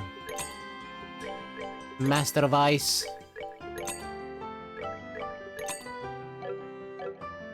Owner of creamy iced treats. ほっとくとなくなるお菓子。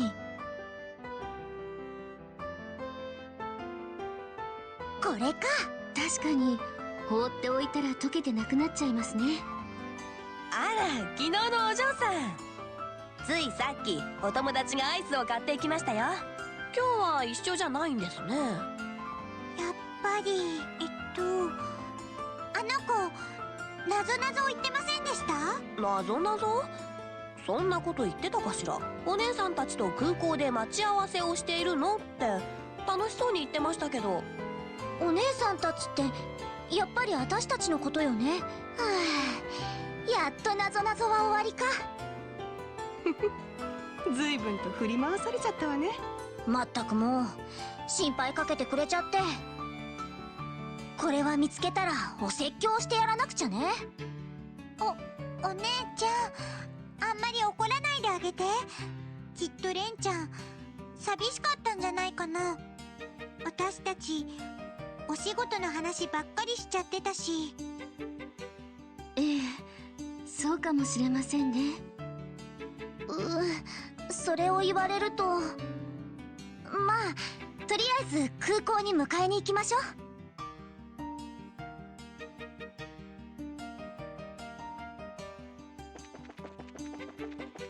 あれ？おお、整備長さん、フェイさん。あれれ、ティータちゃん。おお、ティータボー。それにエステルたちじゃねえか。こんにちは、整備長さん。でもどうしたの？珍しいところで会うじゃない。こいつを運んできたってわけさ。うわ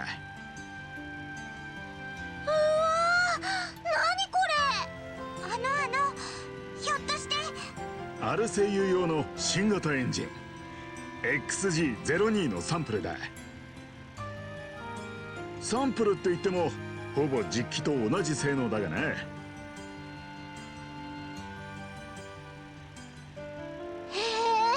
これがそうなんだ。うわ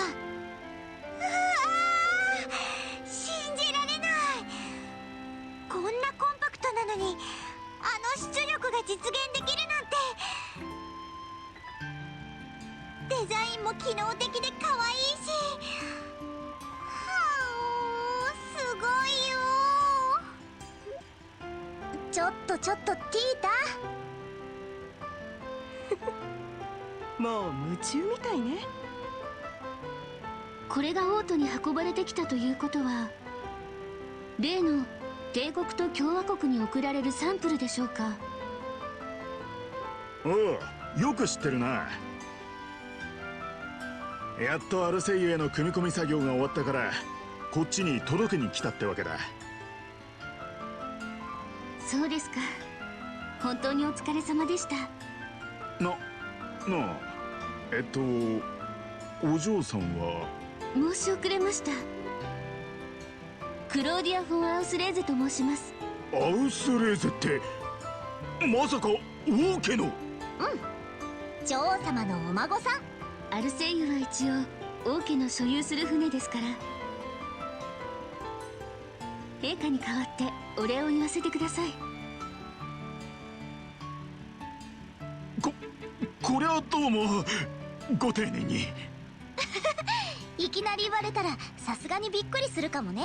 ところでこのエンジンどこに運んでいくつもりなの？なあ、港の倉庫街にな。条約の調印式までそっちで保管するらしい。へえ、そうなんだ。整備長さんたちはいつツァイスに戻るんですか？ああ、これを届けたらすぐに出発します。ティータボ、くれぐれも元気でな。はい、整備長さんたちも元気で。エステル、ティータボを頼んだぞ。任せといて。じゃあね、遊撃士さんたち。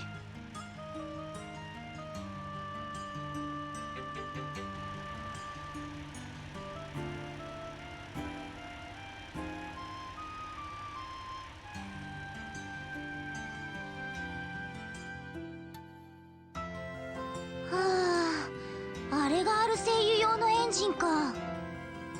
よくわからないけどやたらとすごそうな機械よね。びっくりしちゃった。私も将来あんなすごい機械が作れるようになりたいな。そっか。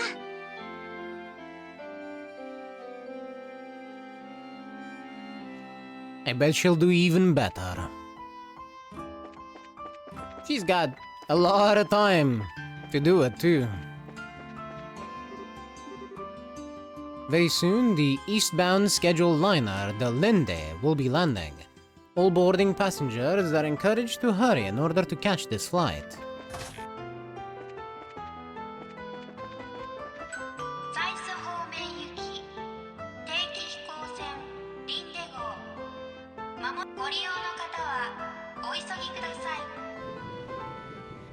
それではな、オリビエ。俺が留守の間問題を起こしてくれるなよ。安心してくれ。この僕が愛しい君に心配をかけたことがあったかい？今さらすぎて心配する気にもなれん。せめて問題は起こしてくれるな。善処しましょう。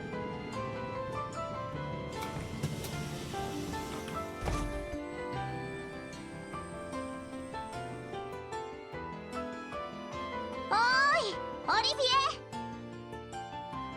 おや君たち、ひょっとして僕が恋しくてここまで探しに来てくれたのかい？エ。なわきゃないでしょ。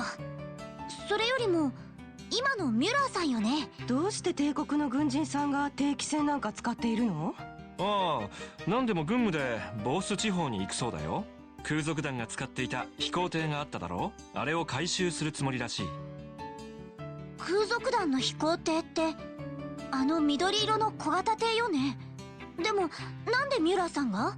知っているかもしれないが、あの飛行艇はエレボニア製でね。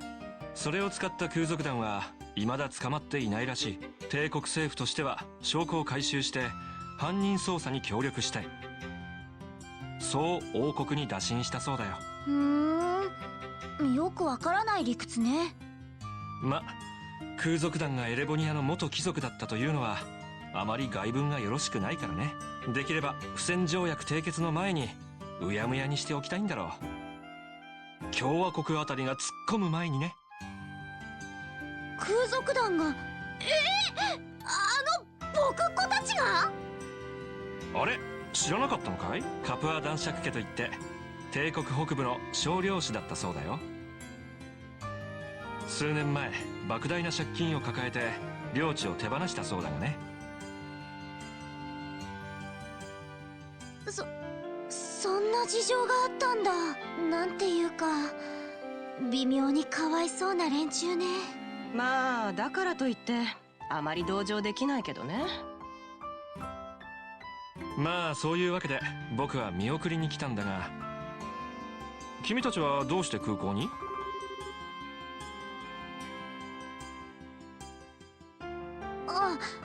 実はレンを探しに来たんだけど、オリビエ見かけなかった？レン君ってそこにいるのはレン君じゃないのかい？レン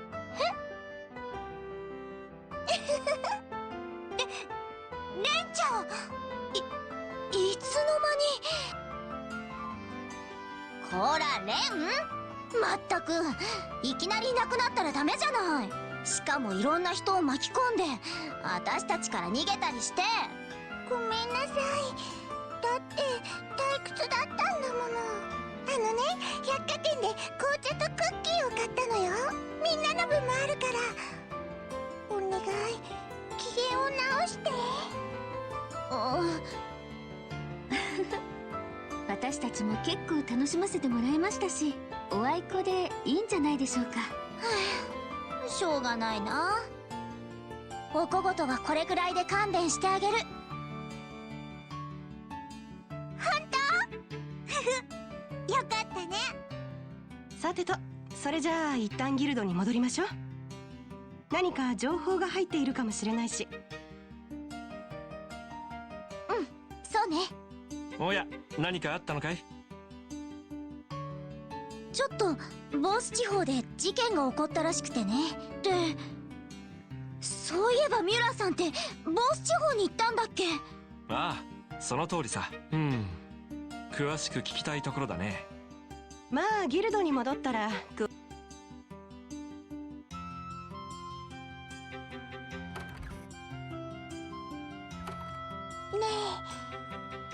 え、エステル。どうしたの？もう怒ってないから安心してもいいわよ。そうじゃないわ。第一、エステルが怒っても全然怖くないんだもの。言うじゃない。それじゃあどうしたの？実はエステルに預かり物があるの。預かり物？びっくりしないでね。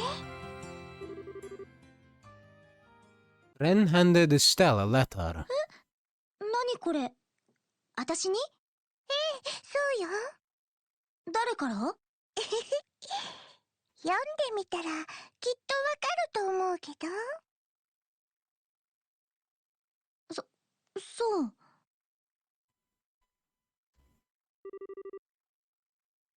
Estelle opened the エステル letter.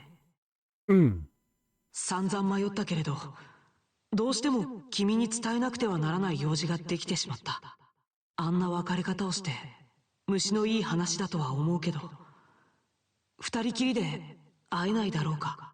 今日の夕方、グリューネモン川のアーネンベルクの上で待っている。わ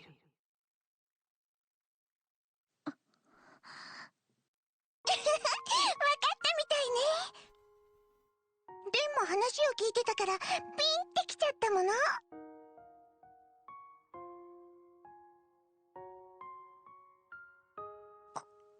これって、これを渡した人って真っ黒い髪と琥珀色の瞳のハンサムなお兄さんだったわ。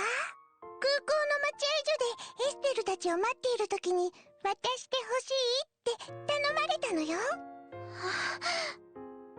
の人がエステルが言ってたヨシュアってお兄さんでしょ。筆跡も似ているし、間違いないと思う。夕方、グリューネモン川のアーネンベルクの上。夕方ってもうそろそろじゃない？エステル、何してるの？エルナンさんが各地の情報を教えてくれるみたいよ。知らねえ。どうしよう。どうしたのエステル。Estelle wordlessly showed Shahrazad the letter. ヨシュアなの？うん、そうみたい。レンがそれらしい人から受け取ったんだって。そう。いいわ。行ってきなさい。え？みんなには私の方からうまく言っておくから。行きたいんでしょ？ありがとう、シャラネ。それにレンも教えてくれてありがとね。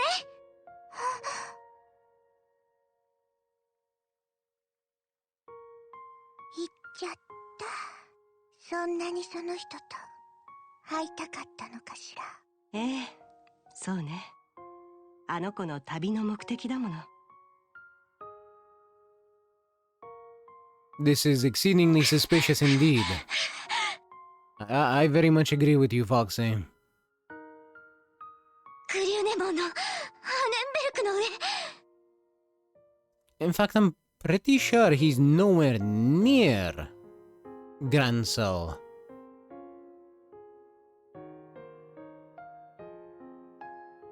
Though there is at least one master of disguise that has known Joshua.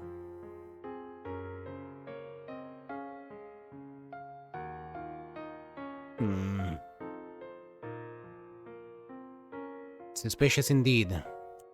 早く行かなくちゃ。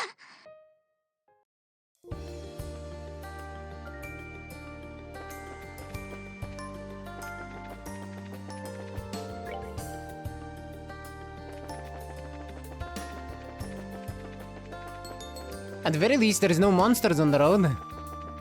Because the army cleared them all out.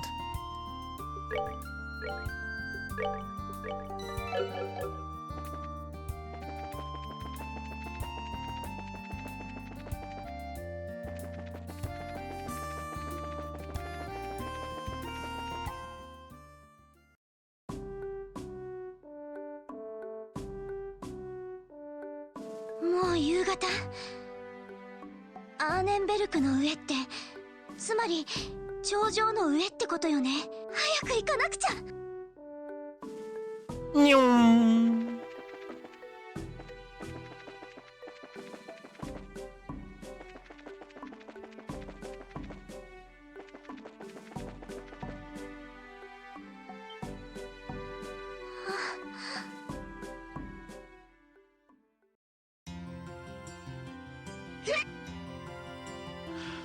フィリップのやつ、こことばっかり抜けしよって。私を一体誰だと思っておるので。最高位の多い継承権を持つテナンファン・アウスレーゼだぞ。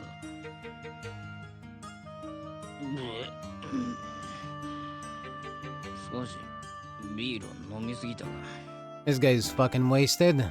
しかしライスカレーというのはなかなかの美味であった。たまには庶民の味も悪くない。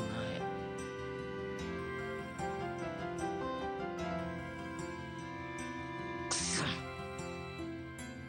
クローディア、それに遊撃士の小娘め、どうしてこの私があんな小娘どもの言葉に心を乱されねばならんのだ。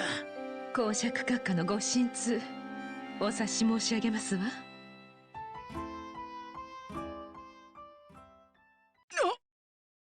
お前はリシャールの。ええ、副官のカノーネです。公爵閣下におかれましてはお元気そうで何よりですわ。あまりご機嫌はよろしくないようですけど。何の用だ。お前たちは確か指名手配されている身では。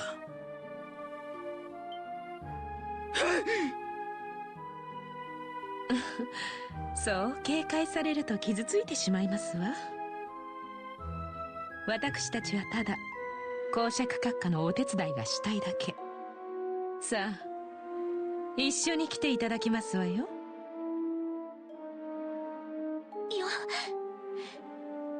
し。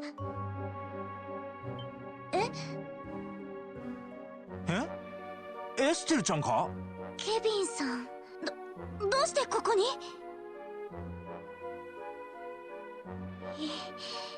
いない。いやー、久しぶりやな。しかしこんなところで再会するなんて、俺らやっぱり縁が。ねえケビンさん、ここで誰か他の人に会わなかった？え？誰かって？まさかエステルちゃんもここで待ち合わせしとんの？うん。ケビンさんも？ああ、手紙に呼び出されてな。私もだ。面白い偶然もあるもんね。せやねー。ってそんな偶然あるかい？やっぱり。それじゃあケビンさんもヨシアに呼び出されて。ヨシア？それって例の彼氏やったっけ？知らんかったわ。ヨシア君って実はいい年したおっさんやったんか。そりゃ愛があれば年の差なんて問題あらへんけど、それやったら俺かて十分チャンスは。微妙に話が噛み合ってない気がするんですけど、ケビンさんは誰からの手紙で呼び出されたわけ？ああ、グランセル大聖堂に俺宛ての手紙が届けられてな。届けたのは身なりの良さそうな中年男性だったらしいけど。ヨシアは私と同い年だってば、おじさんなはずないでしょ。あ、やっぱり？いや、俺もなんかおかしいと思ったんよね。よく言うわよ。でもそれって一体どういうことなの？もしかして。なんやて？マジか。人違いですって雰囲気でもなさせやな。うん、来るわ。Yeah, that makes more sense.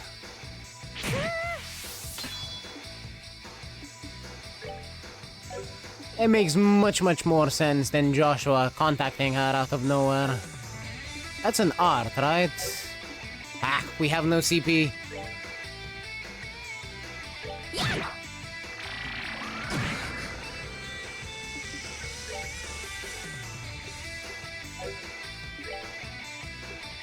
What do we have here? Combo attack with a concealed blade and arrows. Sacrifice his own CP to raise the CP of others by 40. Prayer for Succor. Heals all allies in range for 2500 HP. Centered on himself. Centered on ally. That one's an attack.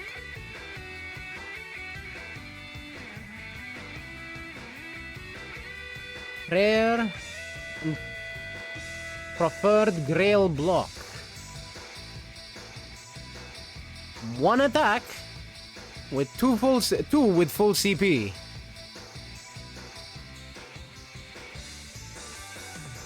Ah. Wow, he does no damage.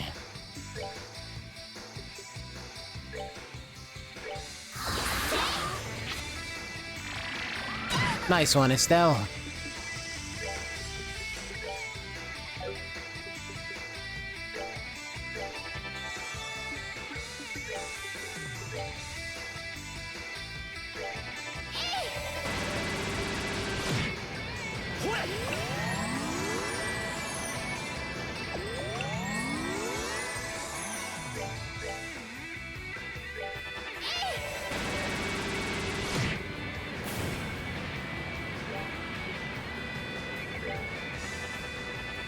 Yeah, they most likely do have high physical defense.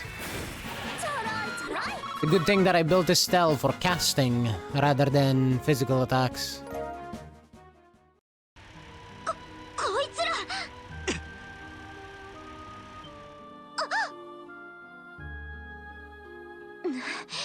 なんだったのよ。それに今の魔獣っていうよりも。ああ、城の封印区画にいた人形兵器と同じみたいやね。もっともあれとは違って最近作られたものみたいやけど。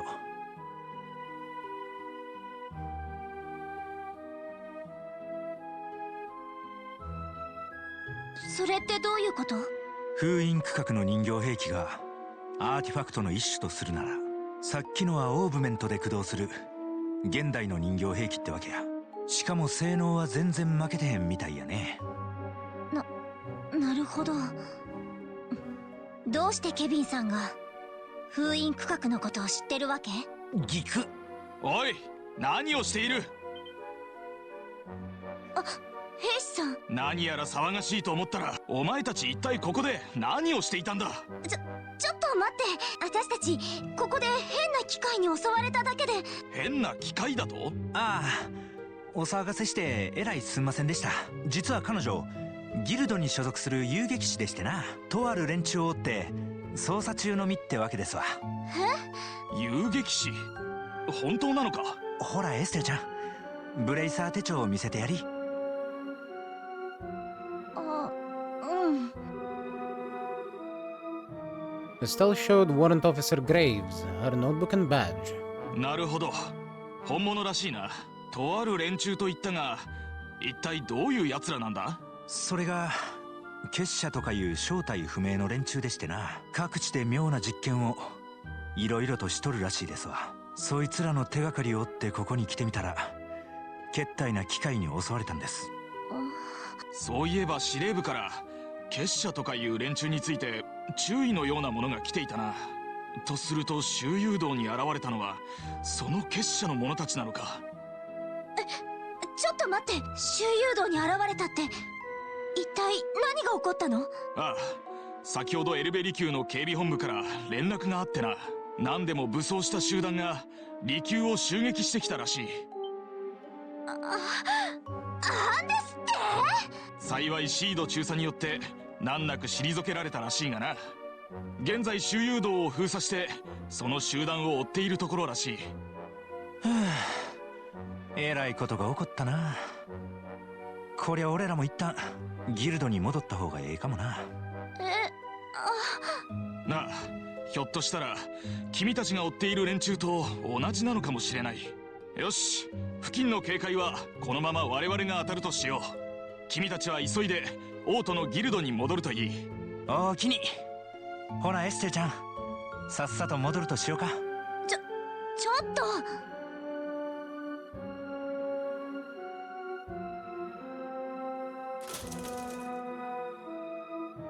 ちょっと待って。一体どういうことなの？やっぱり納得せえへん？当たり前でしょ。あなた一体何者なの？私たちの動きとか結社のこととか知ってたり、本当にただの神父さんなわけ？正真正銘七葉教会の神父やで。まあ確かにただの神父とはちゃうけどな。それってどういうこと？その説明はまた後でな。さっきも言ったけど、今はギルドに急いだ方がええ。ひょっとしたらとんでもない騒ぎが起こるかもしれん。とんでもない騒ぎって、ああもう頭がぐちゃぐちゃになりそう。なんでヨシュアに会えるはずがこんなことになっちゃうのよ。その彼氏からの手紙なんやけど、それ本当に彼氏からか？うん。手紙を預かった子の話ではヨシュアとしか思えないし。その子は彼氏のことを知っとるわけやないんやな。だとしたら似たような特徴の別人を用意させた可能性もある。でもヨシュアの字に似てるし。筆跡なんちゅうものはある程度似せられるもんや。動揺しとる人間を簡単に騙せるくらいにはな。ちなみに俺が大聖堂で受け取った手紙はこれやで。Kevin produced an envelope from his pocket.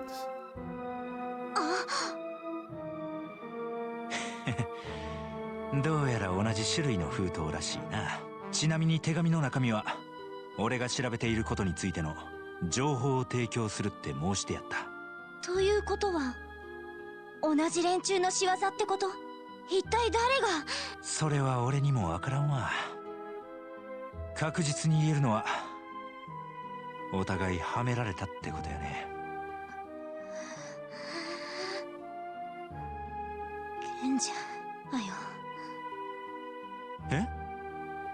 何者か知らないけどふざけてんじゃないわよ。ヨシアを語って私を呼び出したですって？許せない。絶対に許さないんだから。いえ、落ち着きエステルちゃん。ここで熱くなったらまさに相手の思うツボやで。とにかくギルドに戻って情報の整理をしよう。分かった。だけどケビンさんのこと完全に信用したわけじゃないわ。騙したりしたら本気でぶっ飛ばすからね。ああ、かまへんで。エステルちゃんにぶっ飛ばされるんなら本望や。惚れた女のためなら体を張る覚悟はできとるしな。何言ってんのよ。まったくもう調子狂っちゃうわね。和み系目指しとんねん。それじゃあエステルちゃん、とっととギルドに戻ろうか。うん、分かった。 No, I'm in agreement with Kevin. He said nothing wrong.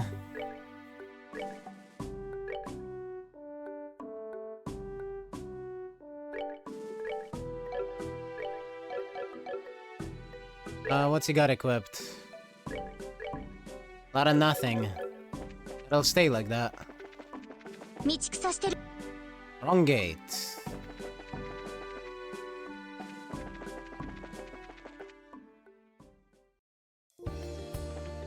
As you were saying, yes, suspicious but doesn't appear to be the evil sort either. Yeah, I don't think you're wrong.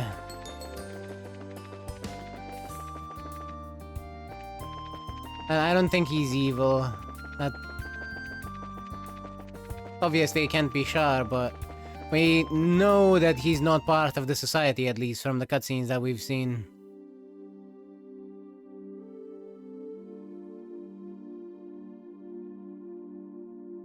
We have a bit more information than the characters here. 日が暮れちゃったわね。エルベリ級の方はどうなってるのかしら。ま、ギルドの方に連絡が入ってるかもな。はよ行ってみようや。うん。ケビンさん、さっきはごめんね。当たり散らしちゃって。ええて。彼氏のことで頭ん中がぐちゃぐちゃしてたんやろ。気にしてへんから安心し。ありがとう。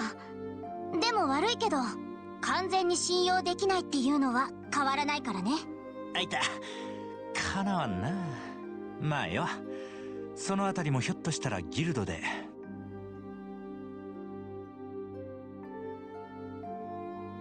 エステル様。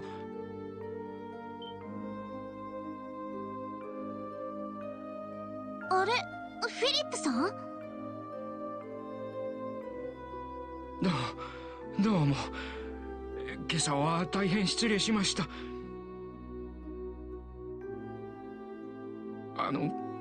エステル様、どこかで公爵閣下を見かけていませんでしょうか？朝に会ったきりだけど。公爵さん、どうかしたの？昼過ぎに町に出かけたきり、城にお戻りになっていないのです。閣下が行きそうな場所は一通り探してみたのですが。ああ、もうこの忙しい時に何をしてるんだか。フィリップさん、これからギルドに戻るから一緒についてきて。公爵さんが迷惑をかけてたら連絡が入ってるかもしれないし。そうですな。それでは同行させていただきます。こちらの方は？ああ、市長協会の巡回神父。どうぞよろしく。これはご丁寧に。私は公爵閣下の執事を務めさせていただいているフィリップと申すものでして。ああ、挨拶は後々。とっととギルドに戻りましょう。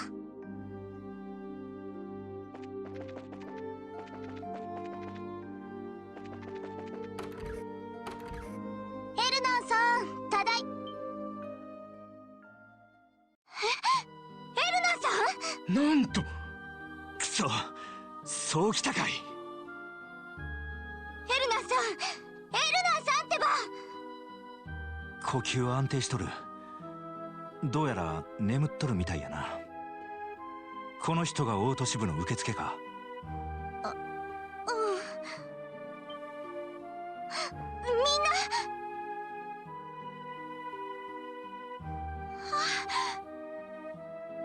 シェラネ、オリビ、ジンさん、ティータ、クローゼ。あっちゃ、全員やられたみたいやね。どや、無事そうか？ It was the tea and cookies that the child bought. I knew she couldn't be trusted. Damn you, evil child!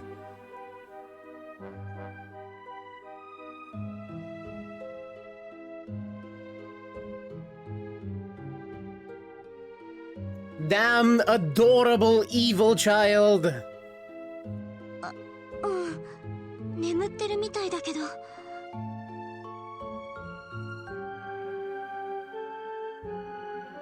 一体全体どうなっちゃってるのよ。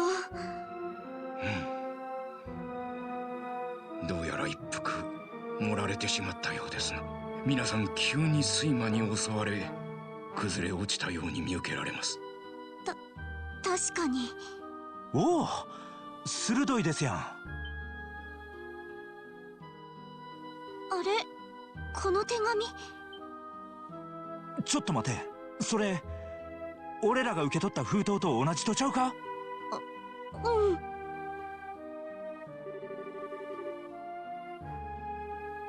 Estelle ripped open the envelope and read the letter.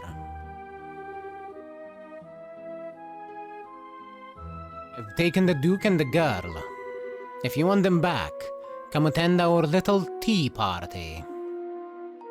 なんですって？公爵閣下が。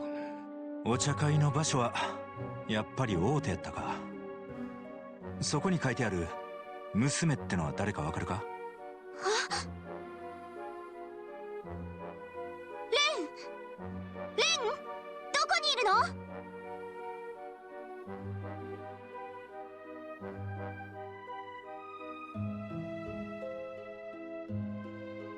どうやらその子がさらわれたみたいやな。エステルちゃんの仲間か？ううん。ある事情で預かっている子なんだけど、よりにもよってこんなことに巻き込んじゃうなんて。エステルちゃん。エステル様。ごめん、フィリップさん。ひょっとしたら公爵さんもとばっちりを受けたのかも。いえ、そうとは限りますまい。仮にそうだとしても、こんな時間まで一人きりで遊びほうけている閣下の責任です。どうかご自分を責めないでください。そうやで、エステルちゃん。まずは手紙のお茶会が何なのか突き止めるのが先や。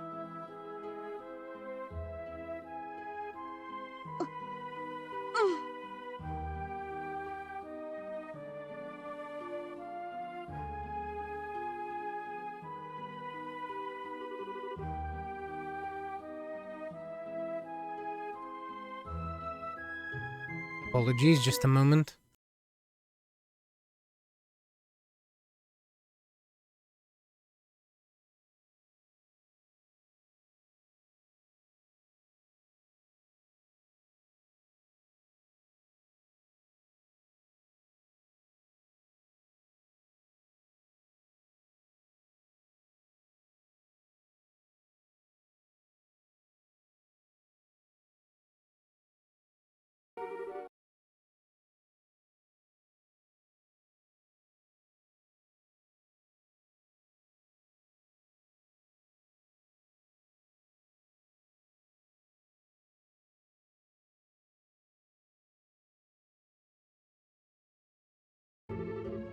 There we go.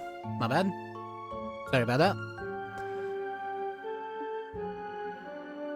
そういえば、お茶会って特務兵の残党の話が出た時にエルナンさんが言ってたような。ケビンさん。さっき手紙を読んだ時、やっぱり王とやったかとか言ってなかった？なんや、聞こえてたんか。実はちょっとした事情があるんやけど。その事情は俺から説明させてもらうぜ。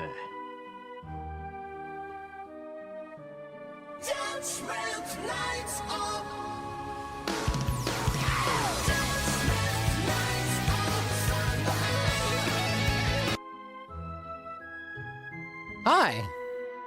Hi, Kita! How you doing? Hope you had a nice stream. I see you were playing Persona 5 Royal. Speaking of, let me get off my own stream. I may or may not have been lurking. But how you doing? Hope you had fun. Did you make any good progress? Where are you at in the story?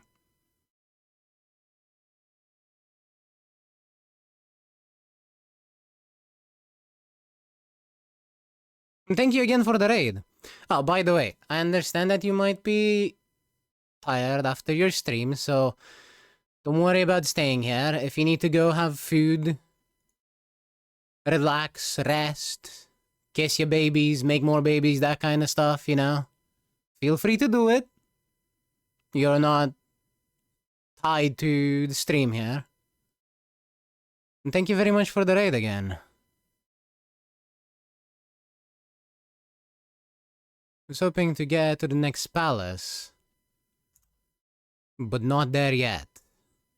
Lots of confidence building. Of course, as always. Indeed. I mean, confidence building is like half the game. So, you know. Sounds like good progress to me.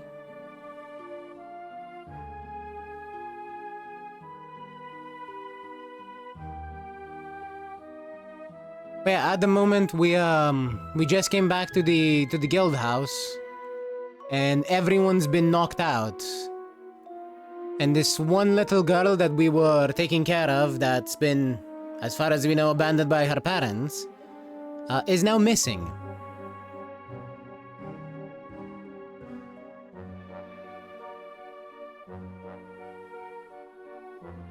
The thing is, I think she's evil. Yes, I think the child is evil. So I think she's the one that did it. But we found a letter that seems to be making it out that she's been kidnapped, but I honestly think she did it. I think she's the one that drugged everyone with her cookies. I just got done taking care of a girl, Futaba. Yeah, that's fair enough. You do have to take care of her a lot. Especially in her social link. I don't know if you've actually played Persona 5 before, so I'm gonna not say anymore.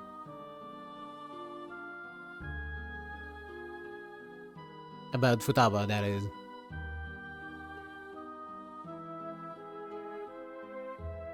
This is true. Apparently there's gonna be an ad break in like 5 minutes.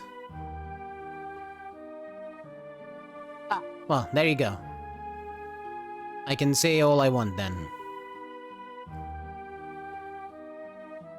Though, realistically, there is not really much more I wanted to say. Just that there is a lot of taking care of her with her social anxiety. Admittedly, you would think it'd take a bit longer to get rid of said anxiety, but yes, as her key item.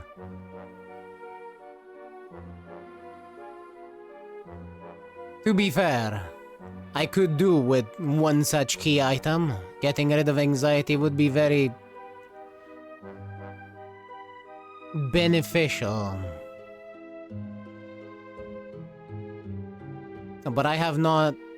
I've not had such luck.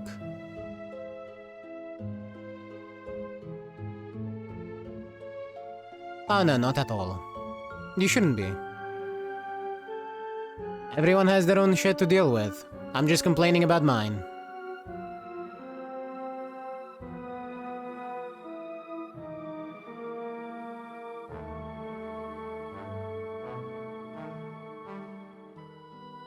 Yeah.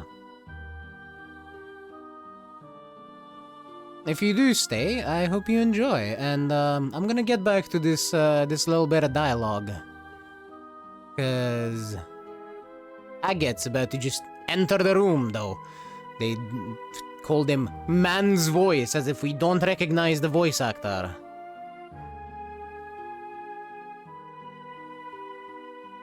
Yeah, take care. Have a nice rest. Oh, and thank you for the hydrate. Looking cool, Joker!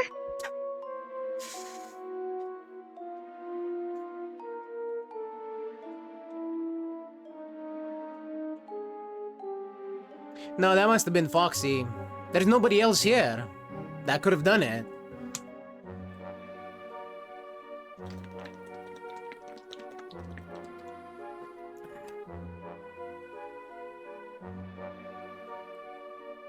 Surely it was you. It couldn't have been Torikita. Torikita's not here.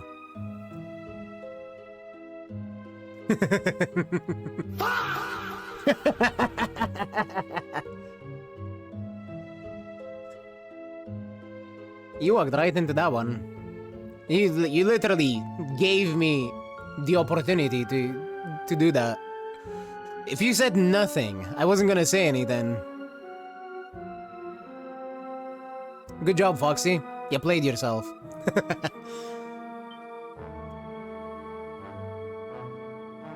Oh, nice timing. 久しぶりだな、エステル。かなり面倒なことになってるみてえじゃねえか。しかしケビン、お互い間に合わなかったな。いい、面目ないですわ。どうしてアガットがここに？それに、なんでケビンさんと話が通じちゃってるわけ？俺とアネラスが特務兵のアジトを発見したのはエルナンから聞いているな。この不良神父とはちょうどその時知り合ってな。消えた残党の捜索に今まで協力してもらってたんだ。そっか。だから事情に詳しかったんだ。そういうことや。アガット先輩。アネラスさん。エステルちゃん、よかった、無事だったんだ。それにケビンさんもこっちに来てたんですね。ああ、俺の方も間に合わへんかったけどな。で、下の通信機はどうだ？ダメです。パーツが抜き取られたらしくて、すぐには使えそうにありません。そうか。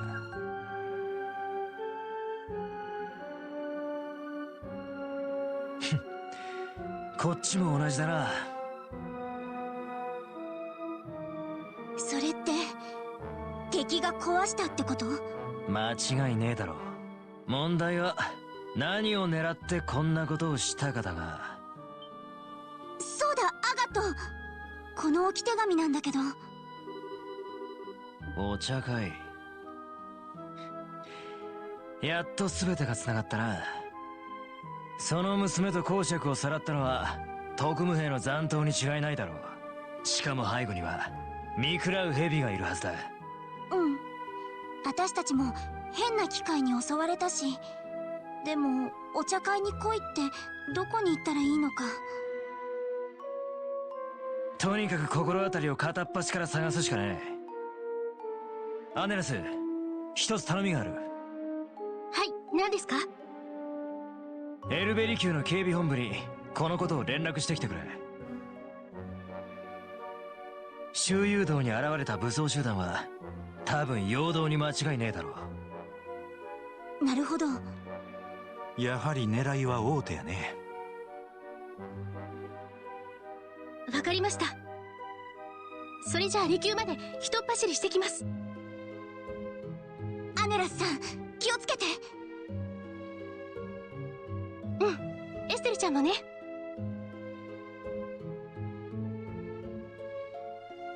確かフィリップと言ったが、あんたは悪いがギルドで待機しててくれ。公爵は必ず取り戻してやる。かしこまりました。待機している間、皆さんの介抱をさせていただきましょう。どうか閣下をお願いします。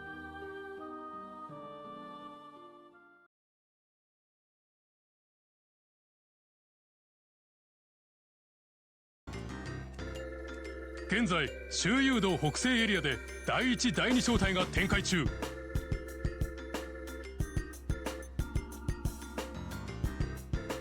まもなく包囲が完了します。南東エリアでは特務兵数名がロマール池のさらに向こうに逃亡中。第3第4小隊が追撃を続けています。ご苦労。現状維持しつつ両集団の確保に努めてくれ。は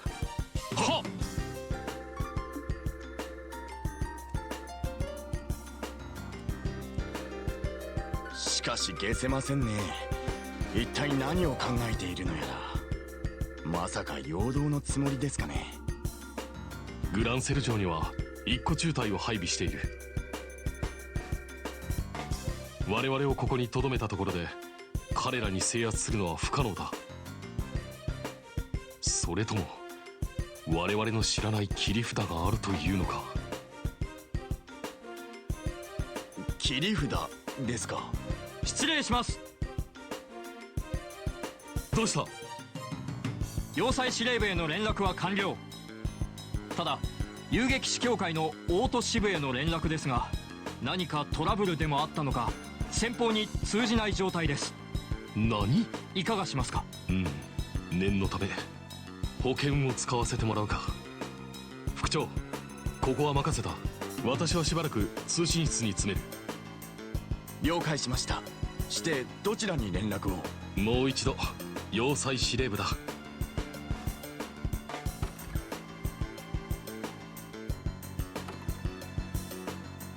お茶会って一体どこでやるんだと思う？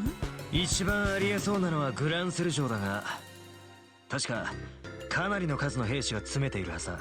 他は当たった方がいいだろう。そうは言ってもこの町はごっつ広いしな。おおよその検討はつけんと。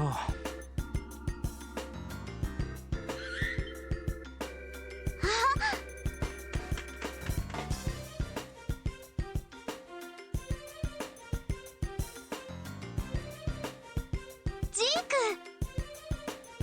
お、なんや。おっと、来たな。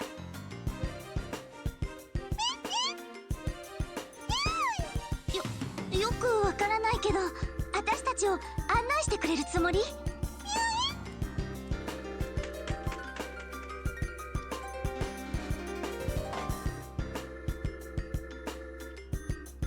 西が行く方面ってことか。うん、行ってみましょう。はあ、自分らなんかすごいな。Who needs phones when you have the smartest bird in the universe?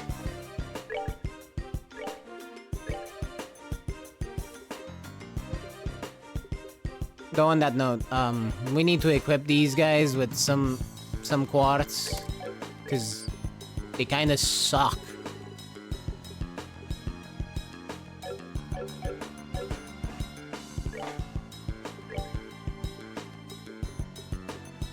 Look, I'll just get a hit 3 for a get, because he just needs to smack people with his sword. I don't need him to do anything special.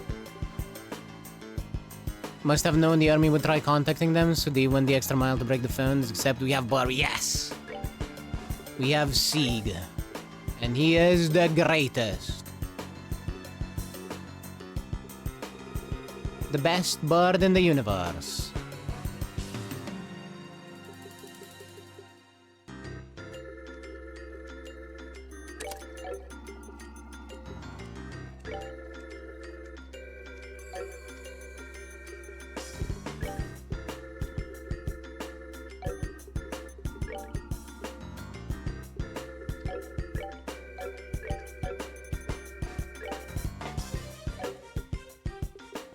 I guess I'm gonna go with cast 1 and just be done with it.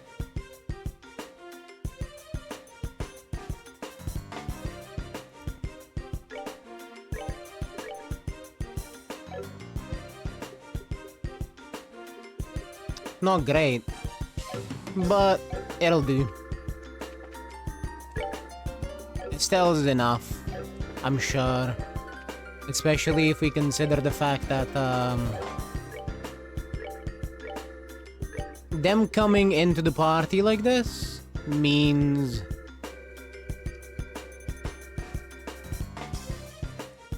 that the game expects me to be a little bit under-equipped. Yeah, you can have the wheelies. Agatin wheelies.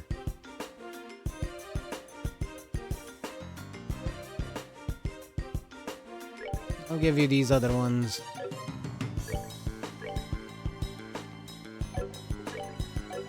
I should probably go the other way around, but whatever.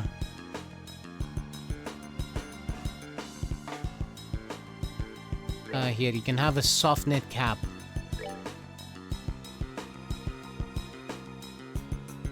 And a cat tail?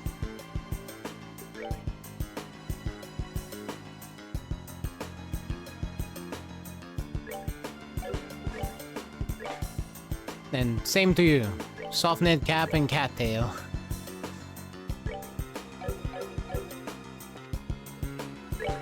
Oh, actually. We have a long barrel. We can give him the long barrel. That'll probably be a lot more useful for him. But Azagat actually needs to move, so the cattail is useful.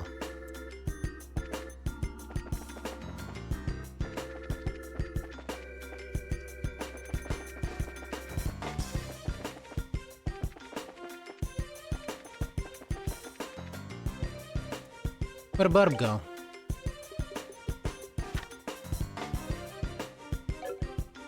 Led the way to the west block.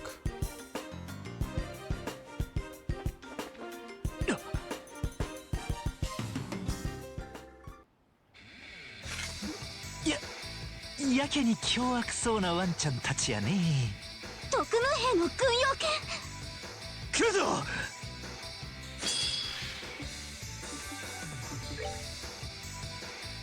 Well, this at least confirms that they're here.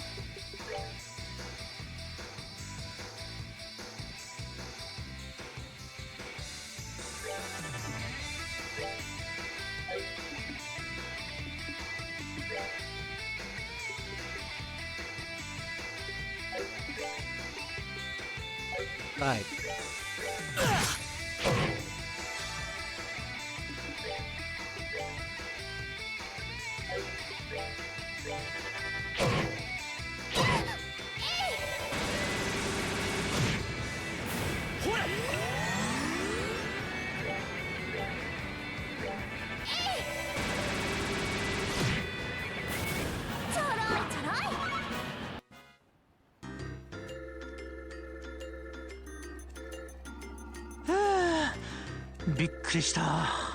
Like, it seems to be a lot less jerkish, I've noticed, compared to his original introduction. I mean, he's warmed up to us. He's not trying to be a dick anymore.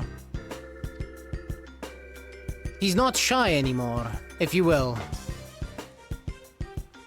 でも、お茶会の会場はここで間違いないみたいやね。うん、そうね。よし、慎重に進むぞ。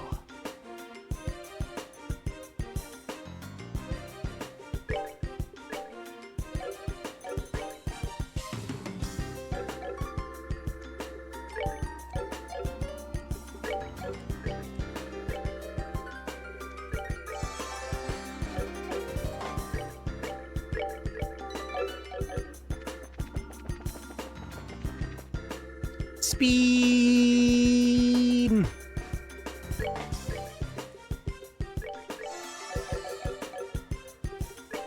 Oh, so before I forget...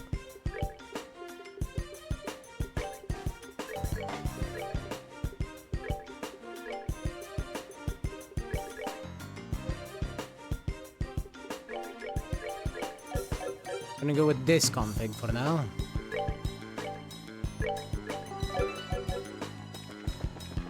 Speed! There we go. Full EP. Oh, fuck you, dogs.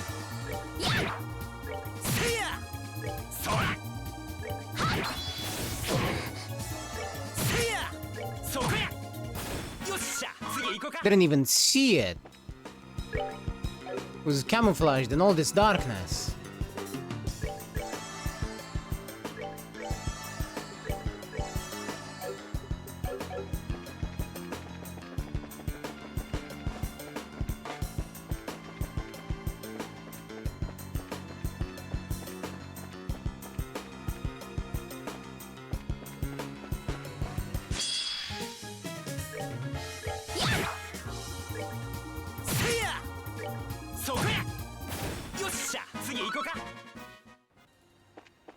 Yes, many attack dogs.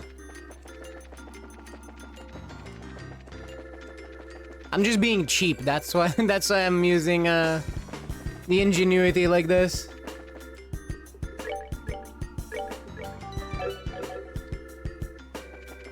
I guess we're not going there. Maybe this way? Huh. Obviously, they're here for the engines. こんなことしてただで済むと思ってるのか。元より覚悟の上だ。怪我をしたくなければおとなしくしているがいい。我々は一般市民に危害を加えるつもりはない。ただし邪魔しなければだがな。命ばかりはお助けを。一般市民以外には危害を加えるつもりってわけね。貴様ら遊撃士か。一名は違うけどな。ようやく見つけたぜ。散々引っ張り回しやがって。教会規約に基づき騒乱破壊活動などの容疑で貴様らを逮捕する。さっさと降伏した方が身のためよ。くそ、どうして気づかれた。まあいい、片付けるぞ。おう。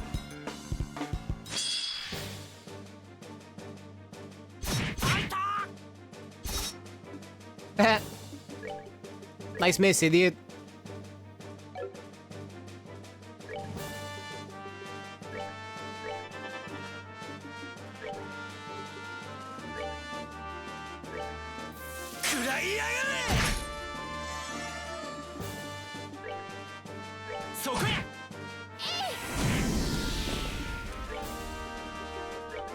You might have noticed, but I have a great hate for any one of these guys that has a gun. Because more often than not, they'll have debuffs. So... they go first. 相手が悪かったな。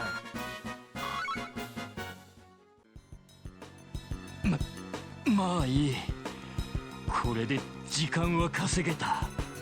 あとは大尉殿に全てをお任せするだけだ。情報部に栄光あれ。ちょっと。あかん。気絶してもうた。ねえアガト、大尉ってもしかしてあのメギツネだろうさ。あんたたち本当によく来てくれた。ありがとう。君たちは命の恩人だよ。どういたしまして。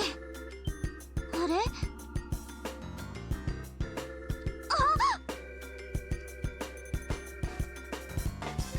れ、なんだどうし、なんかごつそうなオーブメント装置やね。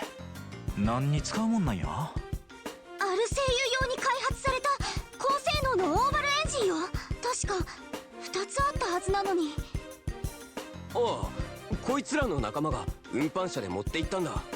この先にある鳩場の方に。なんですって。嫌な予感がするぜ。エステル、ケビン、鳩場に急ぐぞ。了解。よし来た。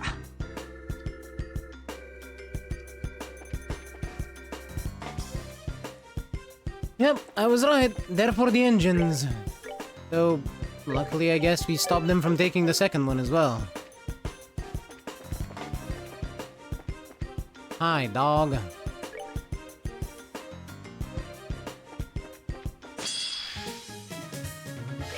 Bye, dog. No. He said she has more lives than a cat.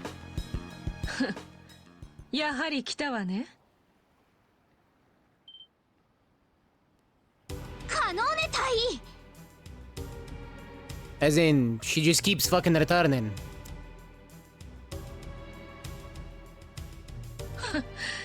元大尉ですわ。犬どもが騒がしかったからもしやと思って出てみれば、遊撃士というのはよっぽど鼻が利くみたいね。なめんじゃないわよ。あんな真似をしておいて。しかも関係ない子まで絶対に許さないんだからね。何を言ってるのかしら。私たちはただ公爵閣下の王位継承をお手伝いするだけ。部外者はすっ込んでいなさい。はあ、公爵さん、あんたまたバカなことを。誰がこのような無謀な計画に加担するか。こやつらは私のことを利用しようとしているだけだ。なんか本気で嫌がっとるみたいやね。こらメギツネ、いい加減本音を吐けや。本当の目的はリシャールの解放だろうが。そこまで分かっているなら話が早い。これより再決起作戦を開始する。あなたたち2分間だけ持たせなさい。イエスマム。こら待ちなさいよ。公爵さんはともかくレンは解放してくれても。大尉殿の決意と覚悟邪魔させるわけにはいかん。来いギルドの犬ども。この上等だ。ぶちのめしてやな。You know, I agree with Estelle. I don't care about the Duke either. Just let the child go. Or I would agree with Estelle if I didn't think that the child did it.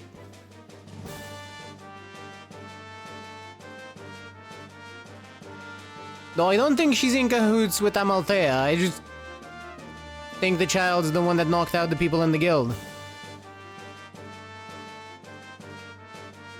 There is a high possibility that she might have known that this would happen. But I don't think she's on the same side as her.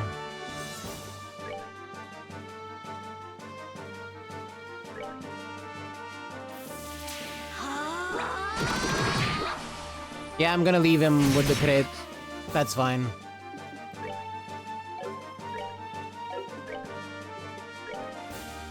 Spiral edge on that idiot.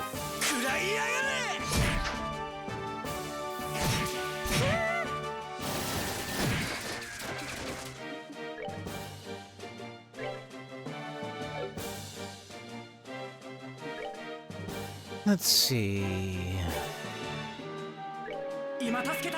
We need a heal. Thank you, priest.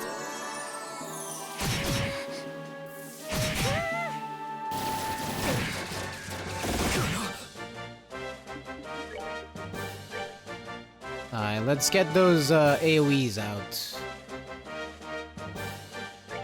Oh yeah, she's very delusional. You are very right about that, Foxy. She's a bit cuckoo.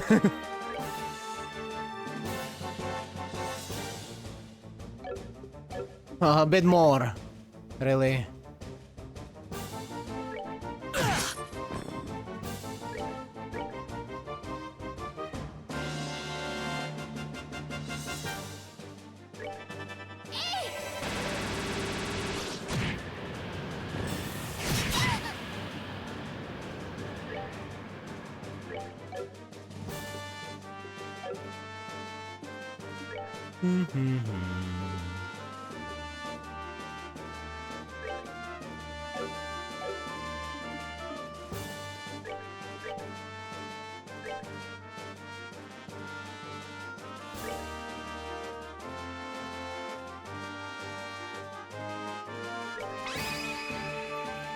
Let's see what we get with chain 3. Oh, chain 2.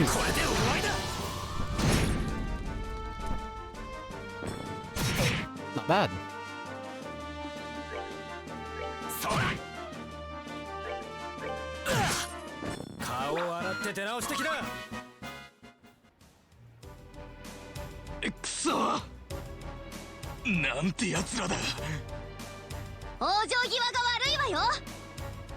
A little too devoted to her lover.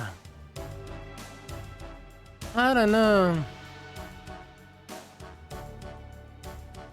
She's more like a pet.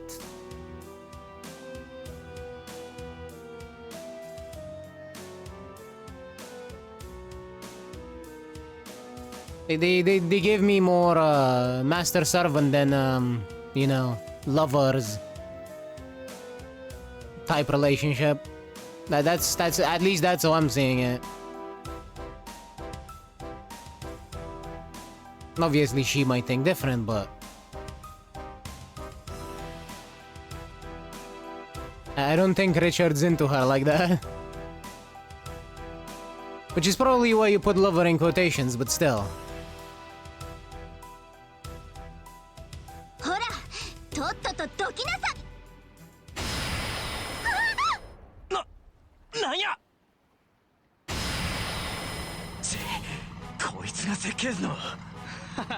間に合ったようだな。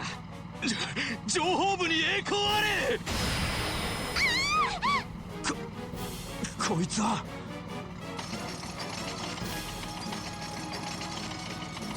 戦車。こいつがオルグイユ。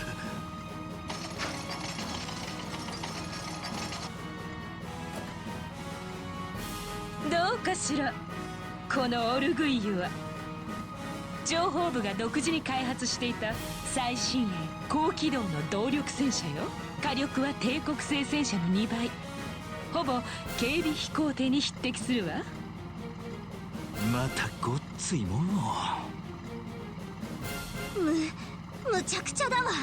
これを動かせるだけの高出力なエンジンがなかったので、完成一歩手前で保管されたけど、まさかアルセイユの新型エンジンが手に入るなんてね。空の女神は私に微笑んだみたいね。ちょっと、そんなものを使って何をするつもりなのよ。言ったでしょ、公爵閣下の即位を手伝うと。そのためには女王陛下に認めていただかなくてはね。まさか狙いは城の女王か。今頃気づいても遅いわ。このオルグイユならたやすく城門も粉砕できる。城詰めの部隊も敵ではない。お前たちはせいぜい指をくわえて見ていなさい。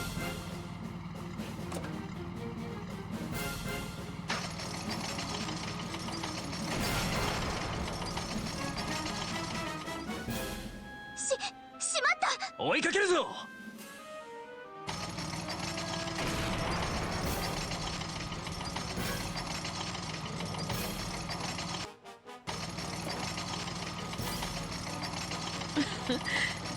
完全に引き離せたようね。このまま城をふう、どうやら間に合ったようだな。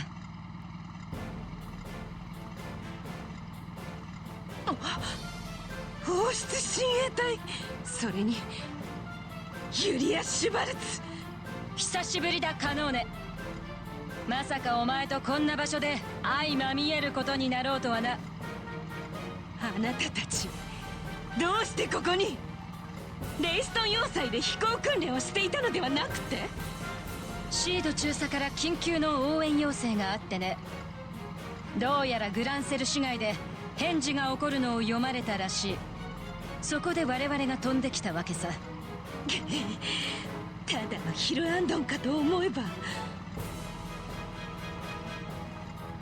中佐はリシャール大佐と同じくカシウス准将の元部下だからな。侮ったお前のミスということだ。どうやらそのようね。それであなたたち何をしようというのかしら。何？アルセイユに搭載された移動式の動力榴弾砲。そんなものでこのオルグイユに対抗できるかでも思って。対抗できぬまでも足止めくらいはできるさ。じきにシード中佐の部隊もこちらに到着するはずだ。同行した方が身のためだぞ。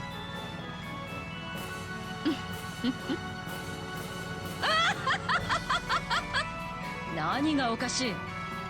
相変わらずねユリア。まっすぐで凛とした気性は士官学校の頃のまま。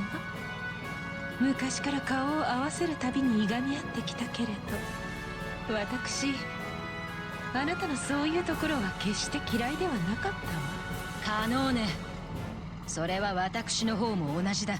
でもね、リシャール閣下の解放を邪魔するなら容赦しないわ。仕方ない。1番2番ともに発射用意。戦車の足を止めるぞ。イエスマム。撃て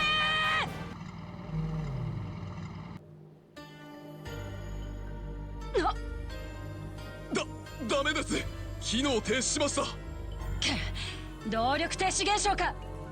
だがそんなことをすれば肝心の戦車だって。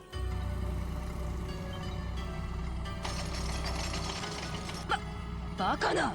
どうして動ける？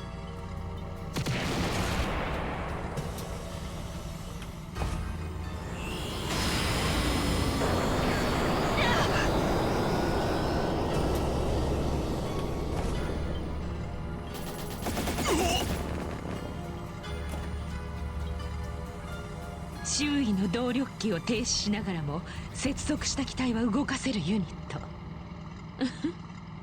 予想以上の力ですわね。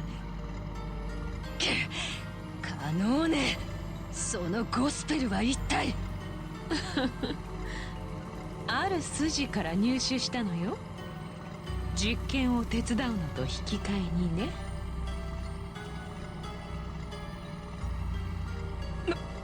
なんだあれは。新型ゴスペルを使った見食らう蛇の実験。こんな形でやるなんて。まずいな。あれが働いている間はアーツの類も使え。こうなったら奥の手を使うしかなさそうや。エステルちゃん、アガットさん、今からやることが成功すれば少しの時間だけゴスペルを停止させることができるかもしれん。その隙に戦車を足止めするで。なんだと。そんなことできるの？確率は五分と五分。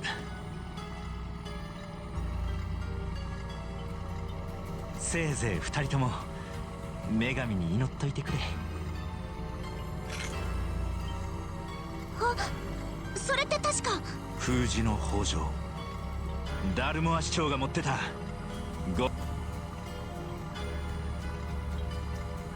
くらえ。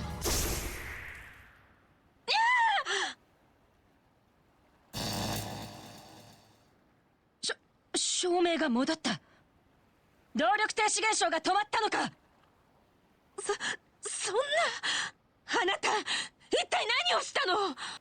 へへ、大したことはしてへんよ。アーティファクトが壊れる時に解放される膨大な動力を叩きつけてやっただけや。さすがのゴスペルもショートしたみたいやね。バカな。警備員さんナイス。低下したぞ不良神父。いやー、それほどでも。だからどうしたというの。ゴスペルなど使えなくてもお前たちごとき敵ではない。オルグイーの力見せてやるわ。ユリア隊、ゴスペルがショートした影響で戦車の機能も低下しとるはずや。足止めするなら今しかない。そうか、分かった。ユリアさんよろしく。おっさん直伝の剣技見せてもらうぜ。心得た。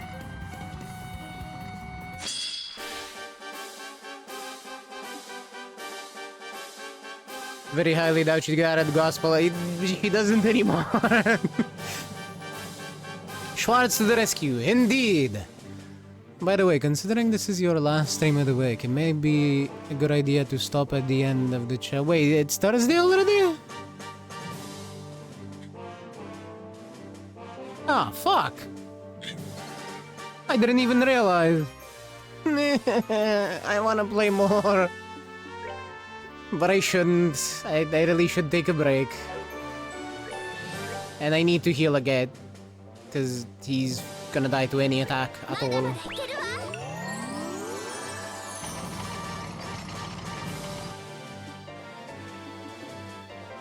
Okay, they didn't attack. Lovely. Thank you.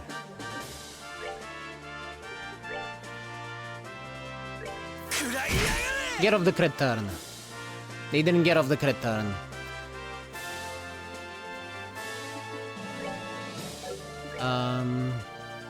I will take some healing. Thank you very much.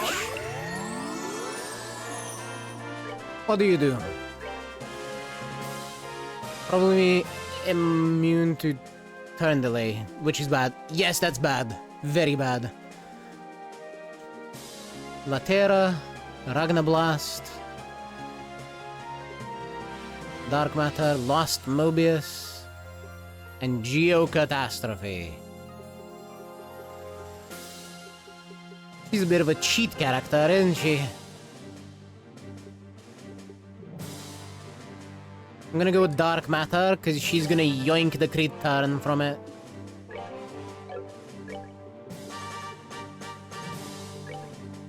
And also hit it with, I would love to hit it with Clock Down. You know what? I'm gonna hit it with Clock Down. I'm gonna waste that crit, but slow it a little bit.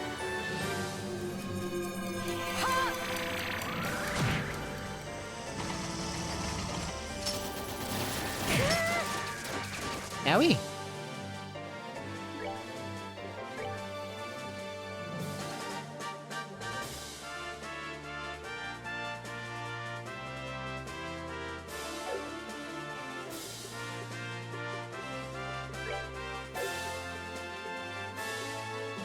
Let's go with Soul Blood, I guess.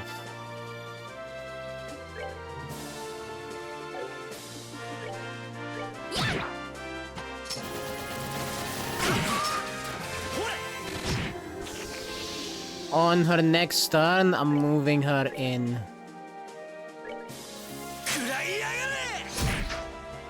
Yeah, it does resist turn delay.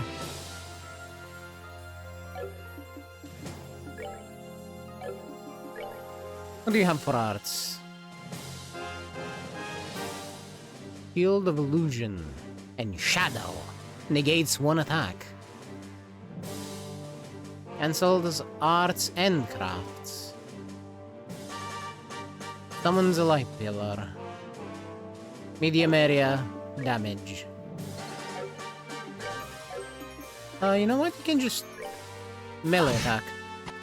And you'll be in range for AoE heals.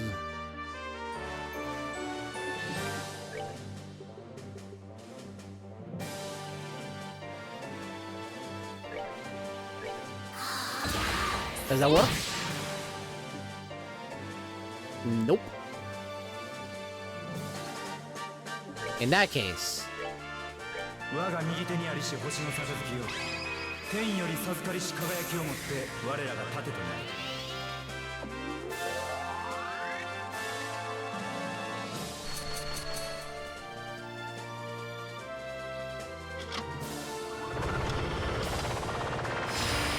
Nice cannon you have there.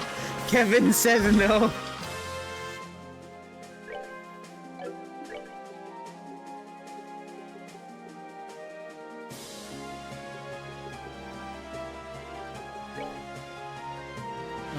Fire seems to be the only element that doesn't work very well on it.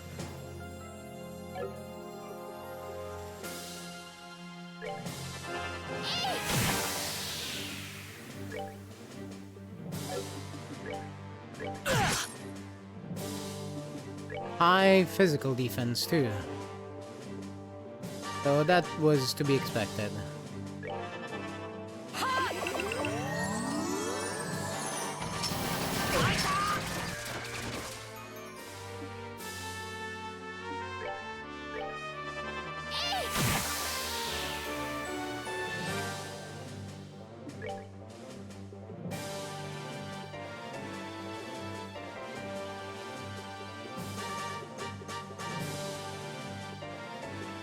Not having access to all of the nice buffs that I normally have access to really sucks.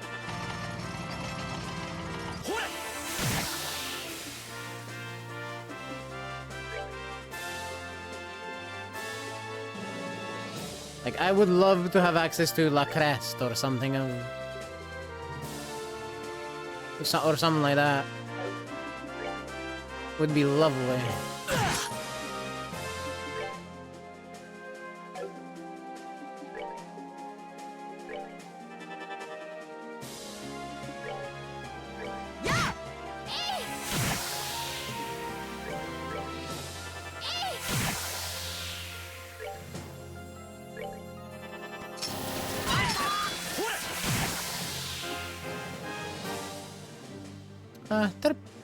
They'll probably live another turn.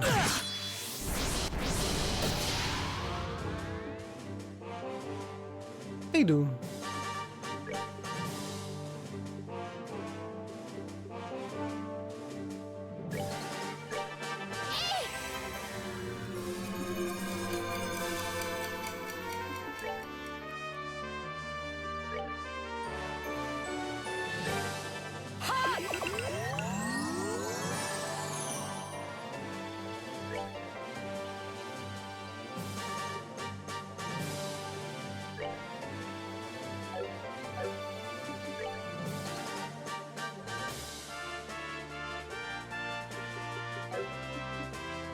No, we just attack with more water.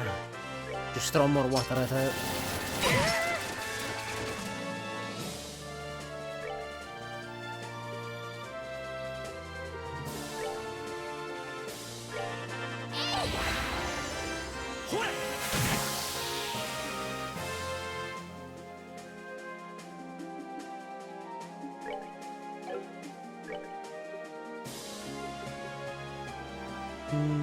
horseback foes.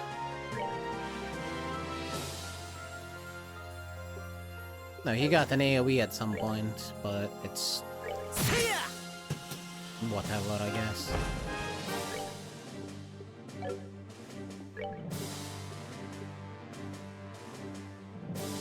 Can you cancel it, or will you just die?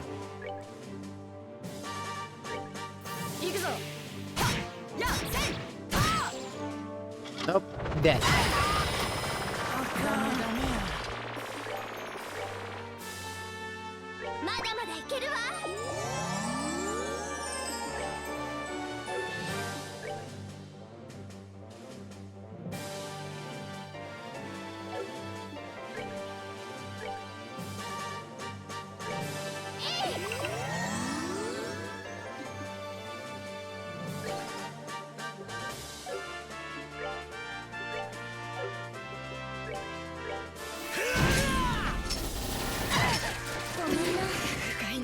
Yeah, this is gonna take a nice soul retry.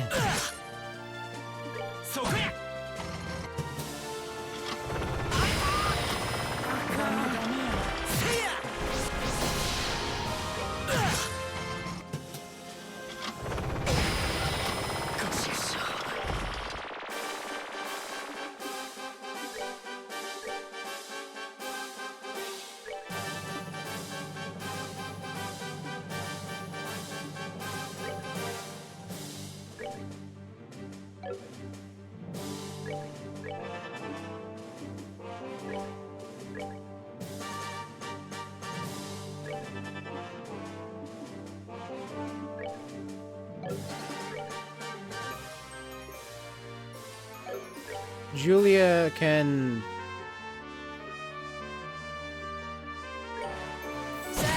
really not use a lot of stuff that's good for this fight.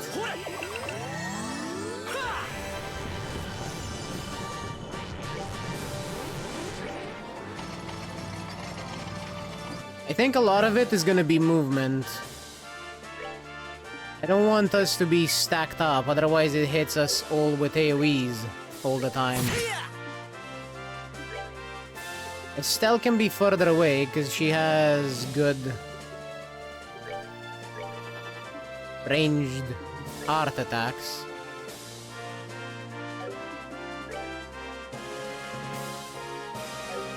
And she, well, kinda sucks, so I'll shove her wherever.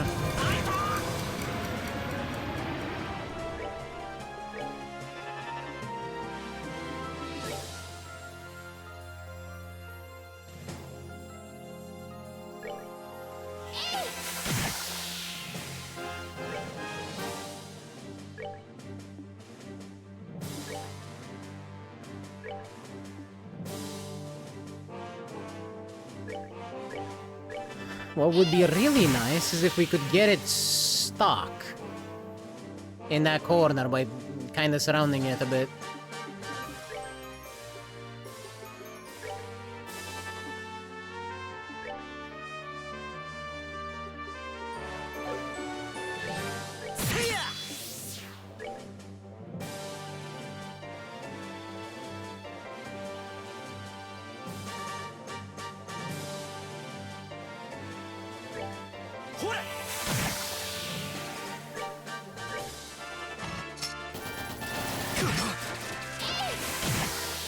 Whatever, you can crit tag it all you want.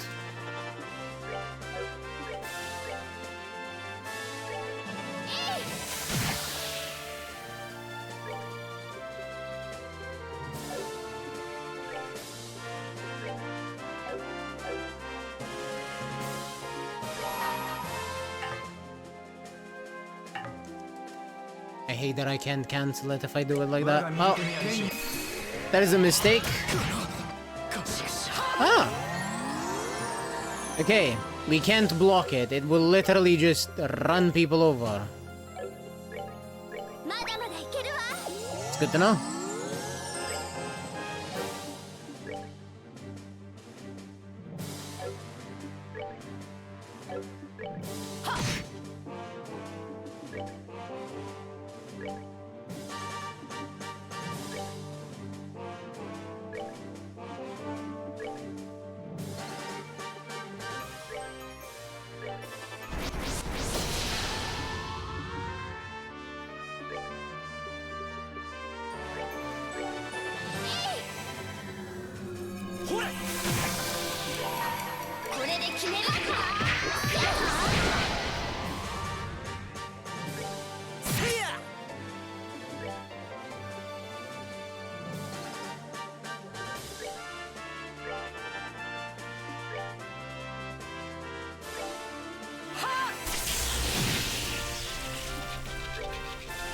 Barely any damage.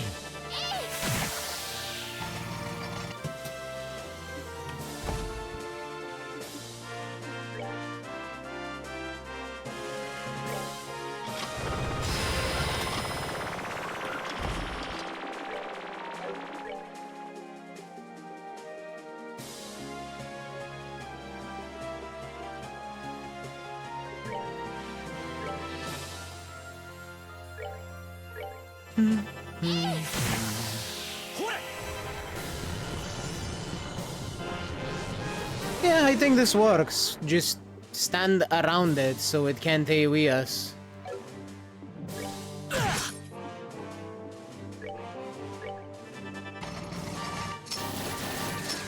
Everything else can be blocked.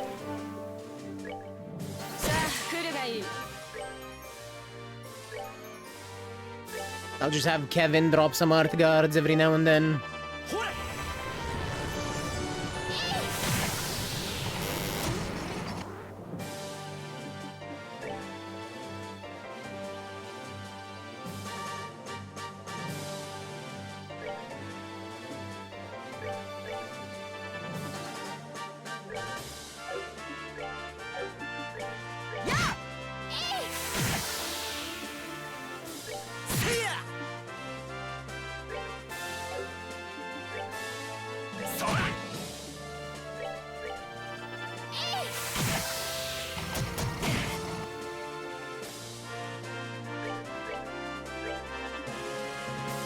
And I should have him attack with arts instead.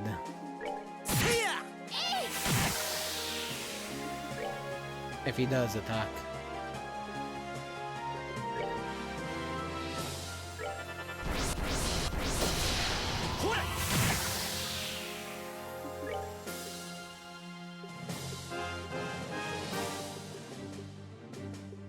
Where's the EP charger?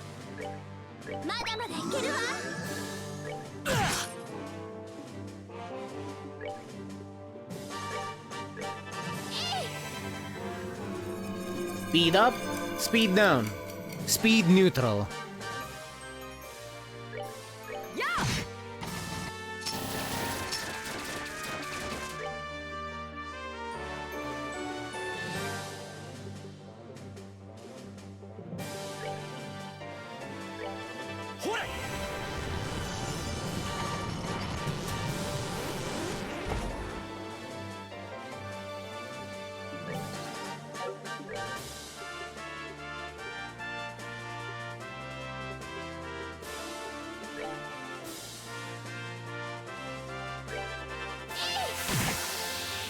Kevin will take no damage from that. Oh no, they hit Julia a little bit.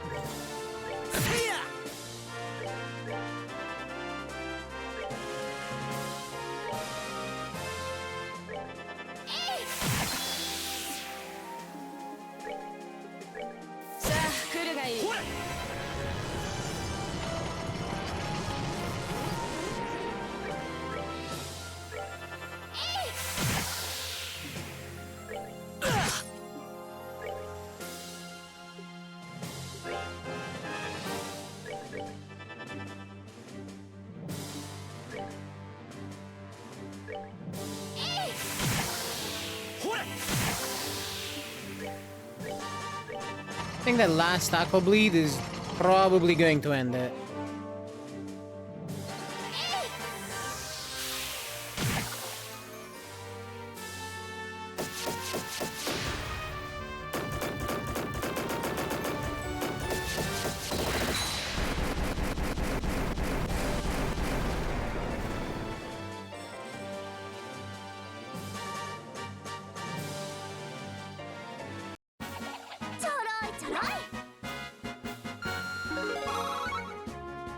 Holy explosions, it sure went off.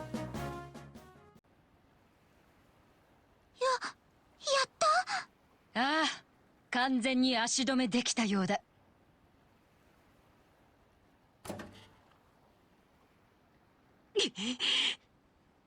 ってくれたわね。カノーネ、お前の負けだ。今度こそ潔く投降してくれ。ふざけるな。こんなことで閣下の解放を諦められるものですか。ユリア、遊撃士ども、これで最後よ。いざ尋常に勝負なさい。戦車まで使っといて虫がいい気はするけど、いいわよ、やってやろうじゃない。お前との決着をつける時が来たようだ。行くぞカノーヌ。 Correction. Brought a tank to a sword fight and lost. You have to make that very clear.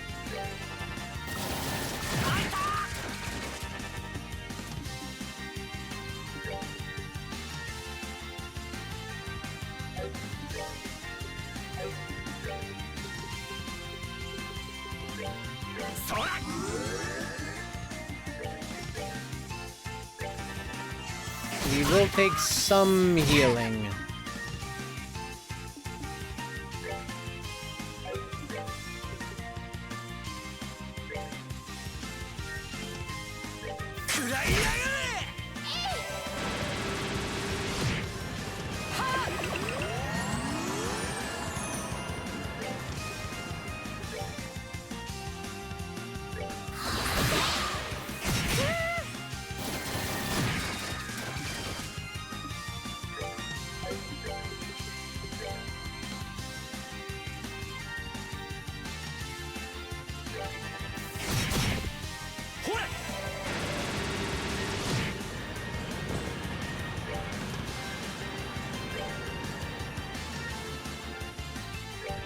Out there.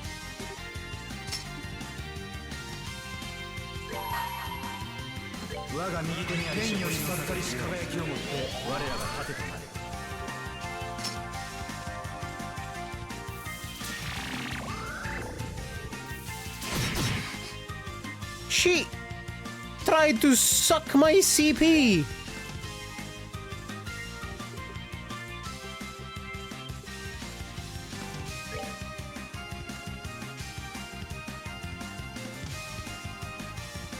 Photon laws.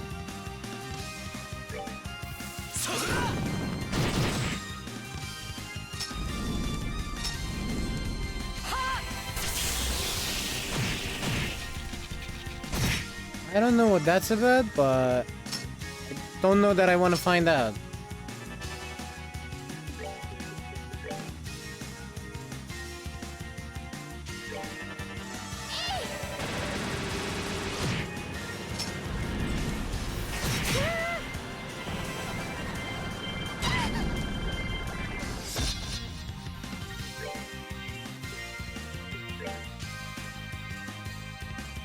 I see that they're ganging up on Kevin back there.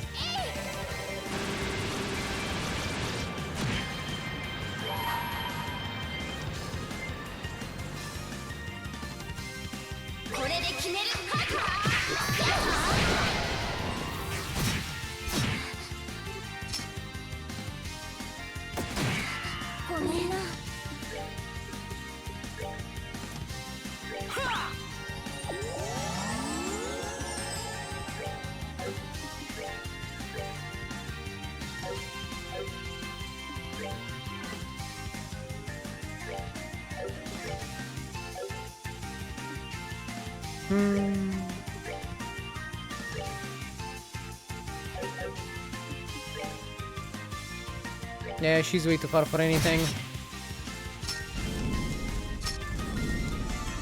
Oh, they just explode.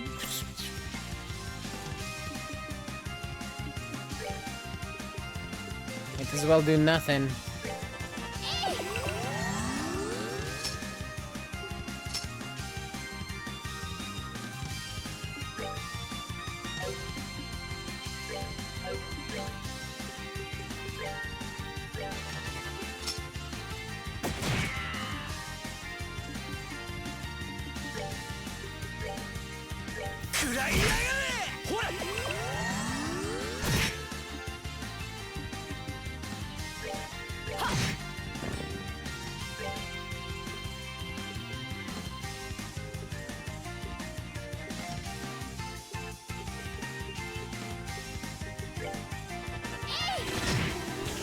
Wonder if she can be stunned.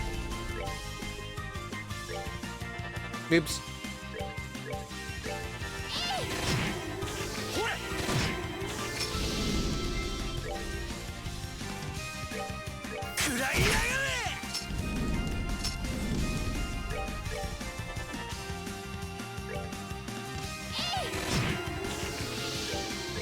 Probably not.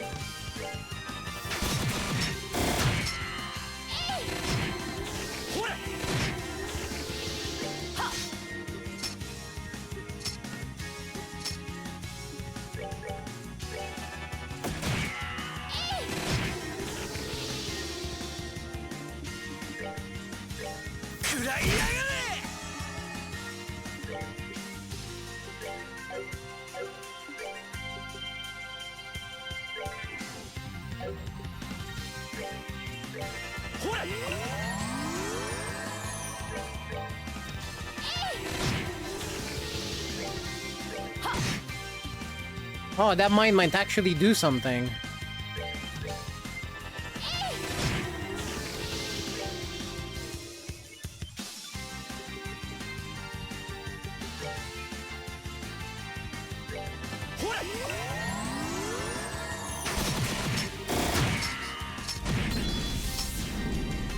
They barely do any damage. She's literally just wasting turns placing those. He's so bad.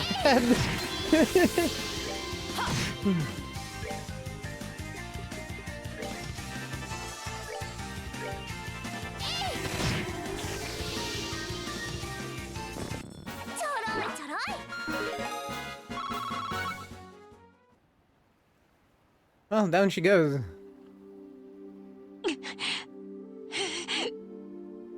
Couldn't win with the cannon? Let's be honest, there was no way she was gonna win without the cannon. リシャル閣下。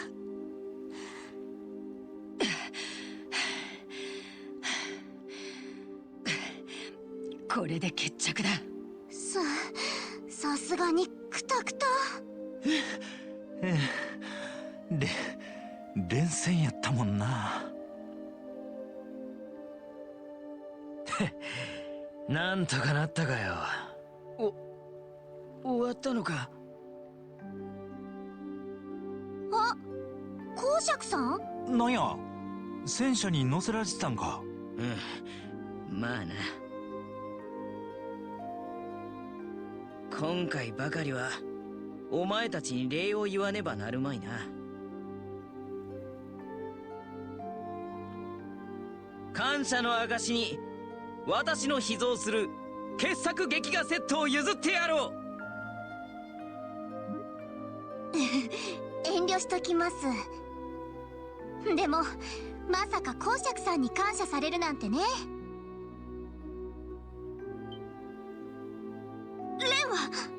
レンは無事なの？いきなり何なのだ。なんだそのレンというのは。女の子よ。白いドレスを着た戦車の中にはいないの？そやつら以外は私しかいなかったが。ちょっとレンをどうしたのよ。どこに閉じ込めているの？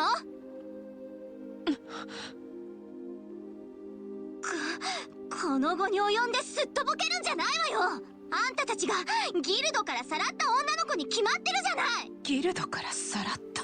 そうか、そういうことだったのね。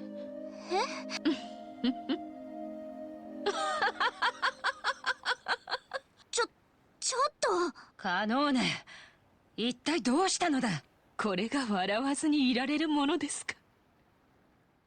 私が閣下のために数々の謀略を成し遂げてきたこの私があんな小娘ごときにまんまと利用されたなんて。小娘なんて失礼ね。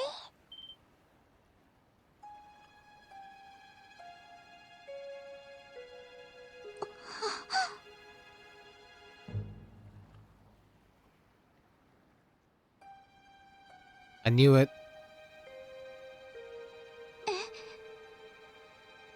こんばんは。月がとっても綺麗な晩ね。今宵のお茶会は楽しんでいただけたかしら？なんや子供。レン、何やってんの？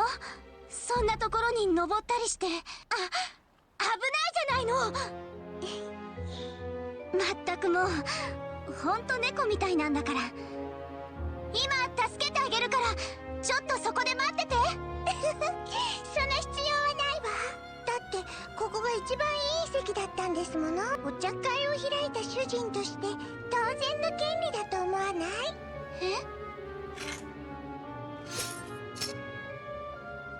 執行者ナンバー15、殲滅天使レン。そんな風に呼ばれているわ。ちょっと品がなくてあまり好きじゃないんだけど。嘘。こんな子供が見食らう蛇の一員だと。結社に子供も大人もないわ。使えるか使えないか、それだけ。レンはとっても使えるの。昔の漆黒の牙みたいにね。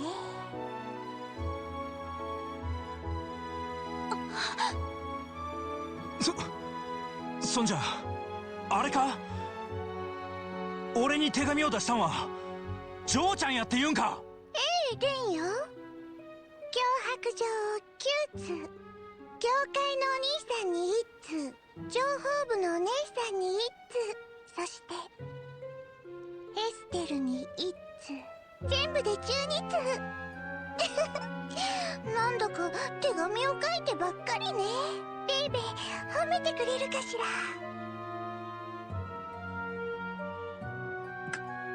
この状況を全部作り上げたのか？だってレンはみんなをお茶会に招待した主人だもの。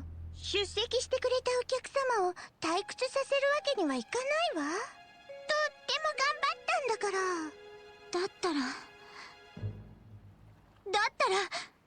パパとママは？レンのお父さんたちは一体どうしちゃったのよ？なんだ、まだ気づいてなかったのね。実はレンって結構すごいのかも。それともエステルたちが鈍いだけなのかしら？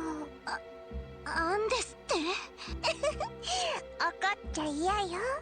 これのことでしょ。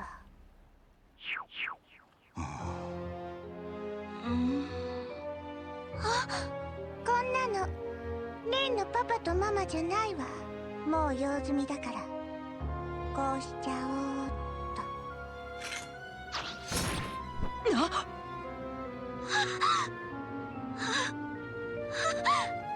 んた何をやってんのよ！落ち着けエステル。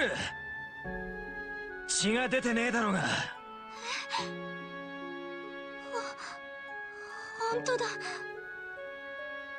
結社が作った自動人形、しかも人間そっくりなやつか。とんでもないでほんま。レンがそばにいないと人間らしく操れないんだけどね。でも人形の騎士のペドロにも負けない自信はあるわ。ああ、でも今回は誘拐されたりお茶会の主人になったりしたから、ピーヤ姫の役も多かったかしら。冗談きついで。さてと、本当のパパとママを呼ばなくちゃ。来て、パテルマテ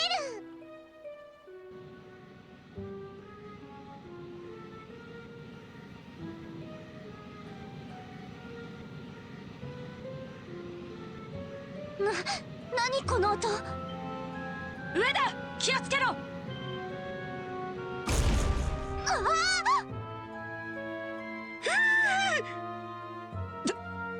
でかい。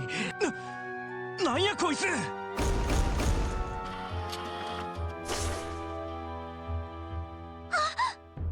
ゴスペルを。これがレンのパテルマテル。パパのように大きくてママのように優しいの。それ以外のパパとママなんていらない。目標発見。何あれ。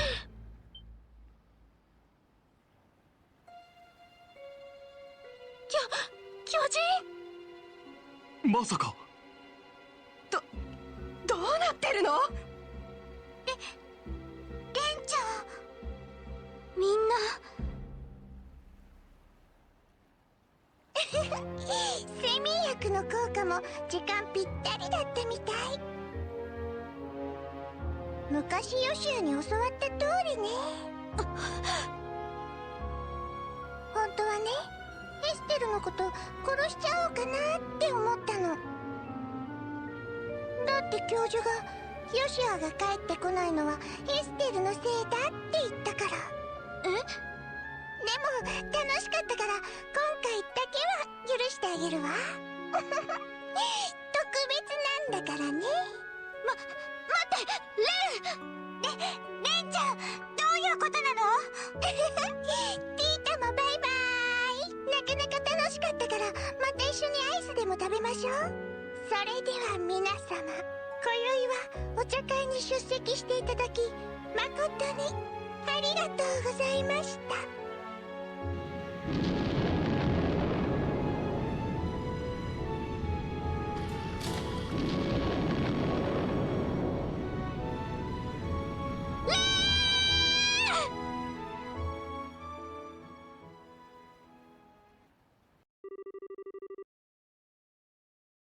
The Royal Army spent the night searching with an entire airship squadron. But they could not find...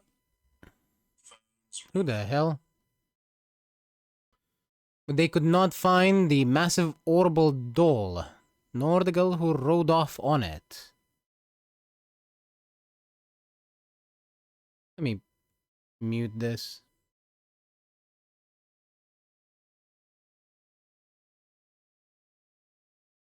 Yes, my phone was indeed ringing.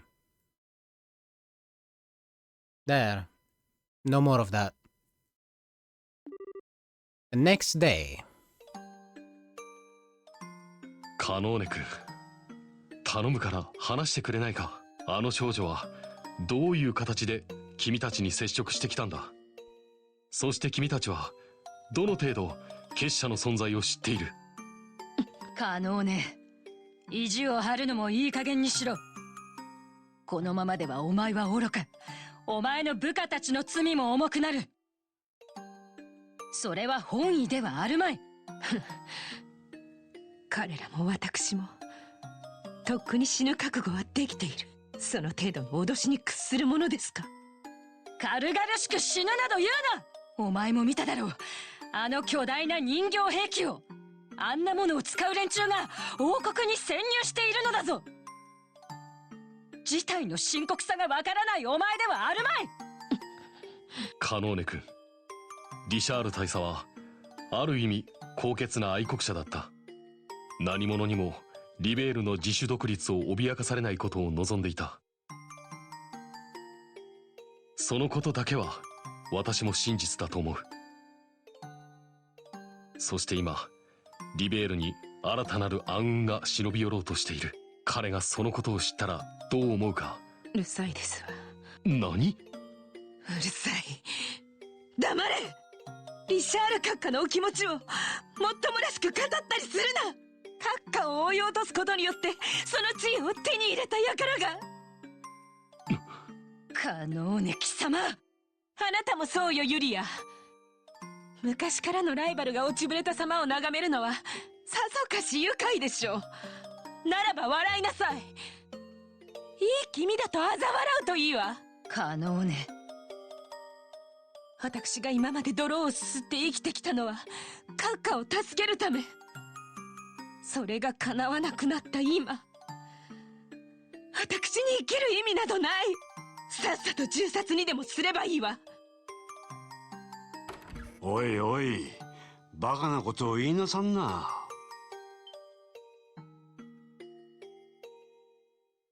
邪魔させてもらうぞ。准将、どうしてこちらに？今回の事件について陛下と相談したいことがあってな。それとは別の用事もあって先ほど王都に到着したばかりだ。そうでしたか。ご多忙の中お疲れ様です。 The evil munchkin took advantage of her for sure, and she did have it coming, you're right. Wait, whose sprite was broken? Well, whoever it was, I obviously didn't see it. But it happens, it happened. Was it Olivia again? Oh, Sid. Fair enough.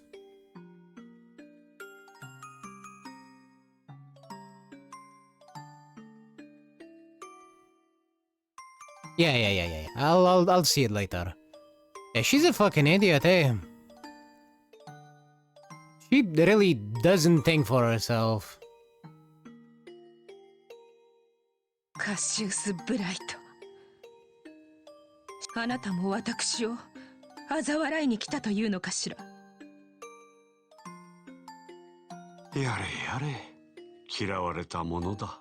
これでもリシャールに負けないくらいの男前だと自負しているんだがな。ふざけるな！あなたさえいなければ閣下はリシャール閣下は準将、あまり彼女をからかわないでもらえませんか。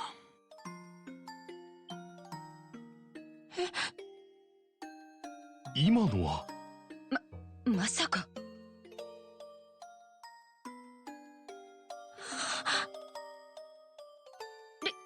リシャール大佐。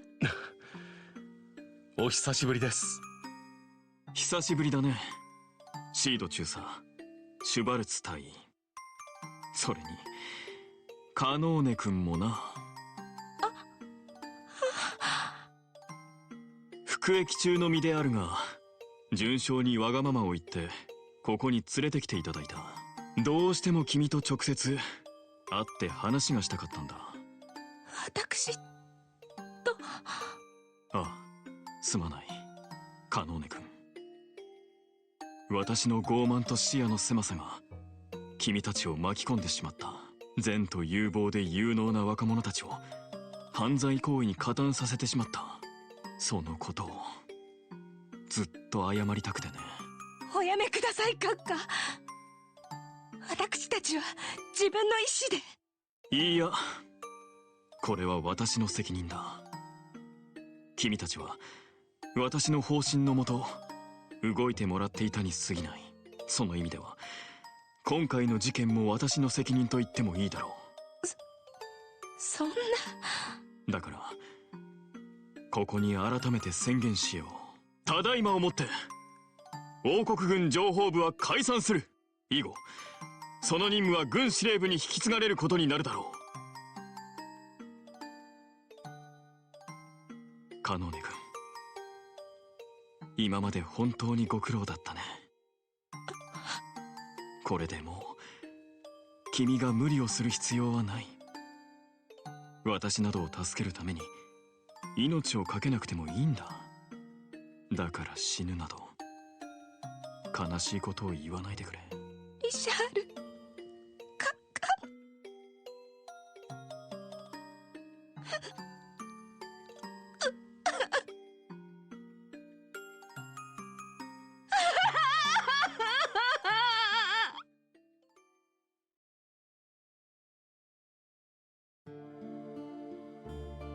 そうですか。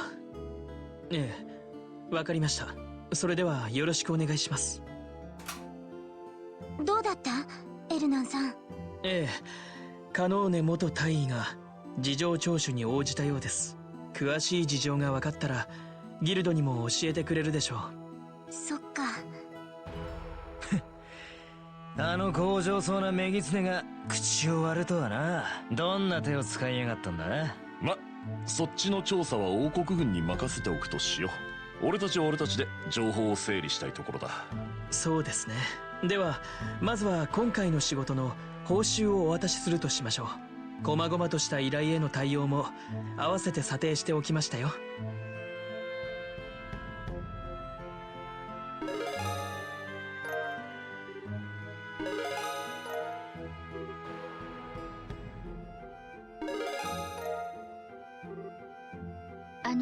エステルさん、本当にレンちゃんは結社の。うん、執行者の一人で殲滅天使って名乗ってた。本人が言ってたから間違いないわ。そうですか。でもあんな女の子が結社の手先だなんて。しかも執行者ってものすごい使い手なんだよね。何かの間違いなんじゃないかな。うん、多分本当だと思う。ヨシアも同じくらいの年で執行者だったみたいだから。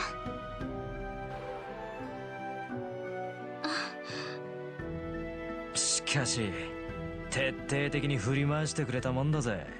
女狐にゴスペルを渡して戦車を使った再決起をそそのかしたのもあのガキだったみてえだし、各方面に脅迫状を送ったのもあの子だったみたいね。一体何のつもりだったのかし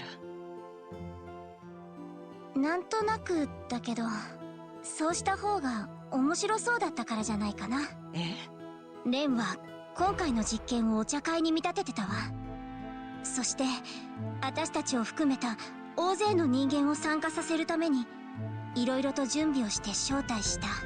そんな気がするのよね。呆れたわね。脅迫状の一件があったからオートに来たのは確かだけど。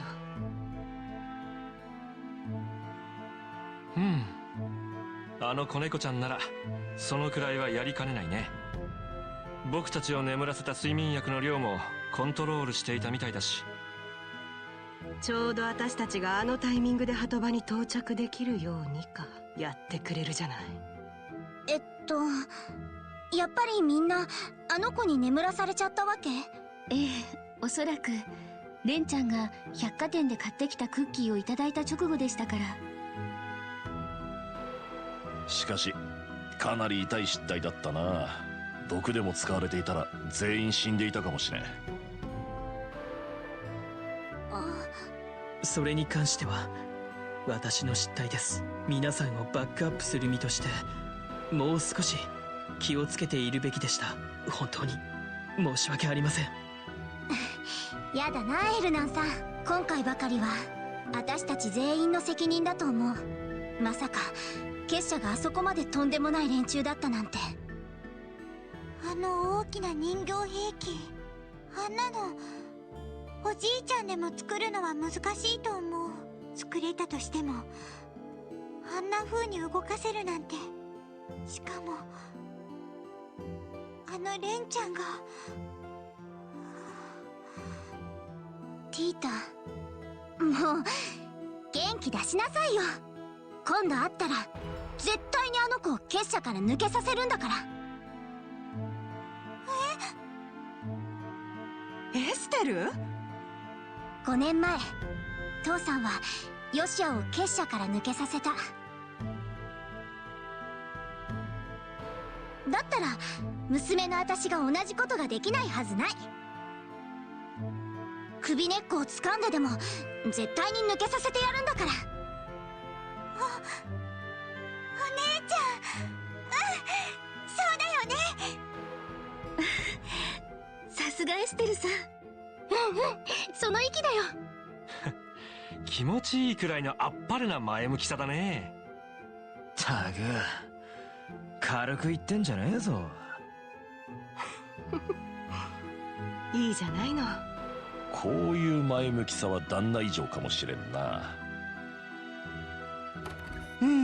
ええなあ。ますます惚れてしまいそうや。ケビン神父、お待ちしていましたよ。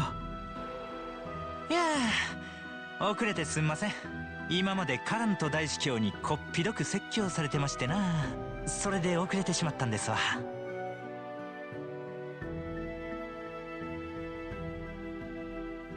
どうした？俺の顔に何かついとる？今更といえば今更な質問なんですけど、結局ケビンさんって何者なの？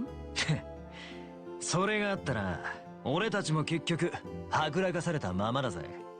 もちろん普通の神父さんじゃないんですよね。そやな。改めて自己紹介しようかな。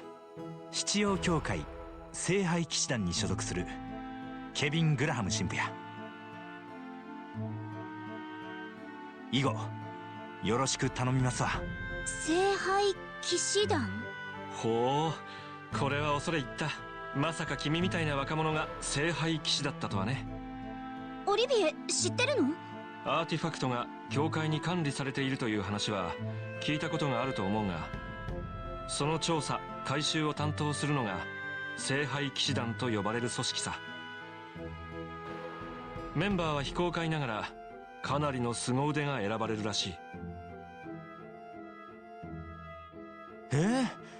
詳しいですやん。残念ながら俺は騎士団でもペーペーの新米でしてな。凄腕っちゅうのは過大評価ですね。アーティファクトの回収。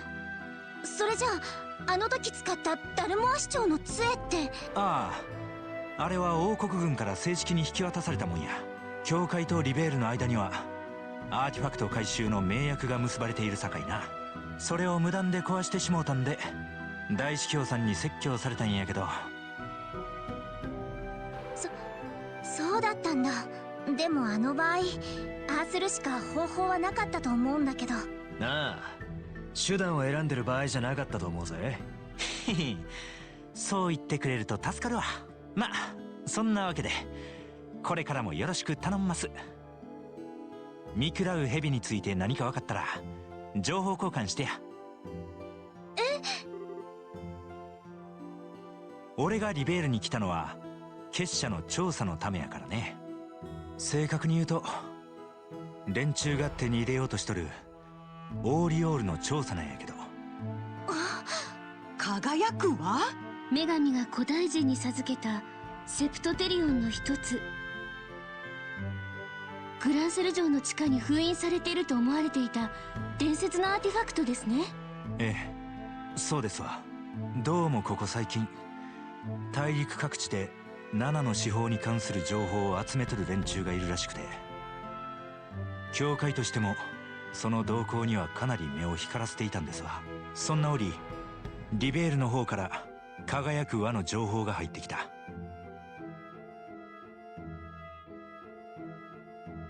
そこで真偽を確かめるべく新米の俺が派遣されたわけです。そうだったんですか。それじゃあ、輝く輪って本当にリベールにあるわけ？封印区画になかったってことはただの伝説だと思ってたけど。そもそもどういうものかも分かっていないそうじゃない。ま、そのあたりの真偽を調べるのも俺の仕事なわけや。今日来たのはこちらの事情を説明させてもらおうと思ってな。つまりまた何かあった時はお互い協力しようってこっちゃ。なるほどね。こちらも望むところよ。そうだな、こちらとしても助かるぜ。仕方ねえ。困ったことがあったら連絡しな。おおきに。ほな今日のところはこれで失礼させてもらいますわ。またな皆さん。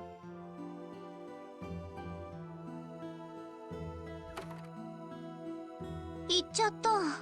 オリビエとは違った意味で毒気を抜かされる神父さんね。僕に言わせればまだまだ修行不足かな。もう少し優雅さが欲しいところだね。あんたの世まいごとのどこに優雅さがあるっていうのよ。しかし輝く輪ですか。結社が各地でゴスペルを使った実験をしているのと何か関係があるんでしょうか。そうですね、その可能性は否定できません。ちなみに今回の事件で彼らは3つの地方でゴスペルの実験を行ってきたことになります。この分だと残りの地方でも実験が行われるかもしれませんね。そっか。オートでの騒動も片付いたし、移動した方がいいのかしら。となるとロレント地方かボース地方になるわね。はい、こちら遊撃士協会グランセル支部です。なんと、そうですか。了解しました。こちら、それでは。エルナンさん、どうしたの？あのメギツネの取り調べでも終わったか？いえ、それとは別件です。どうやら昨夜ボース地方に空賊団の残党が現れたそうです。情報部に空賊団。やたらと忙しい夜だったんだな。で、一体どこに現れたんだ？以前彼らがアジトにしていた霧降り峡谷の砦だそうです。現在軍の飛行訓練場として使用されているそうですが、彼らはそこに保管されていた空賊艇を奪って逃走したそうです。なんですって？ほほう、ミュラーが受け取りに行ったあれか。ちょっと待ってよ。なんだかあまりにもタイミングが良すぎない？もしかしてそれも結社が絡んでいるとか？可能性は否定できませんね。その意味ではこの次に皆さんに向かっていただくのはボース地方がいいかもしれません。確かに。いいんじゃねえのか？今の時点じゃロレントとボースのどちらで事件が起こるかわからねえしな。うん。ってアガットも一緒に来てくれるわけ？情報部の残党の蹴りがついて俺たちの仕事も一段落した。敵は相当手強いみたいだし、俺も助立ちしようと思ってな。本当？アガットさんが一緒に来てくれるんだ。銃剣の威力当てにさせてもらうわよ。ま、一つよろしく頼むぜ。なあ、こっちこそな。あ、もしかしてアネラスさんも一緒とか？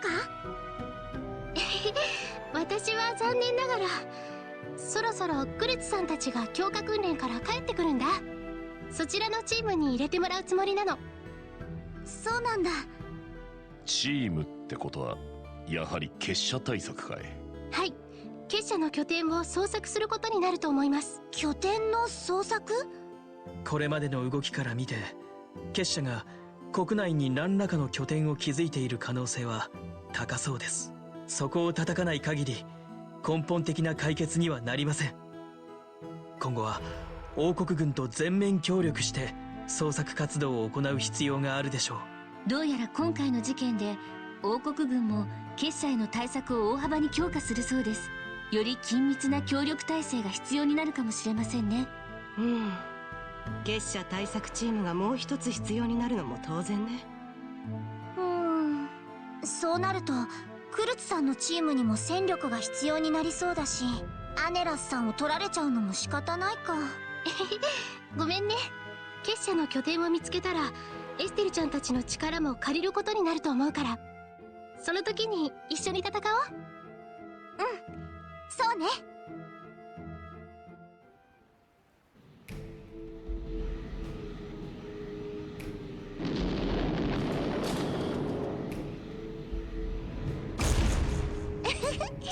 イノシシみたいな飛行艇は全部売り切れたわね。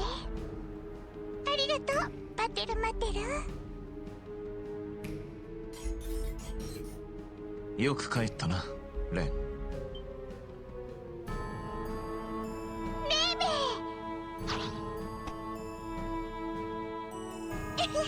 ただいま。言われた通りちゃんと実験してきたわ。あ、ご苦労だった。しかし随分と派手にやったものだな。だって今回は人を殺しちゃダメって言われてたんですもの。つまらないからせめて賑やかにさせてもらったの。おかげでとっても楽しいお茶会が開けたわ。そうか。実験の結果はどうだった？そうね、悪くないんじゃないかしら。教会のお兄さんの裏技に邪魔されちゃったけど、動作も安定していたし十分実戦で使えると思うわ。そうか。でもゴスペルって量産はできないんでしょ？兵器として使えるかどうかはちょっと微妙だと思うんだけど。量産する必要はないからな。今回の実験にしてもあくまで新型のゴスペルの潜在能力を測るのが目的だ。別に兵器を作ることが目的というわけじゃない。あら、そうなの？まあいいわ。あんまり興味はないしね。ねえ、それよりヨシュはまだ見つからないの？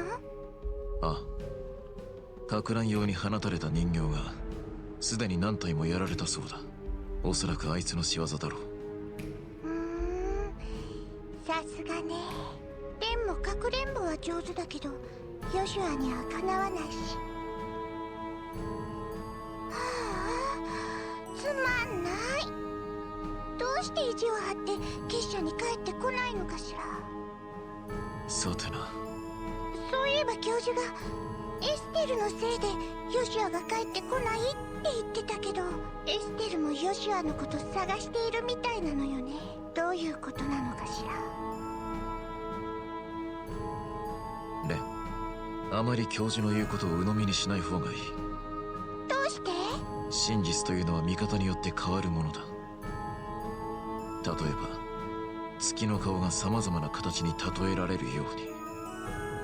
ウサギさんとかカニさん？ああ、教授が語る真実とレンにとっての真実は別物だ。実際に見て感じたことからレンなりの真実をつかむといい。難しくてよくわからないけど、レンエステルたちのこと割と気に入っちゃったかも。今度会ったとしてもいきなり殺したりはしないわ。それでいい。偉いぞレン。ご苦労だったね。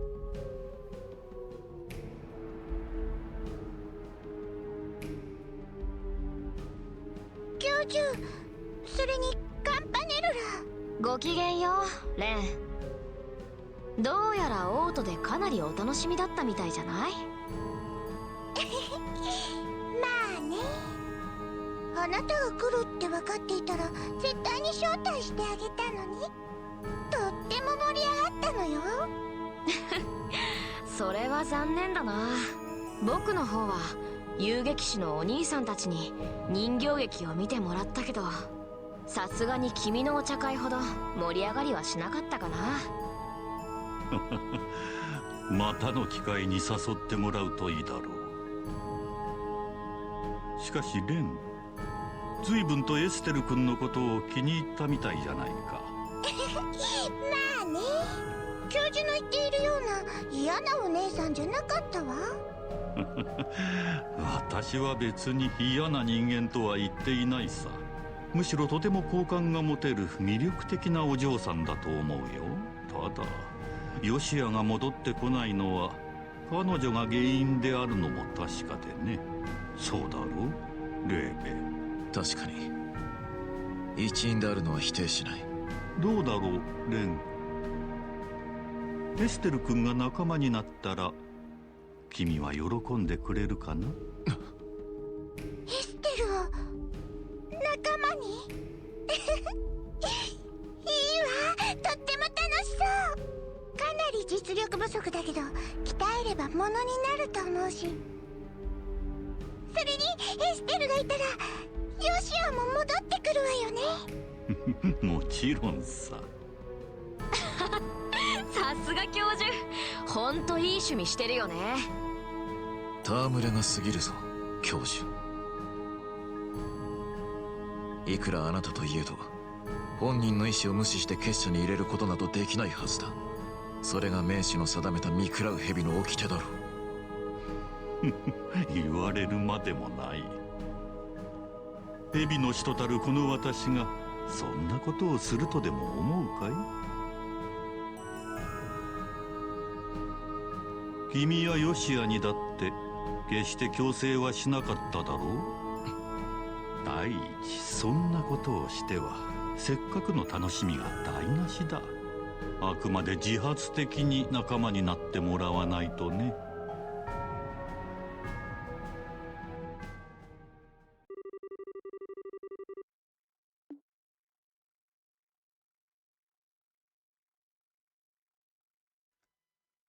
Olivia, teacher of elegance, when bulls fly.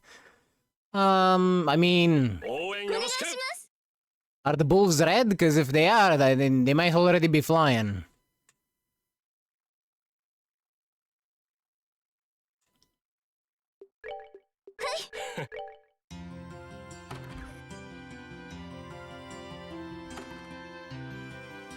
さてと、次はボース地方ね。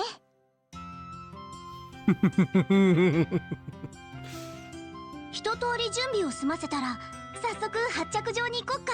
まあ空賊の事件については王国軍が捜査してるはずよ。緊急性もなさそうだし、すぐに行く必要はないかもね。残った仕事を片付けてから出発してもいいってことね。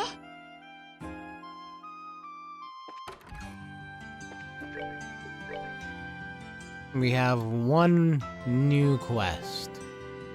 Monster possesses powerful all-target arts. Reports suggest it may be weak to water arts.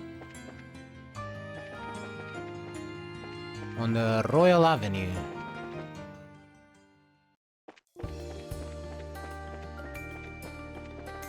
Okay, let's look for it.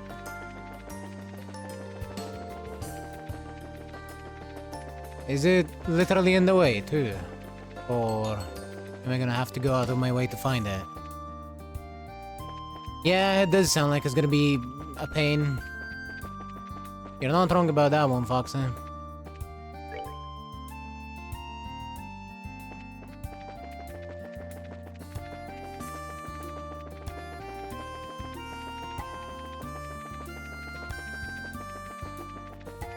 Powerful all-target art sounds annoying at best. Well, it ain't here.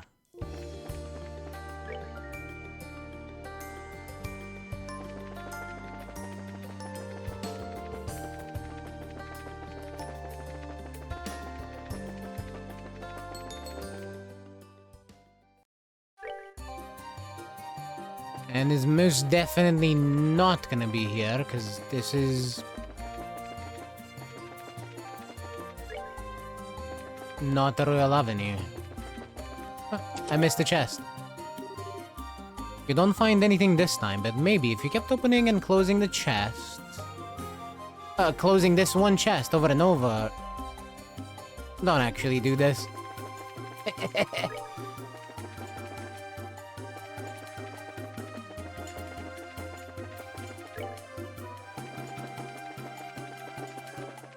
Now I kinda wanna do it.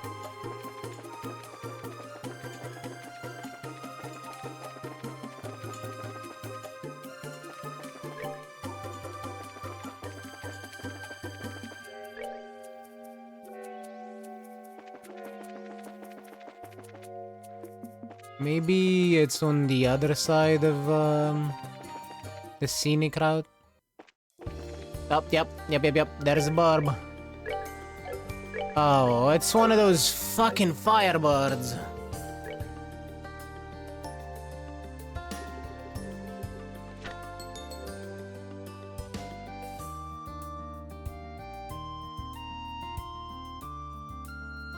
Flame Velger. Fine. Yep, AoE firebird. Absolutely hate these things.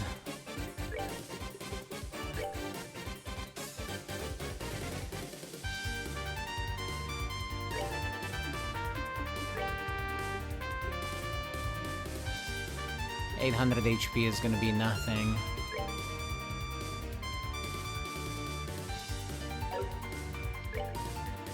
Let's see if this works. It did. Lovely.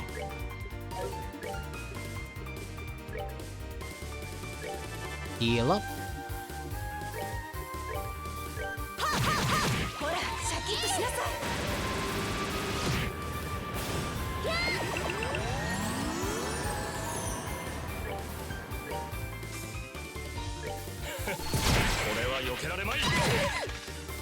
That one ran away.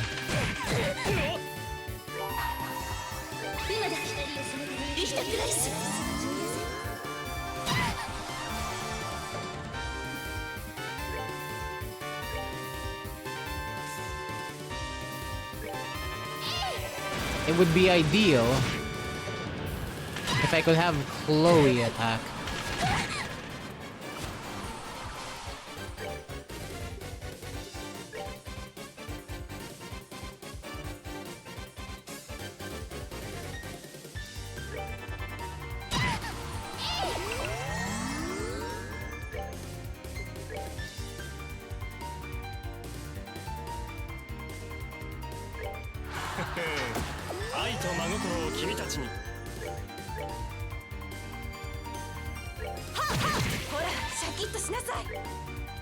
Let's see.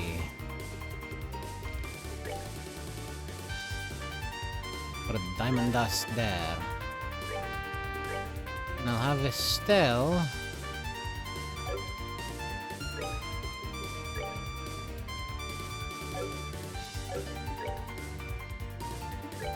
Taunt. And they resisted.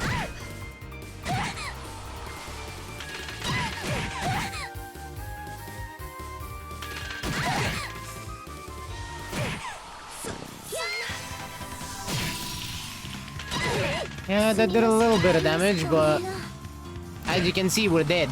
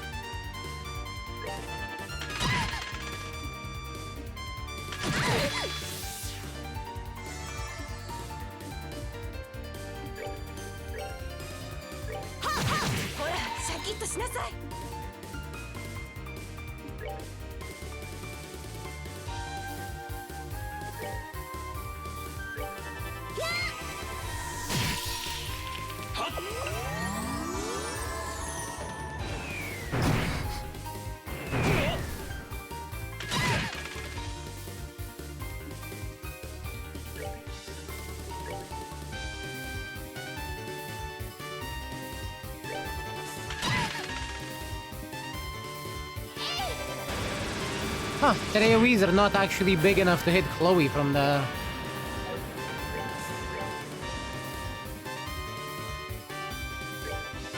Interesting.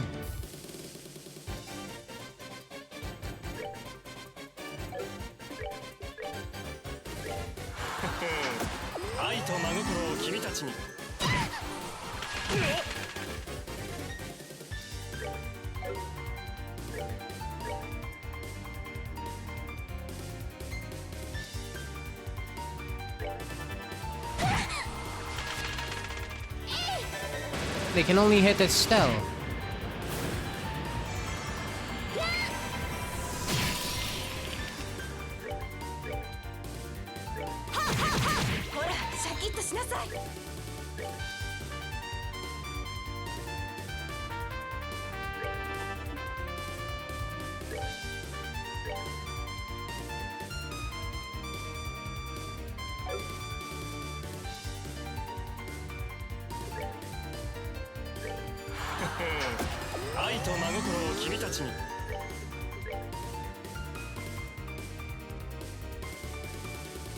As far as healing goes, we're getting fuck all, but... it is what it is.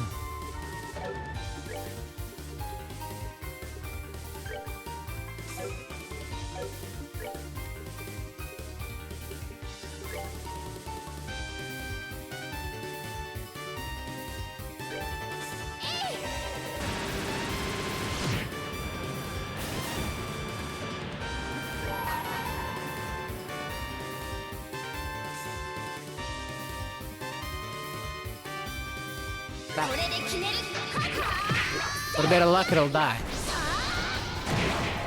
Nice.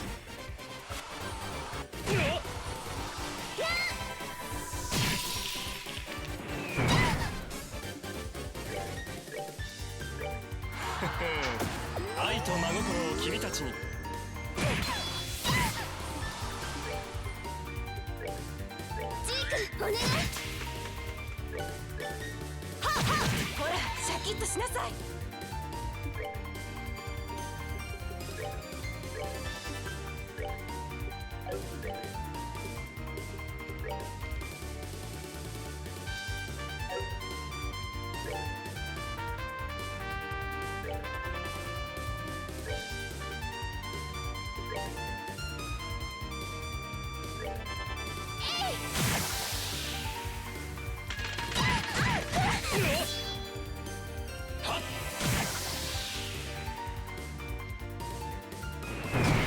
Please don't kill anyone? Okay, didn't kill anyone.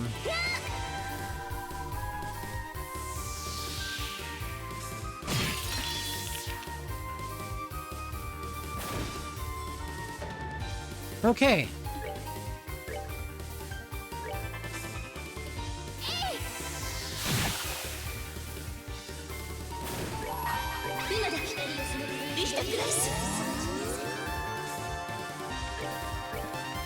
Interestingly enough, we got to the point where Chloe's art is not...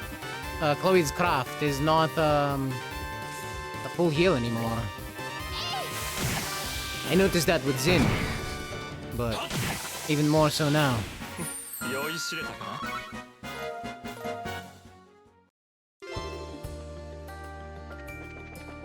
Where even Estelle... Yeah, it's a huge AoE heal, but it's not a full HP heal anymore. Even on Estelle. Though I have to assume that at some point it'll upgrade. We'll get the 2 version.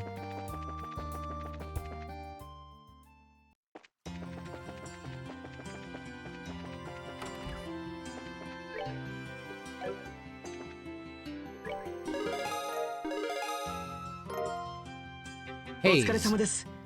無事に目的を達成できたみたいですね。何かいら From ranking up. Let's check it. To Earth and 3 Mirage. Enemies become unaware of your presence. It could be better.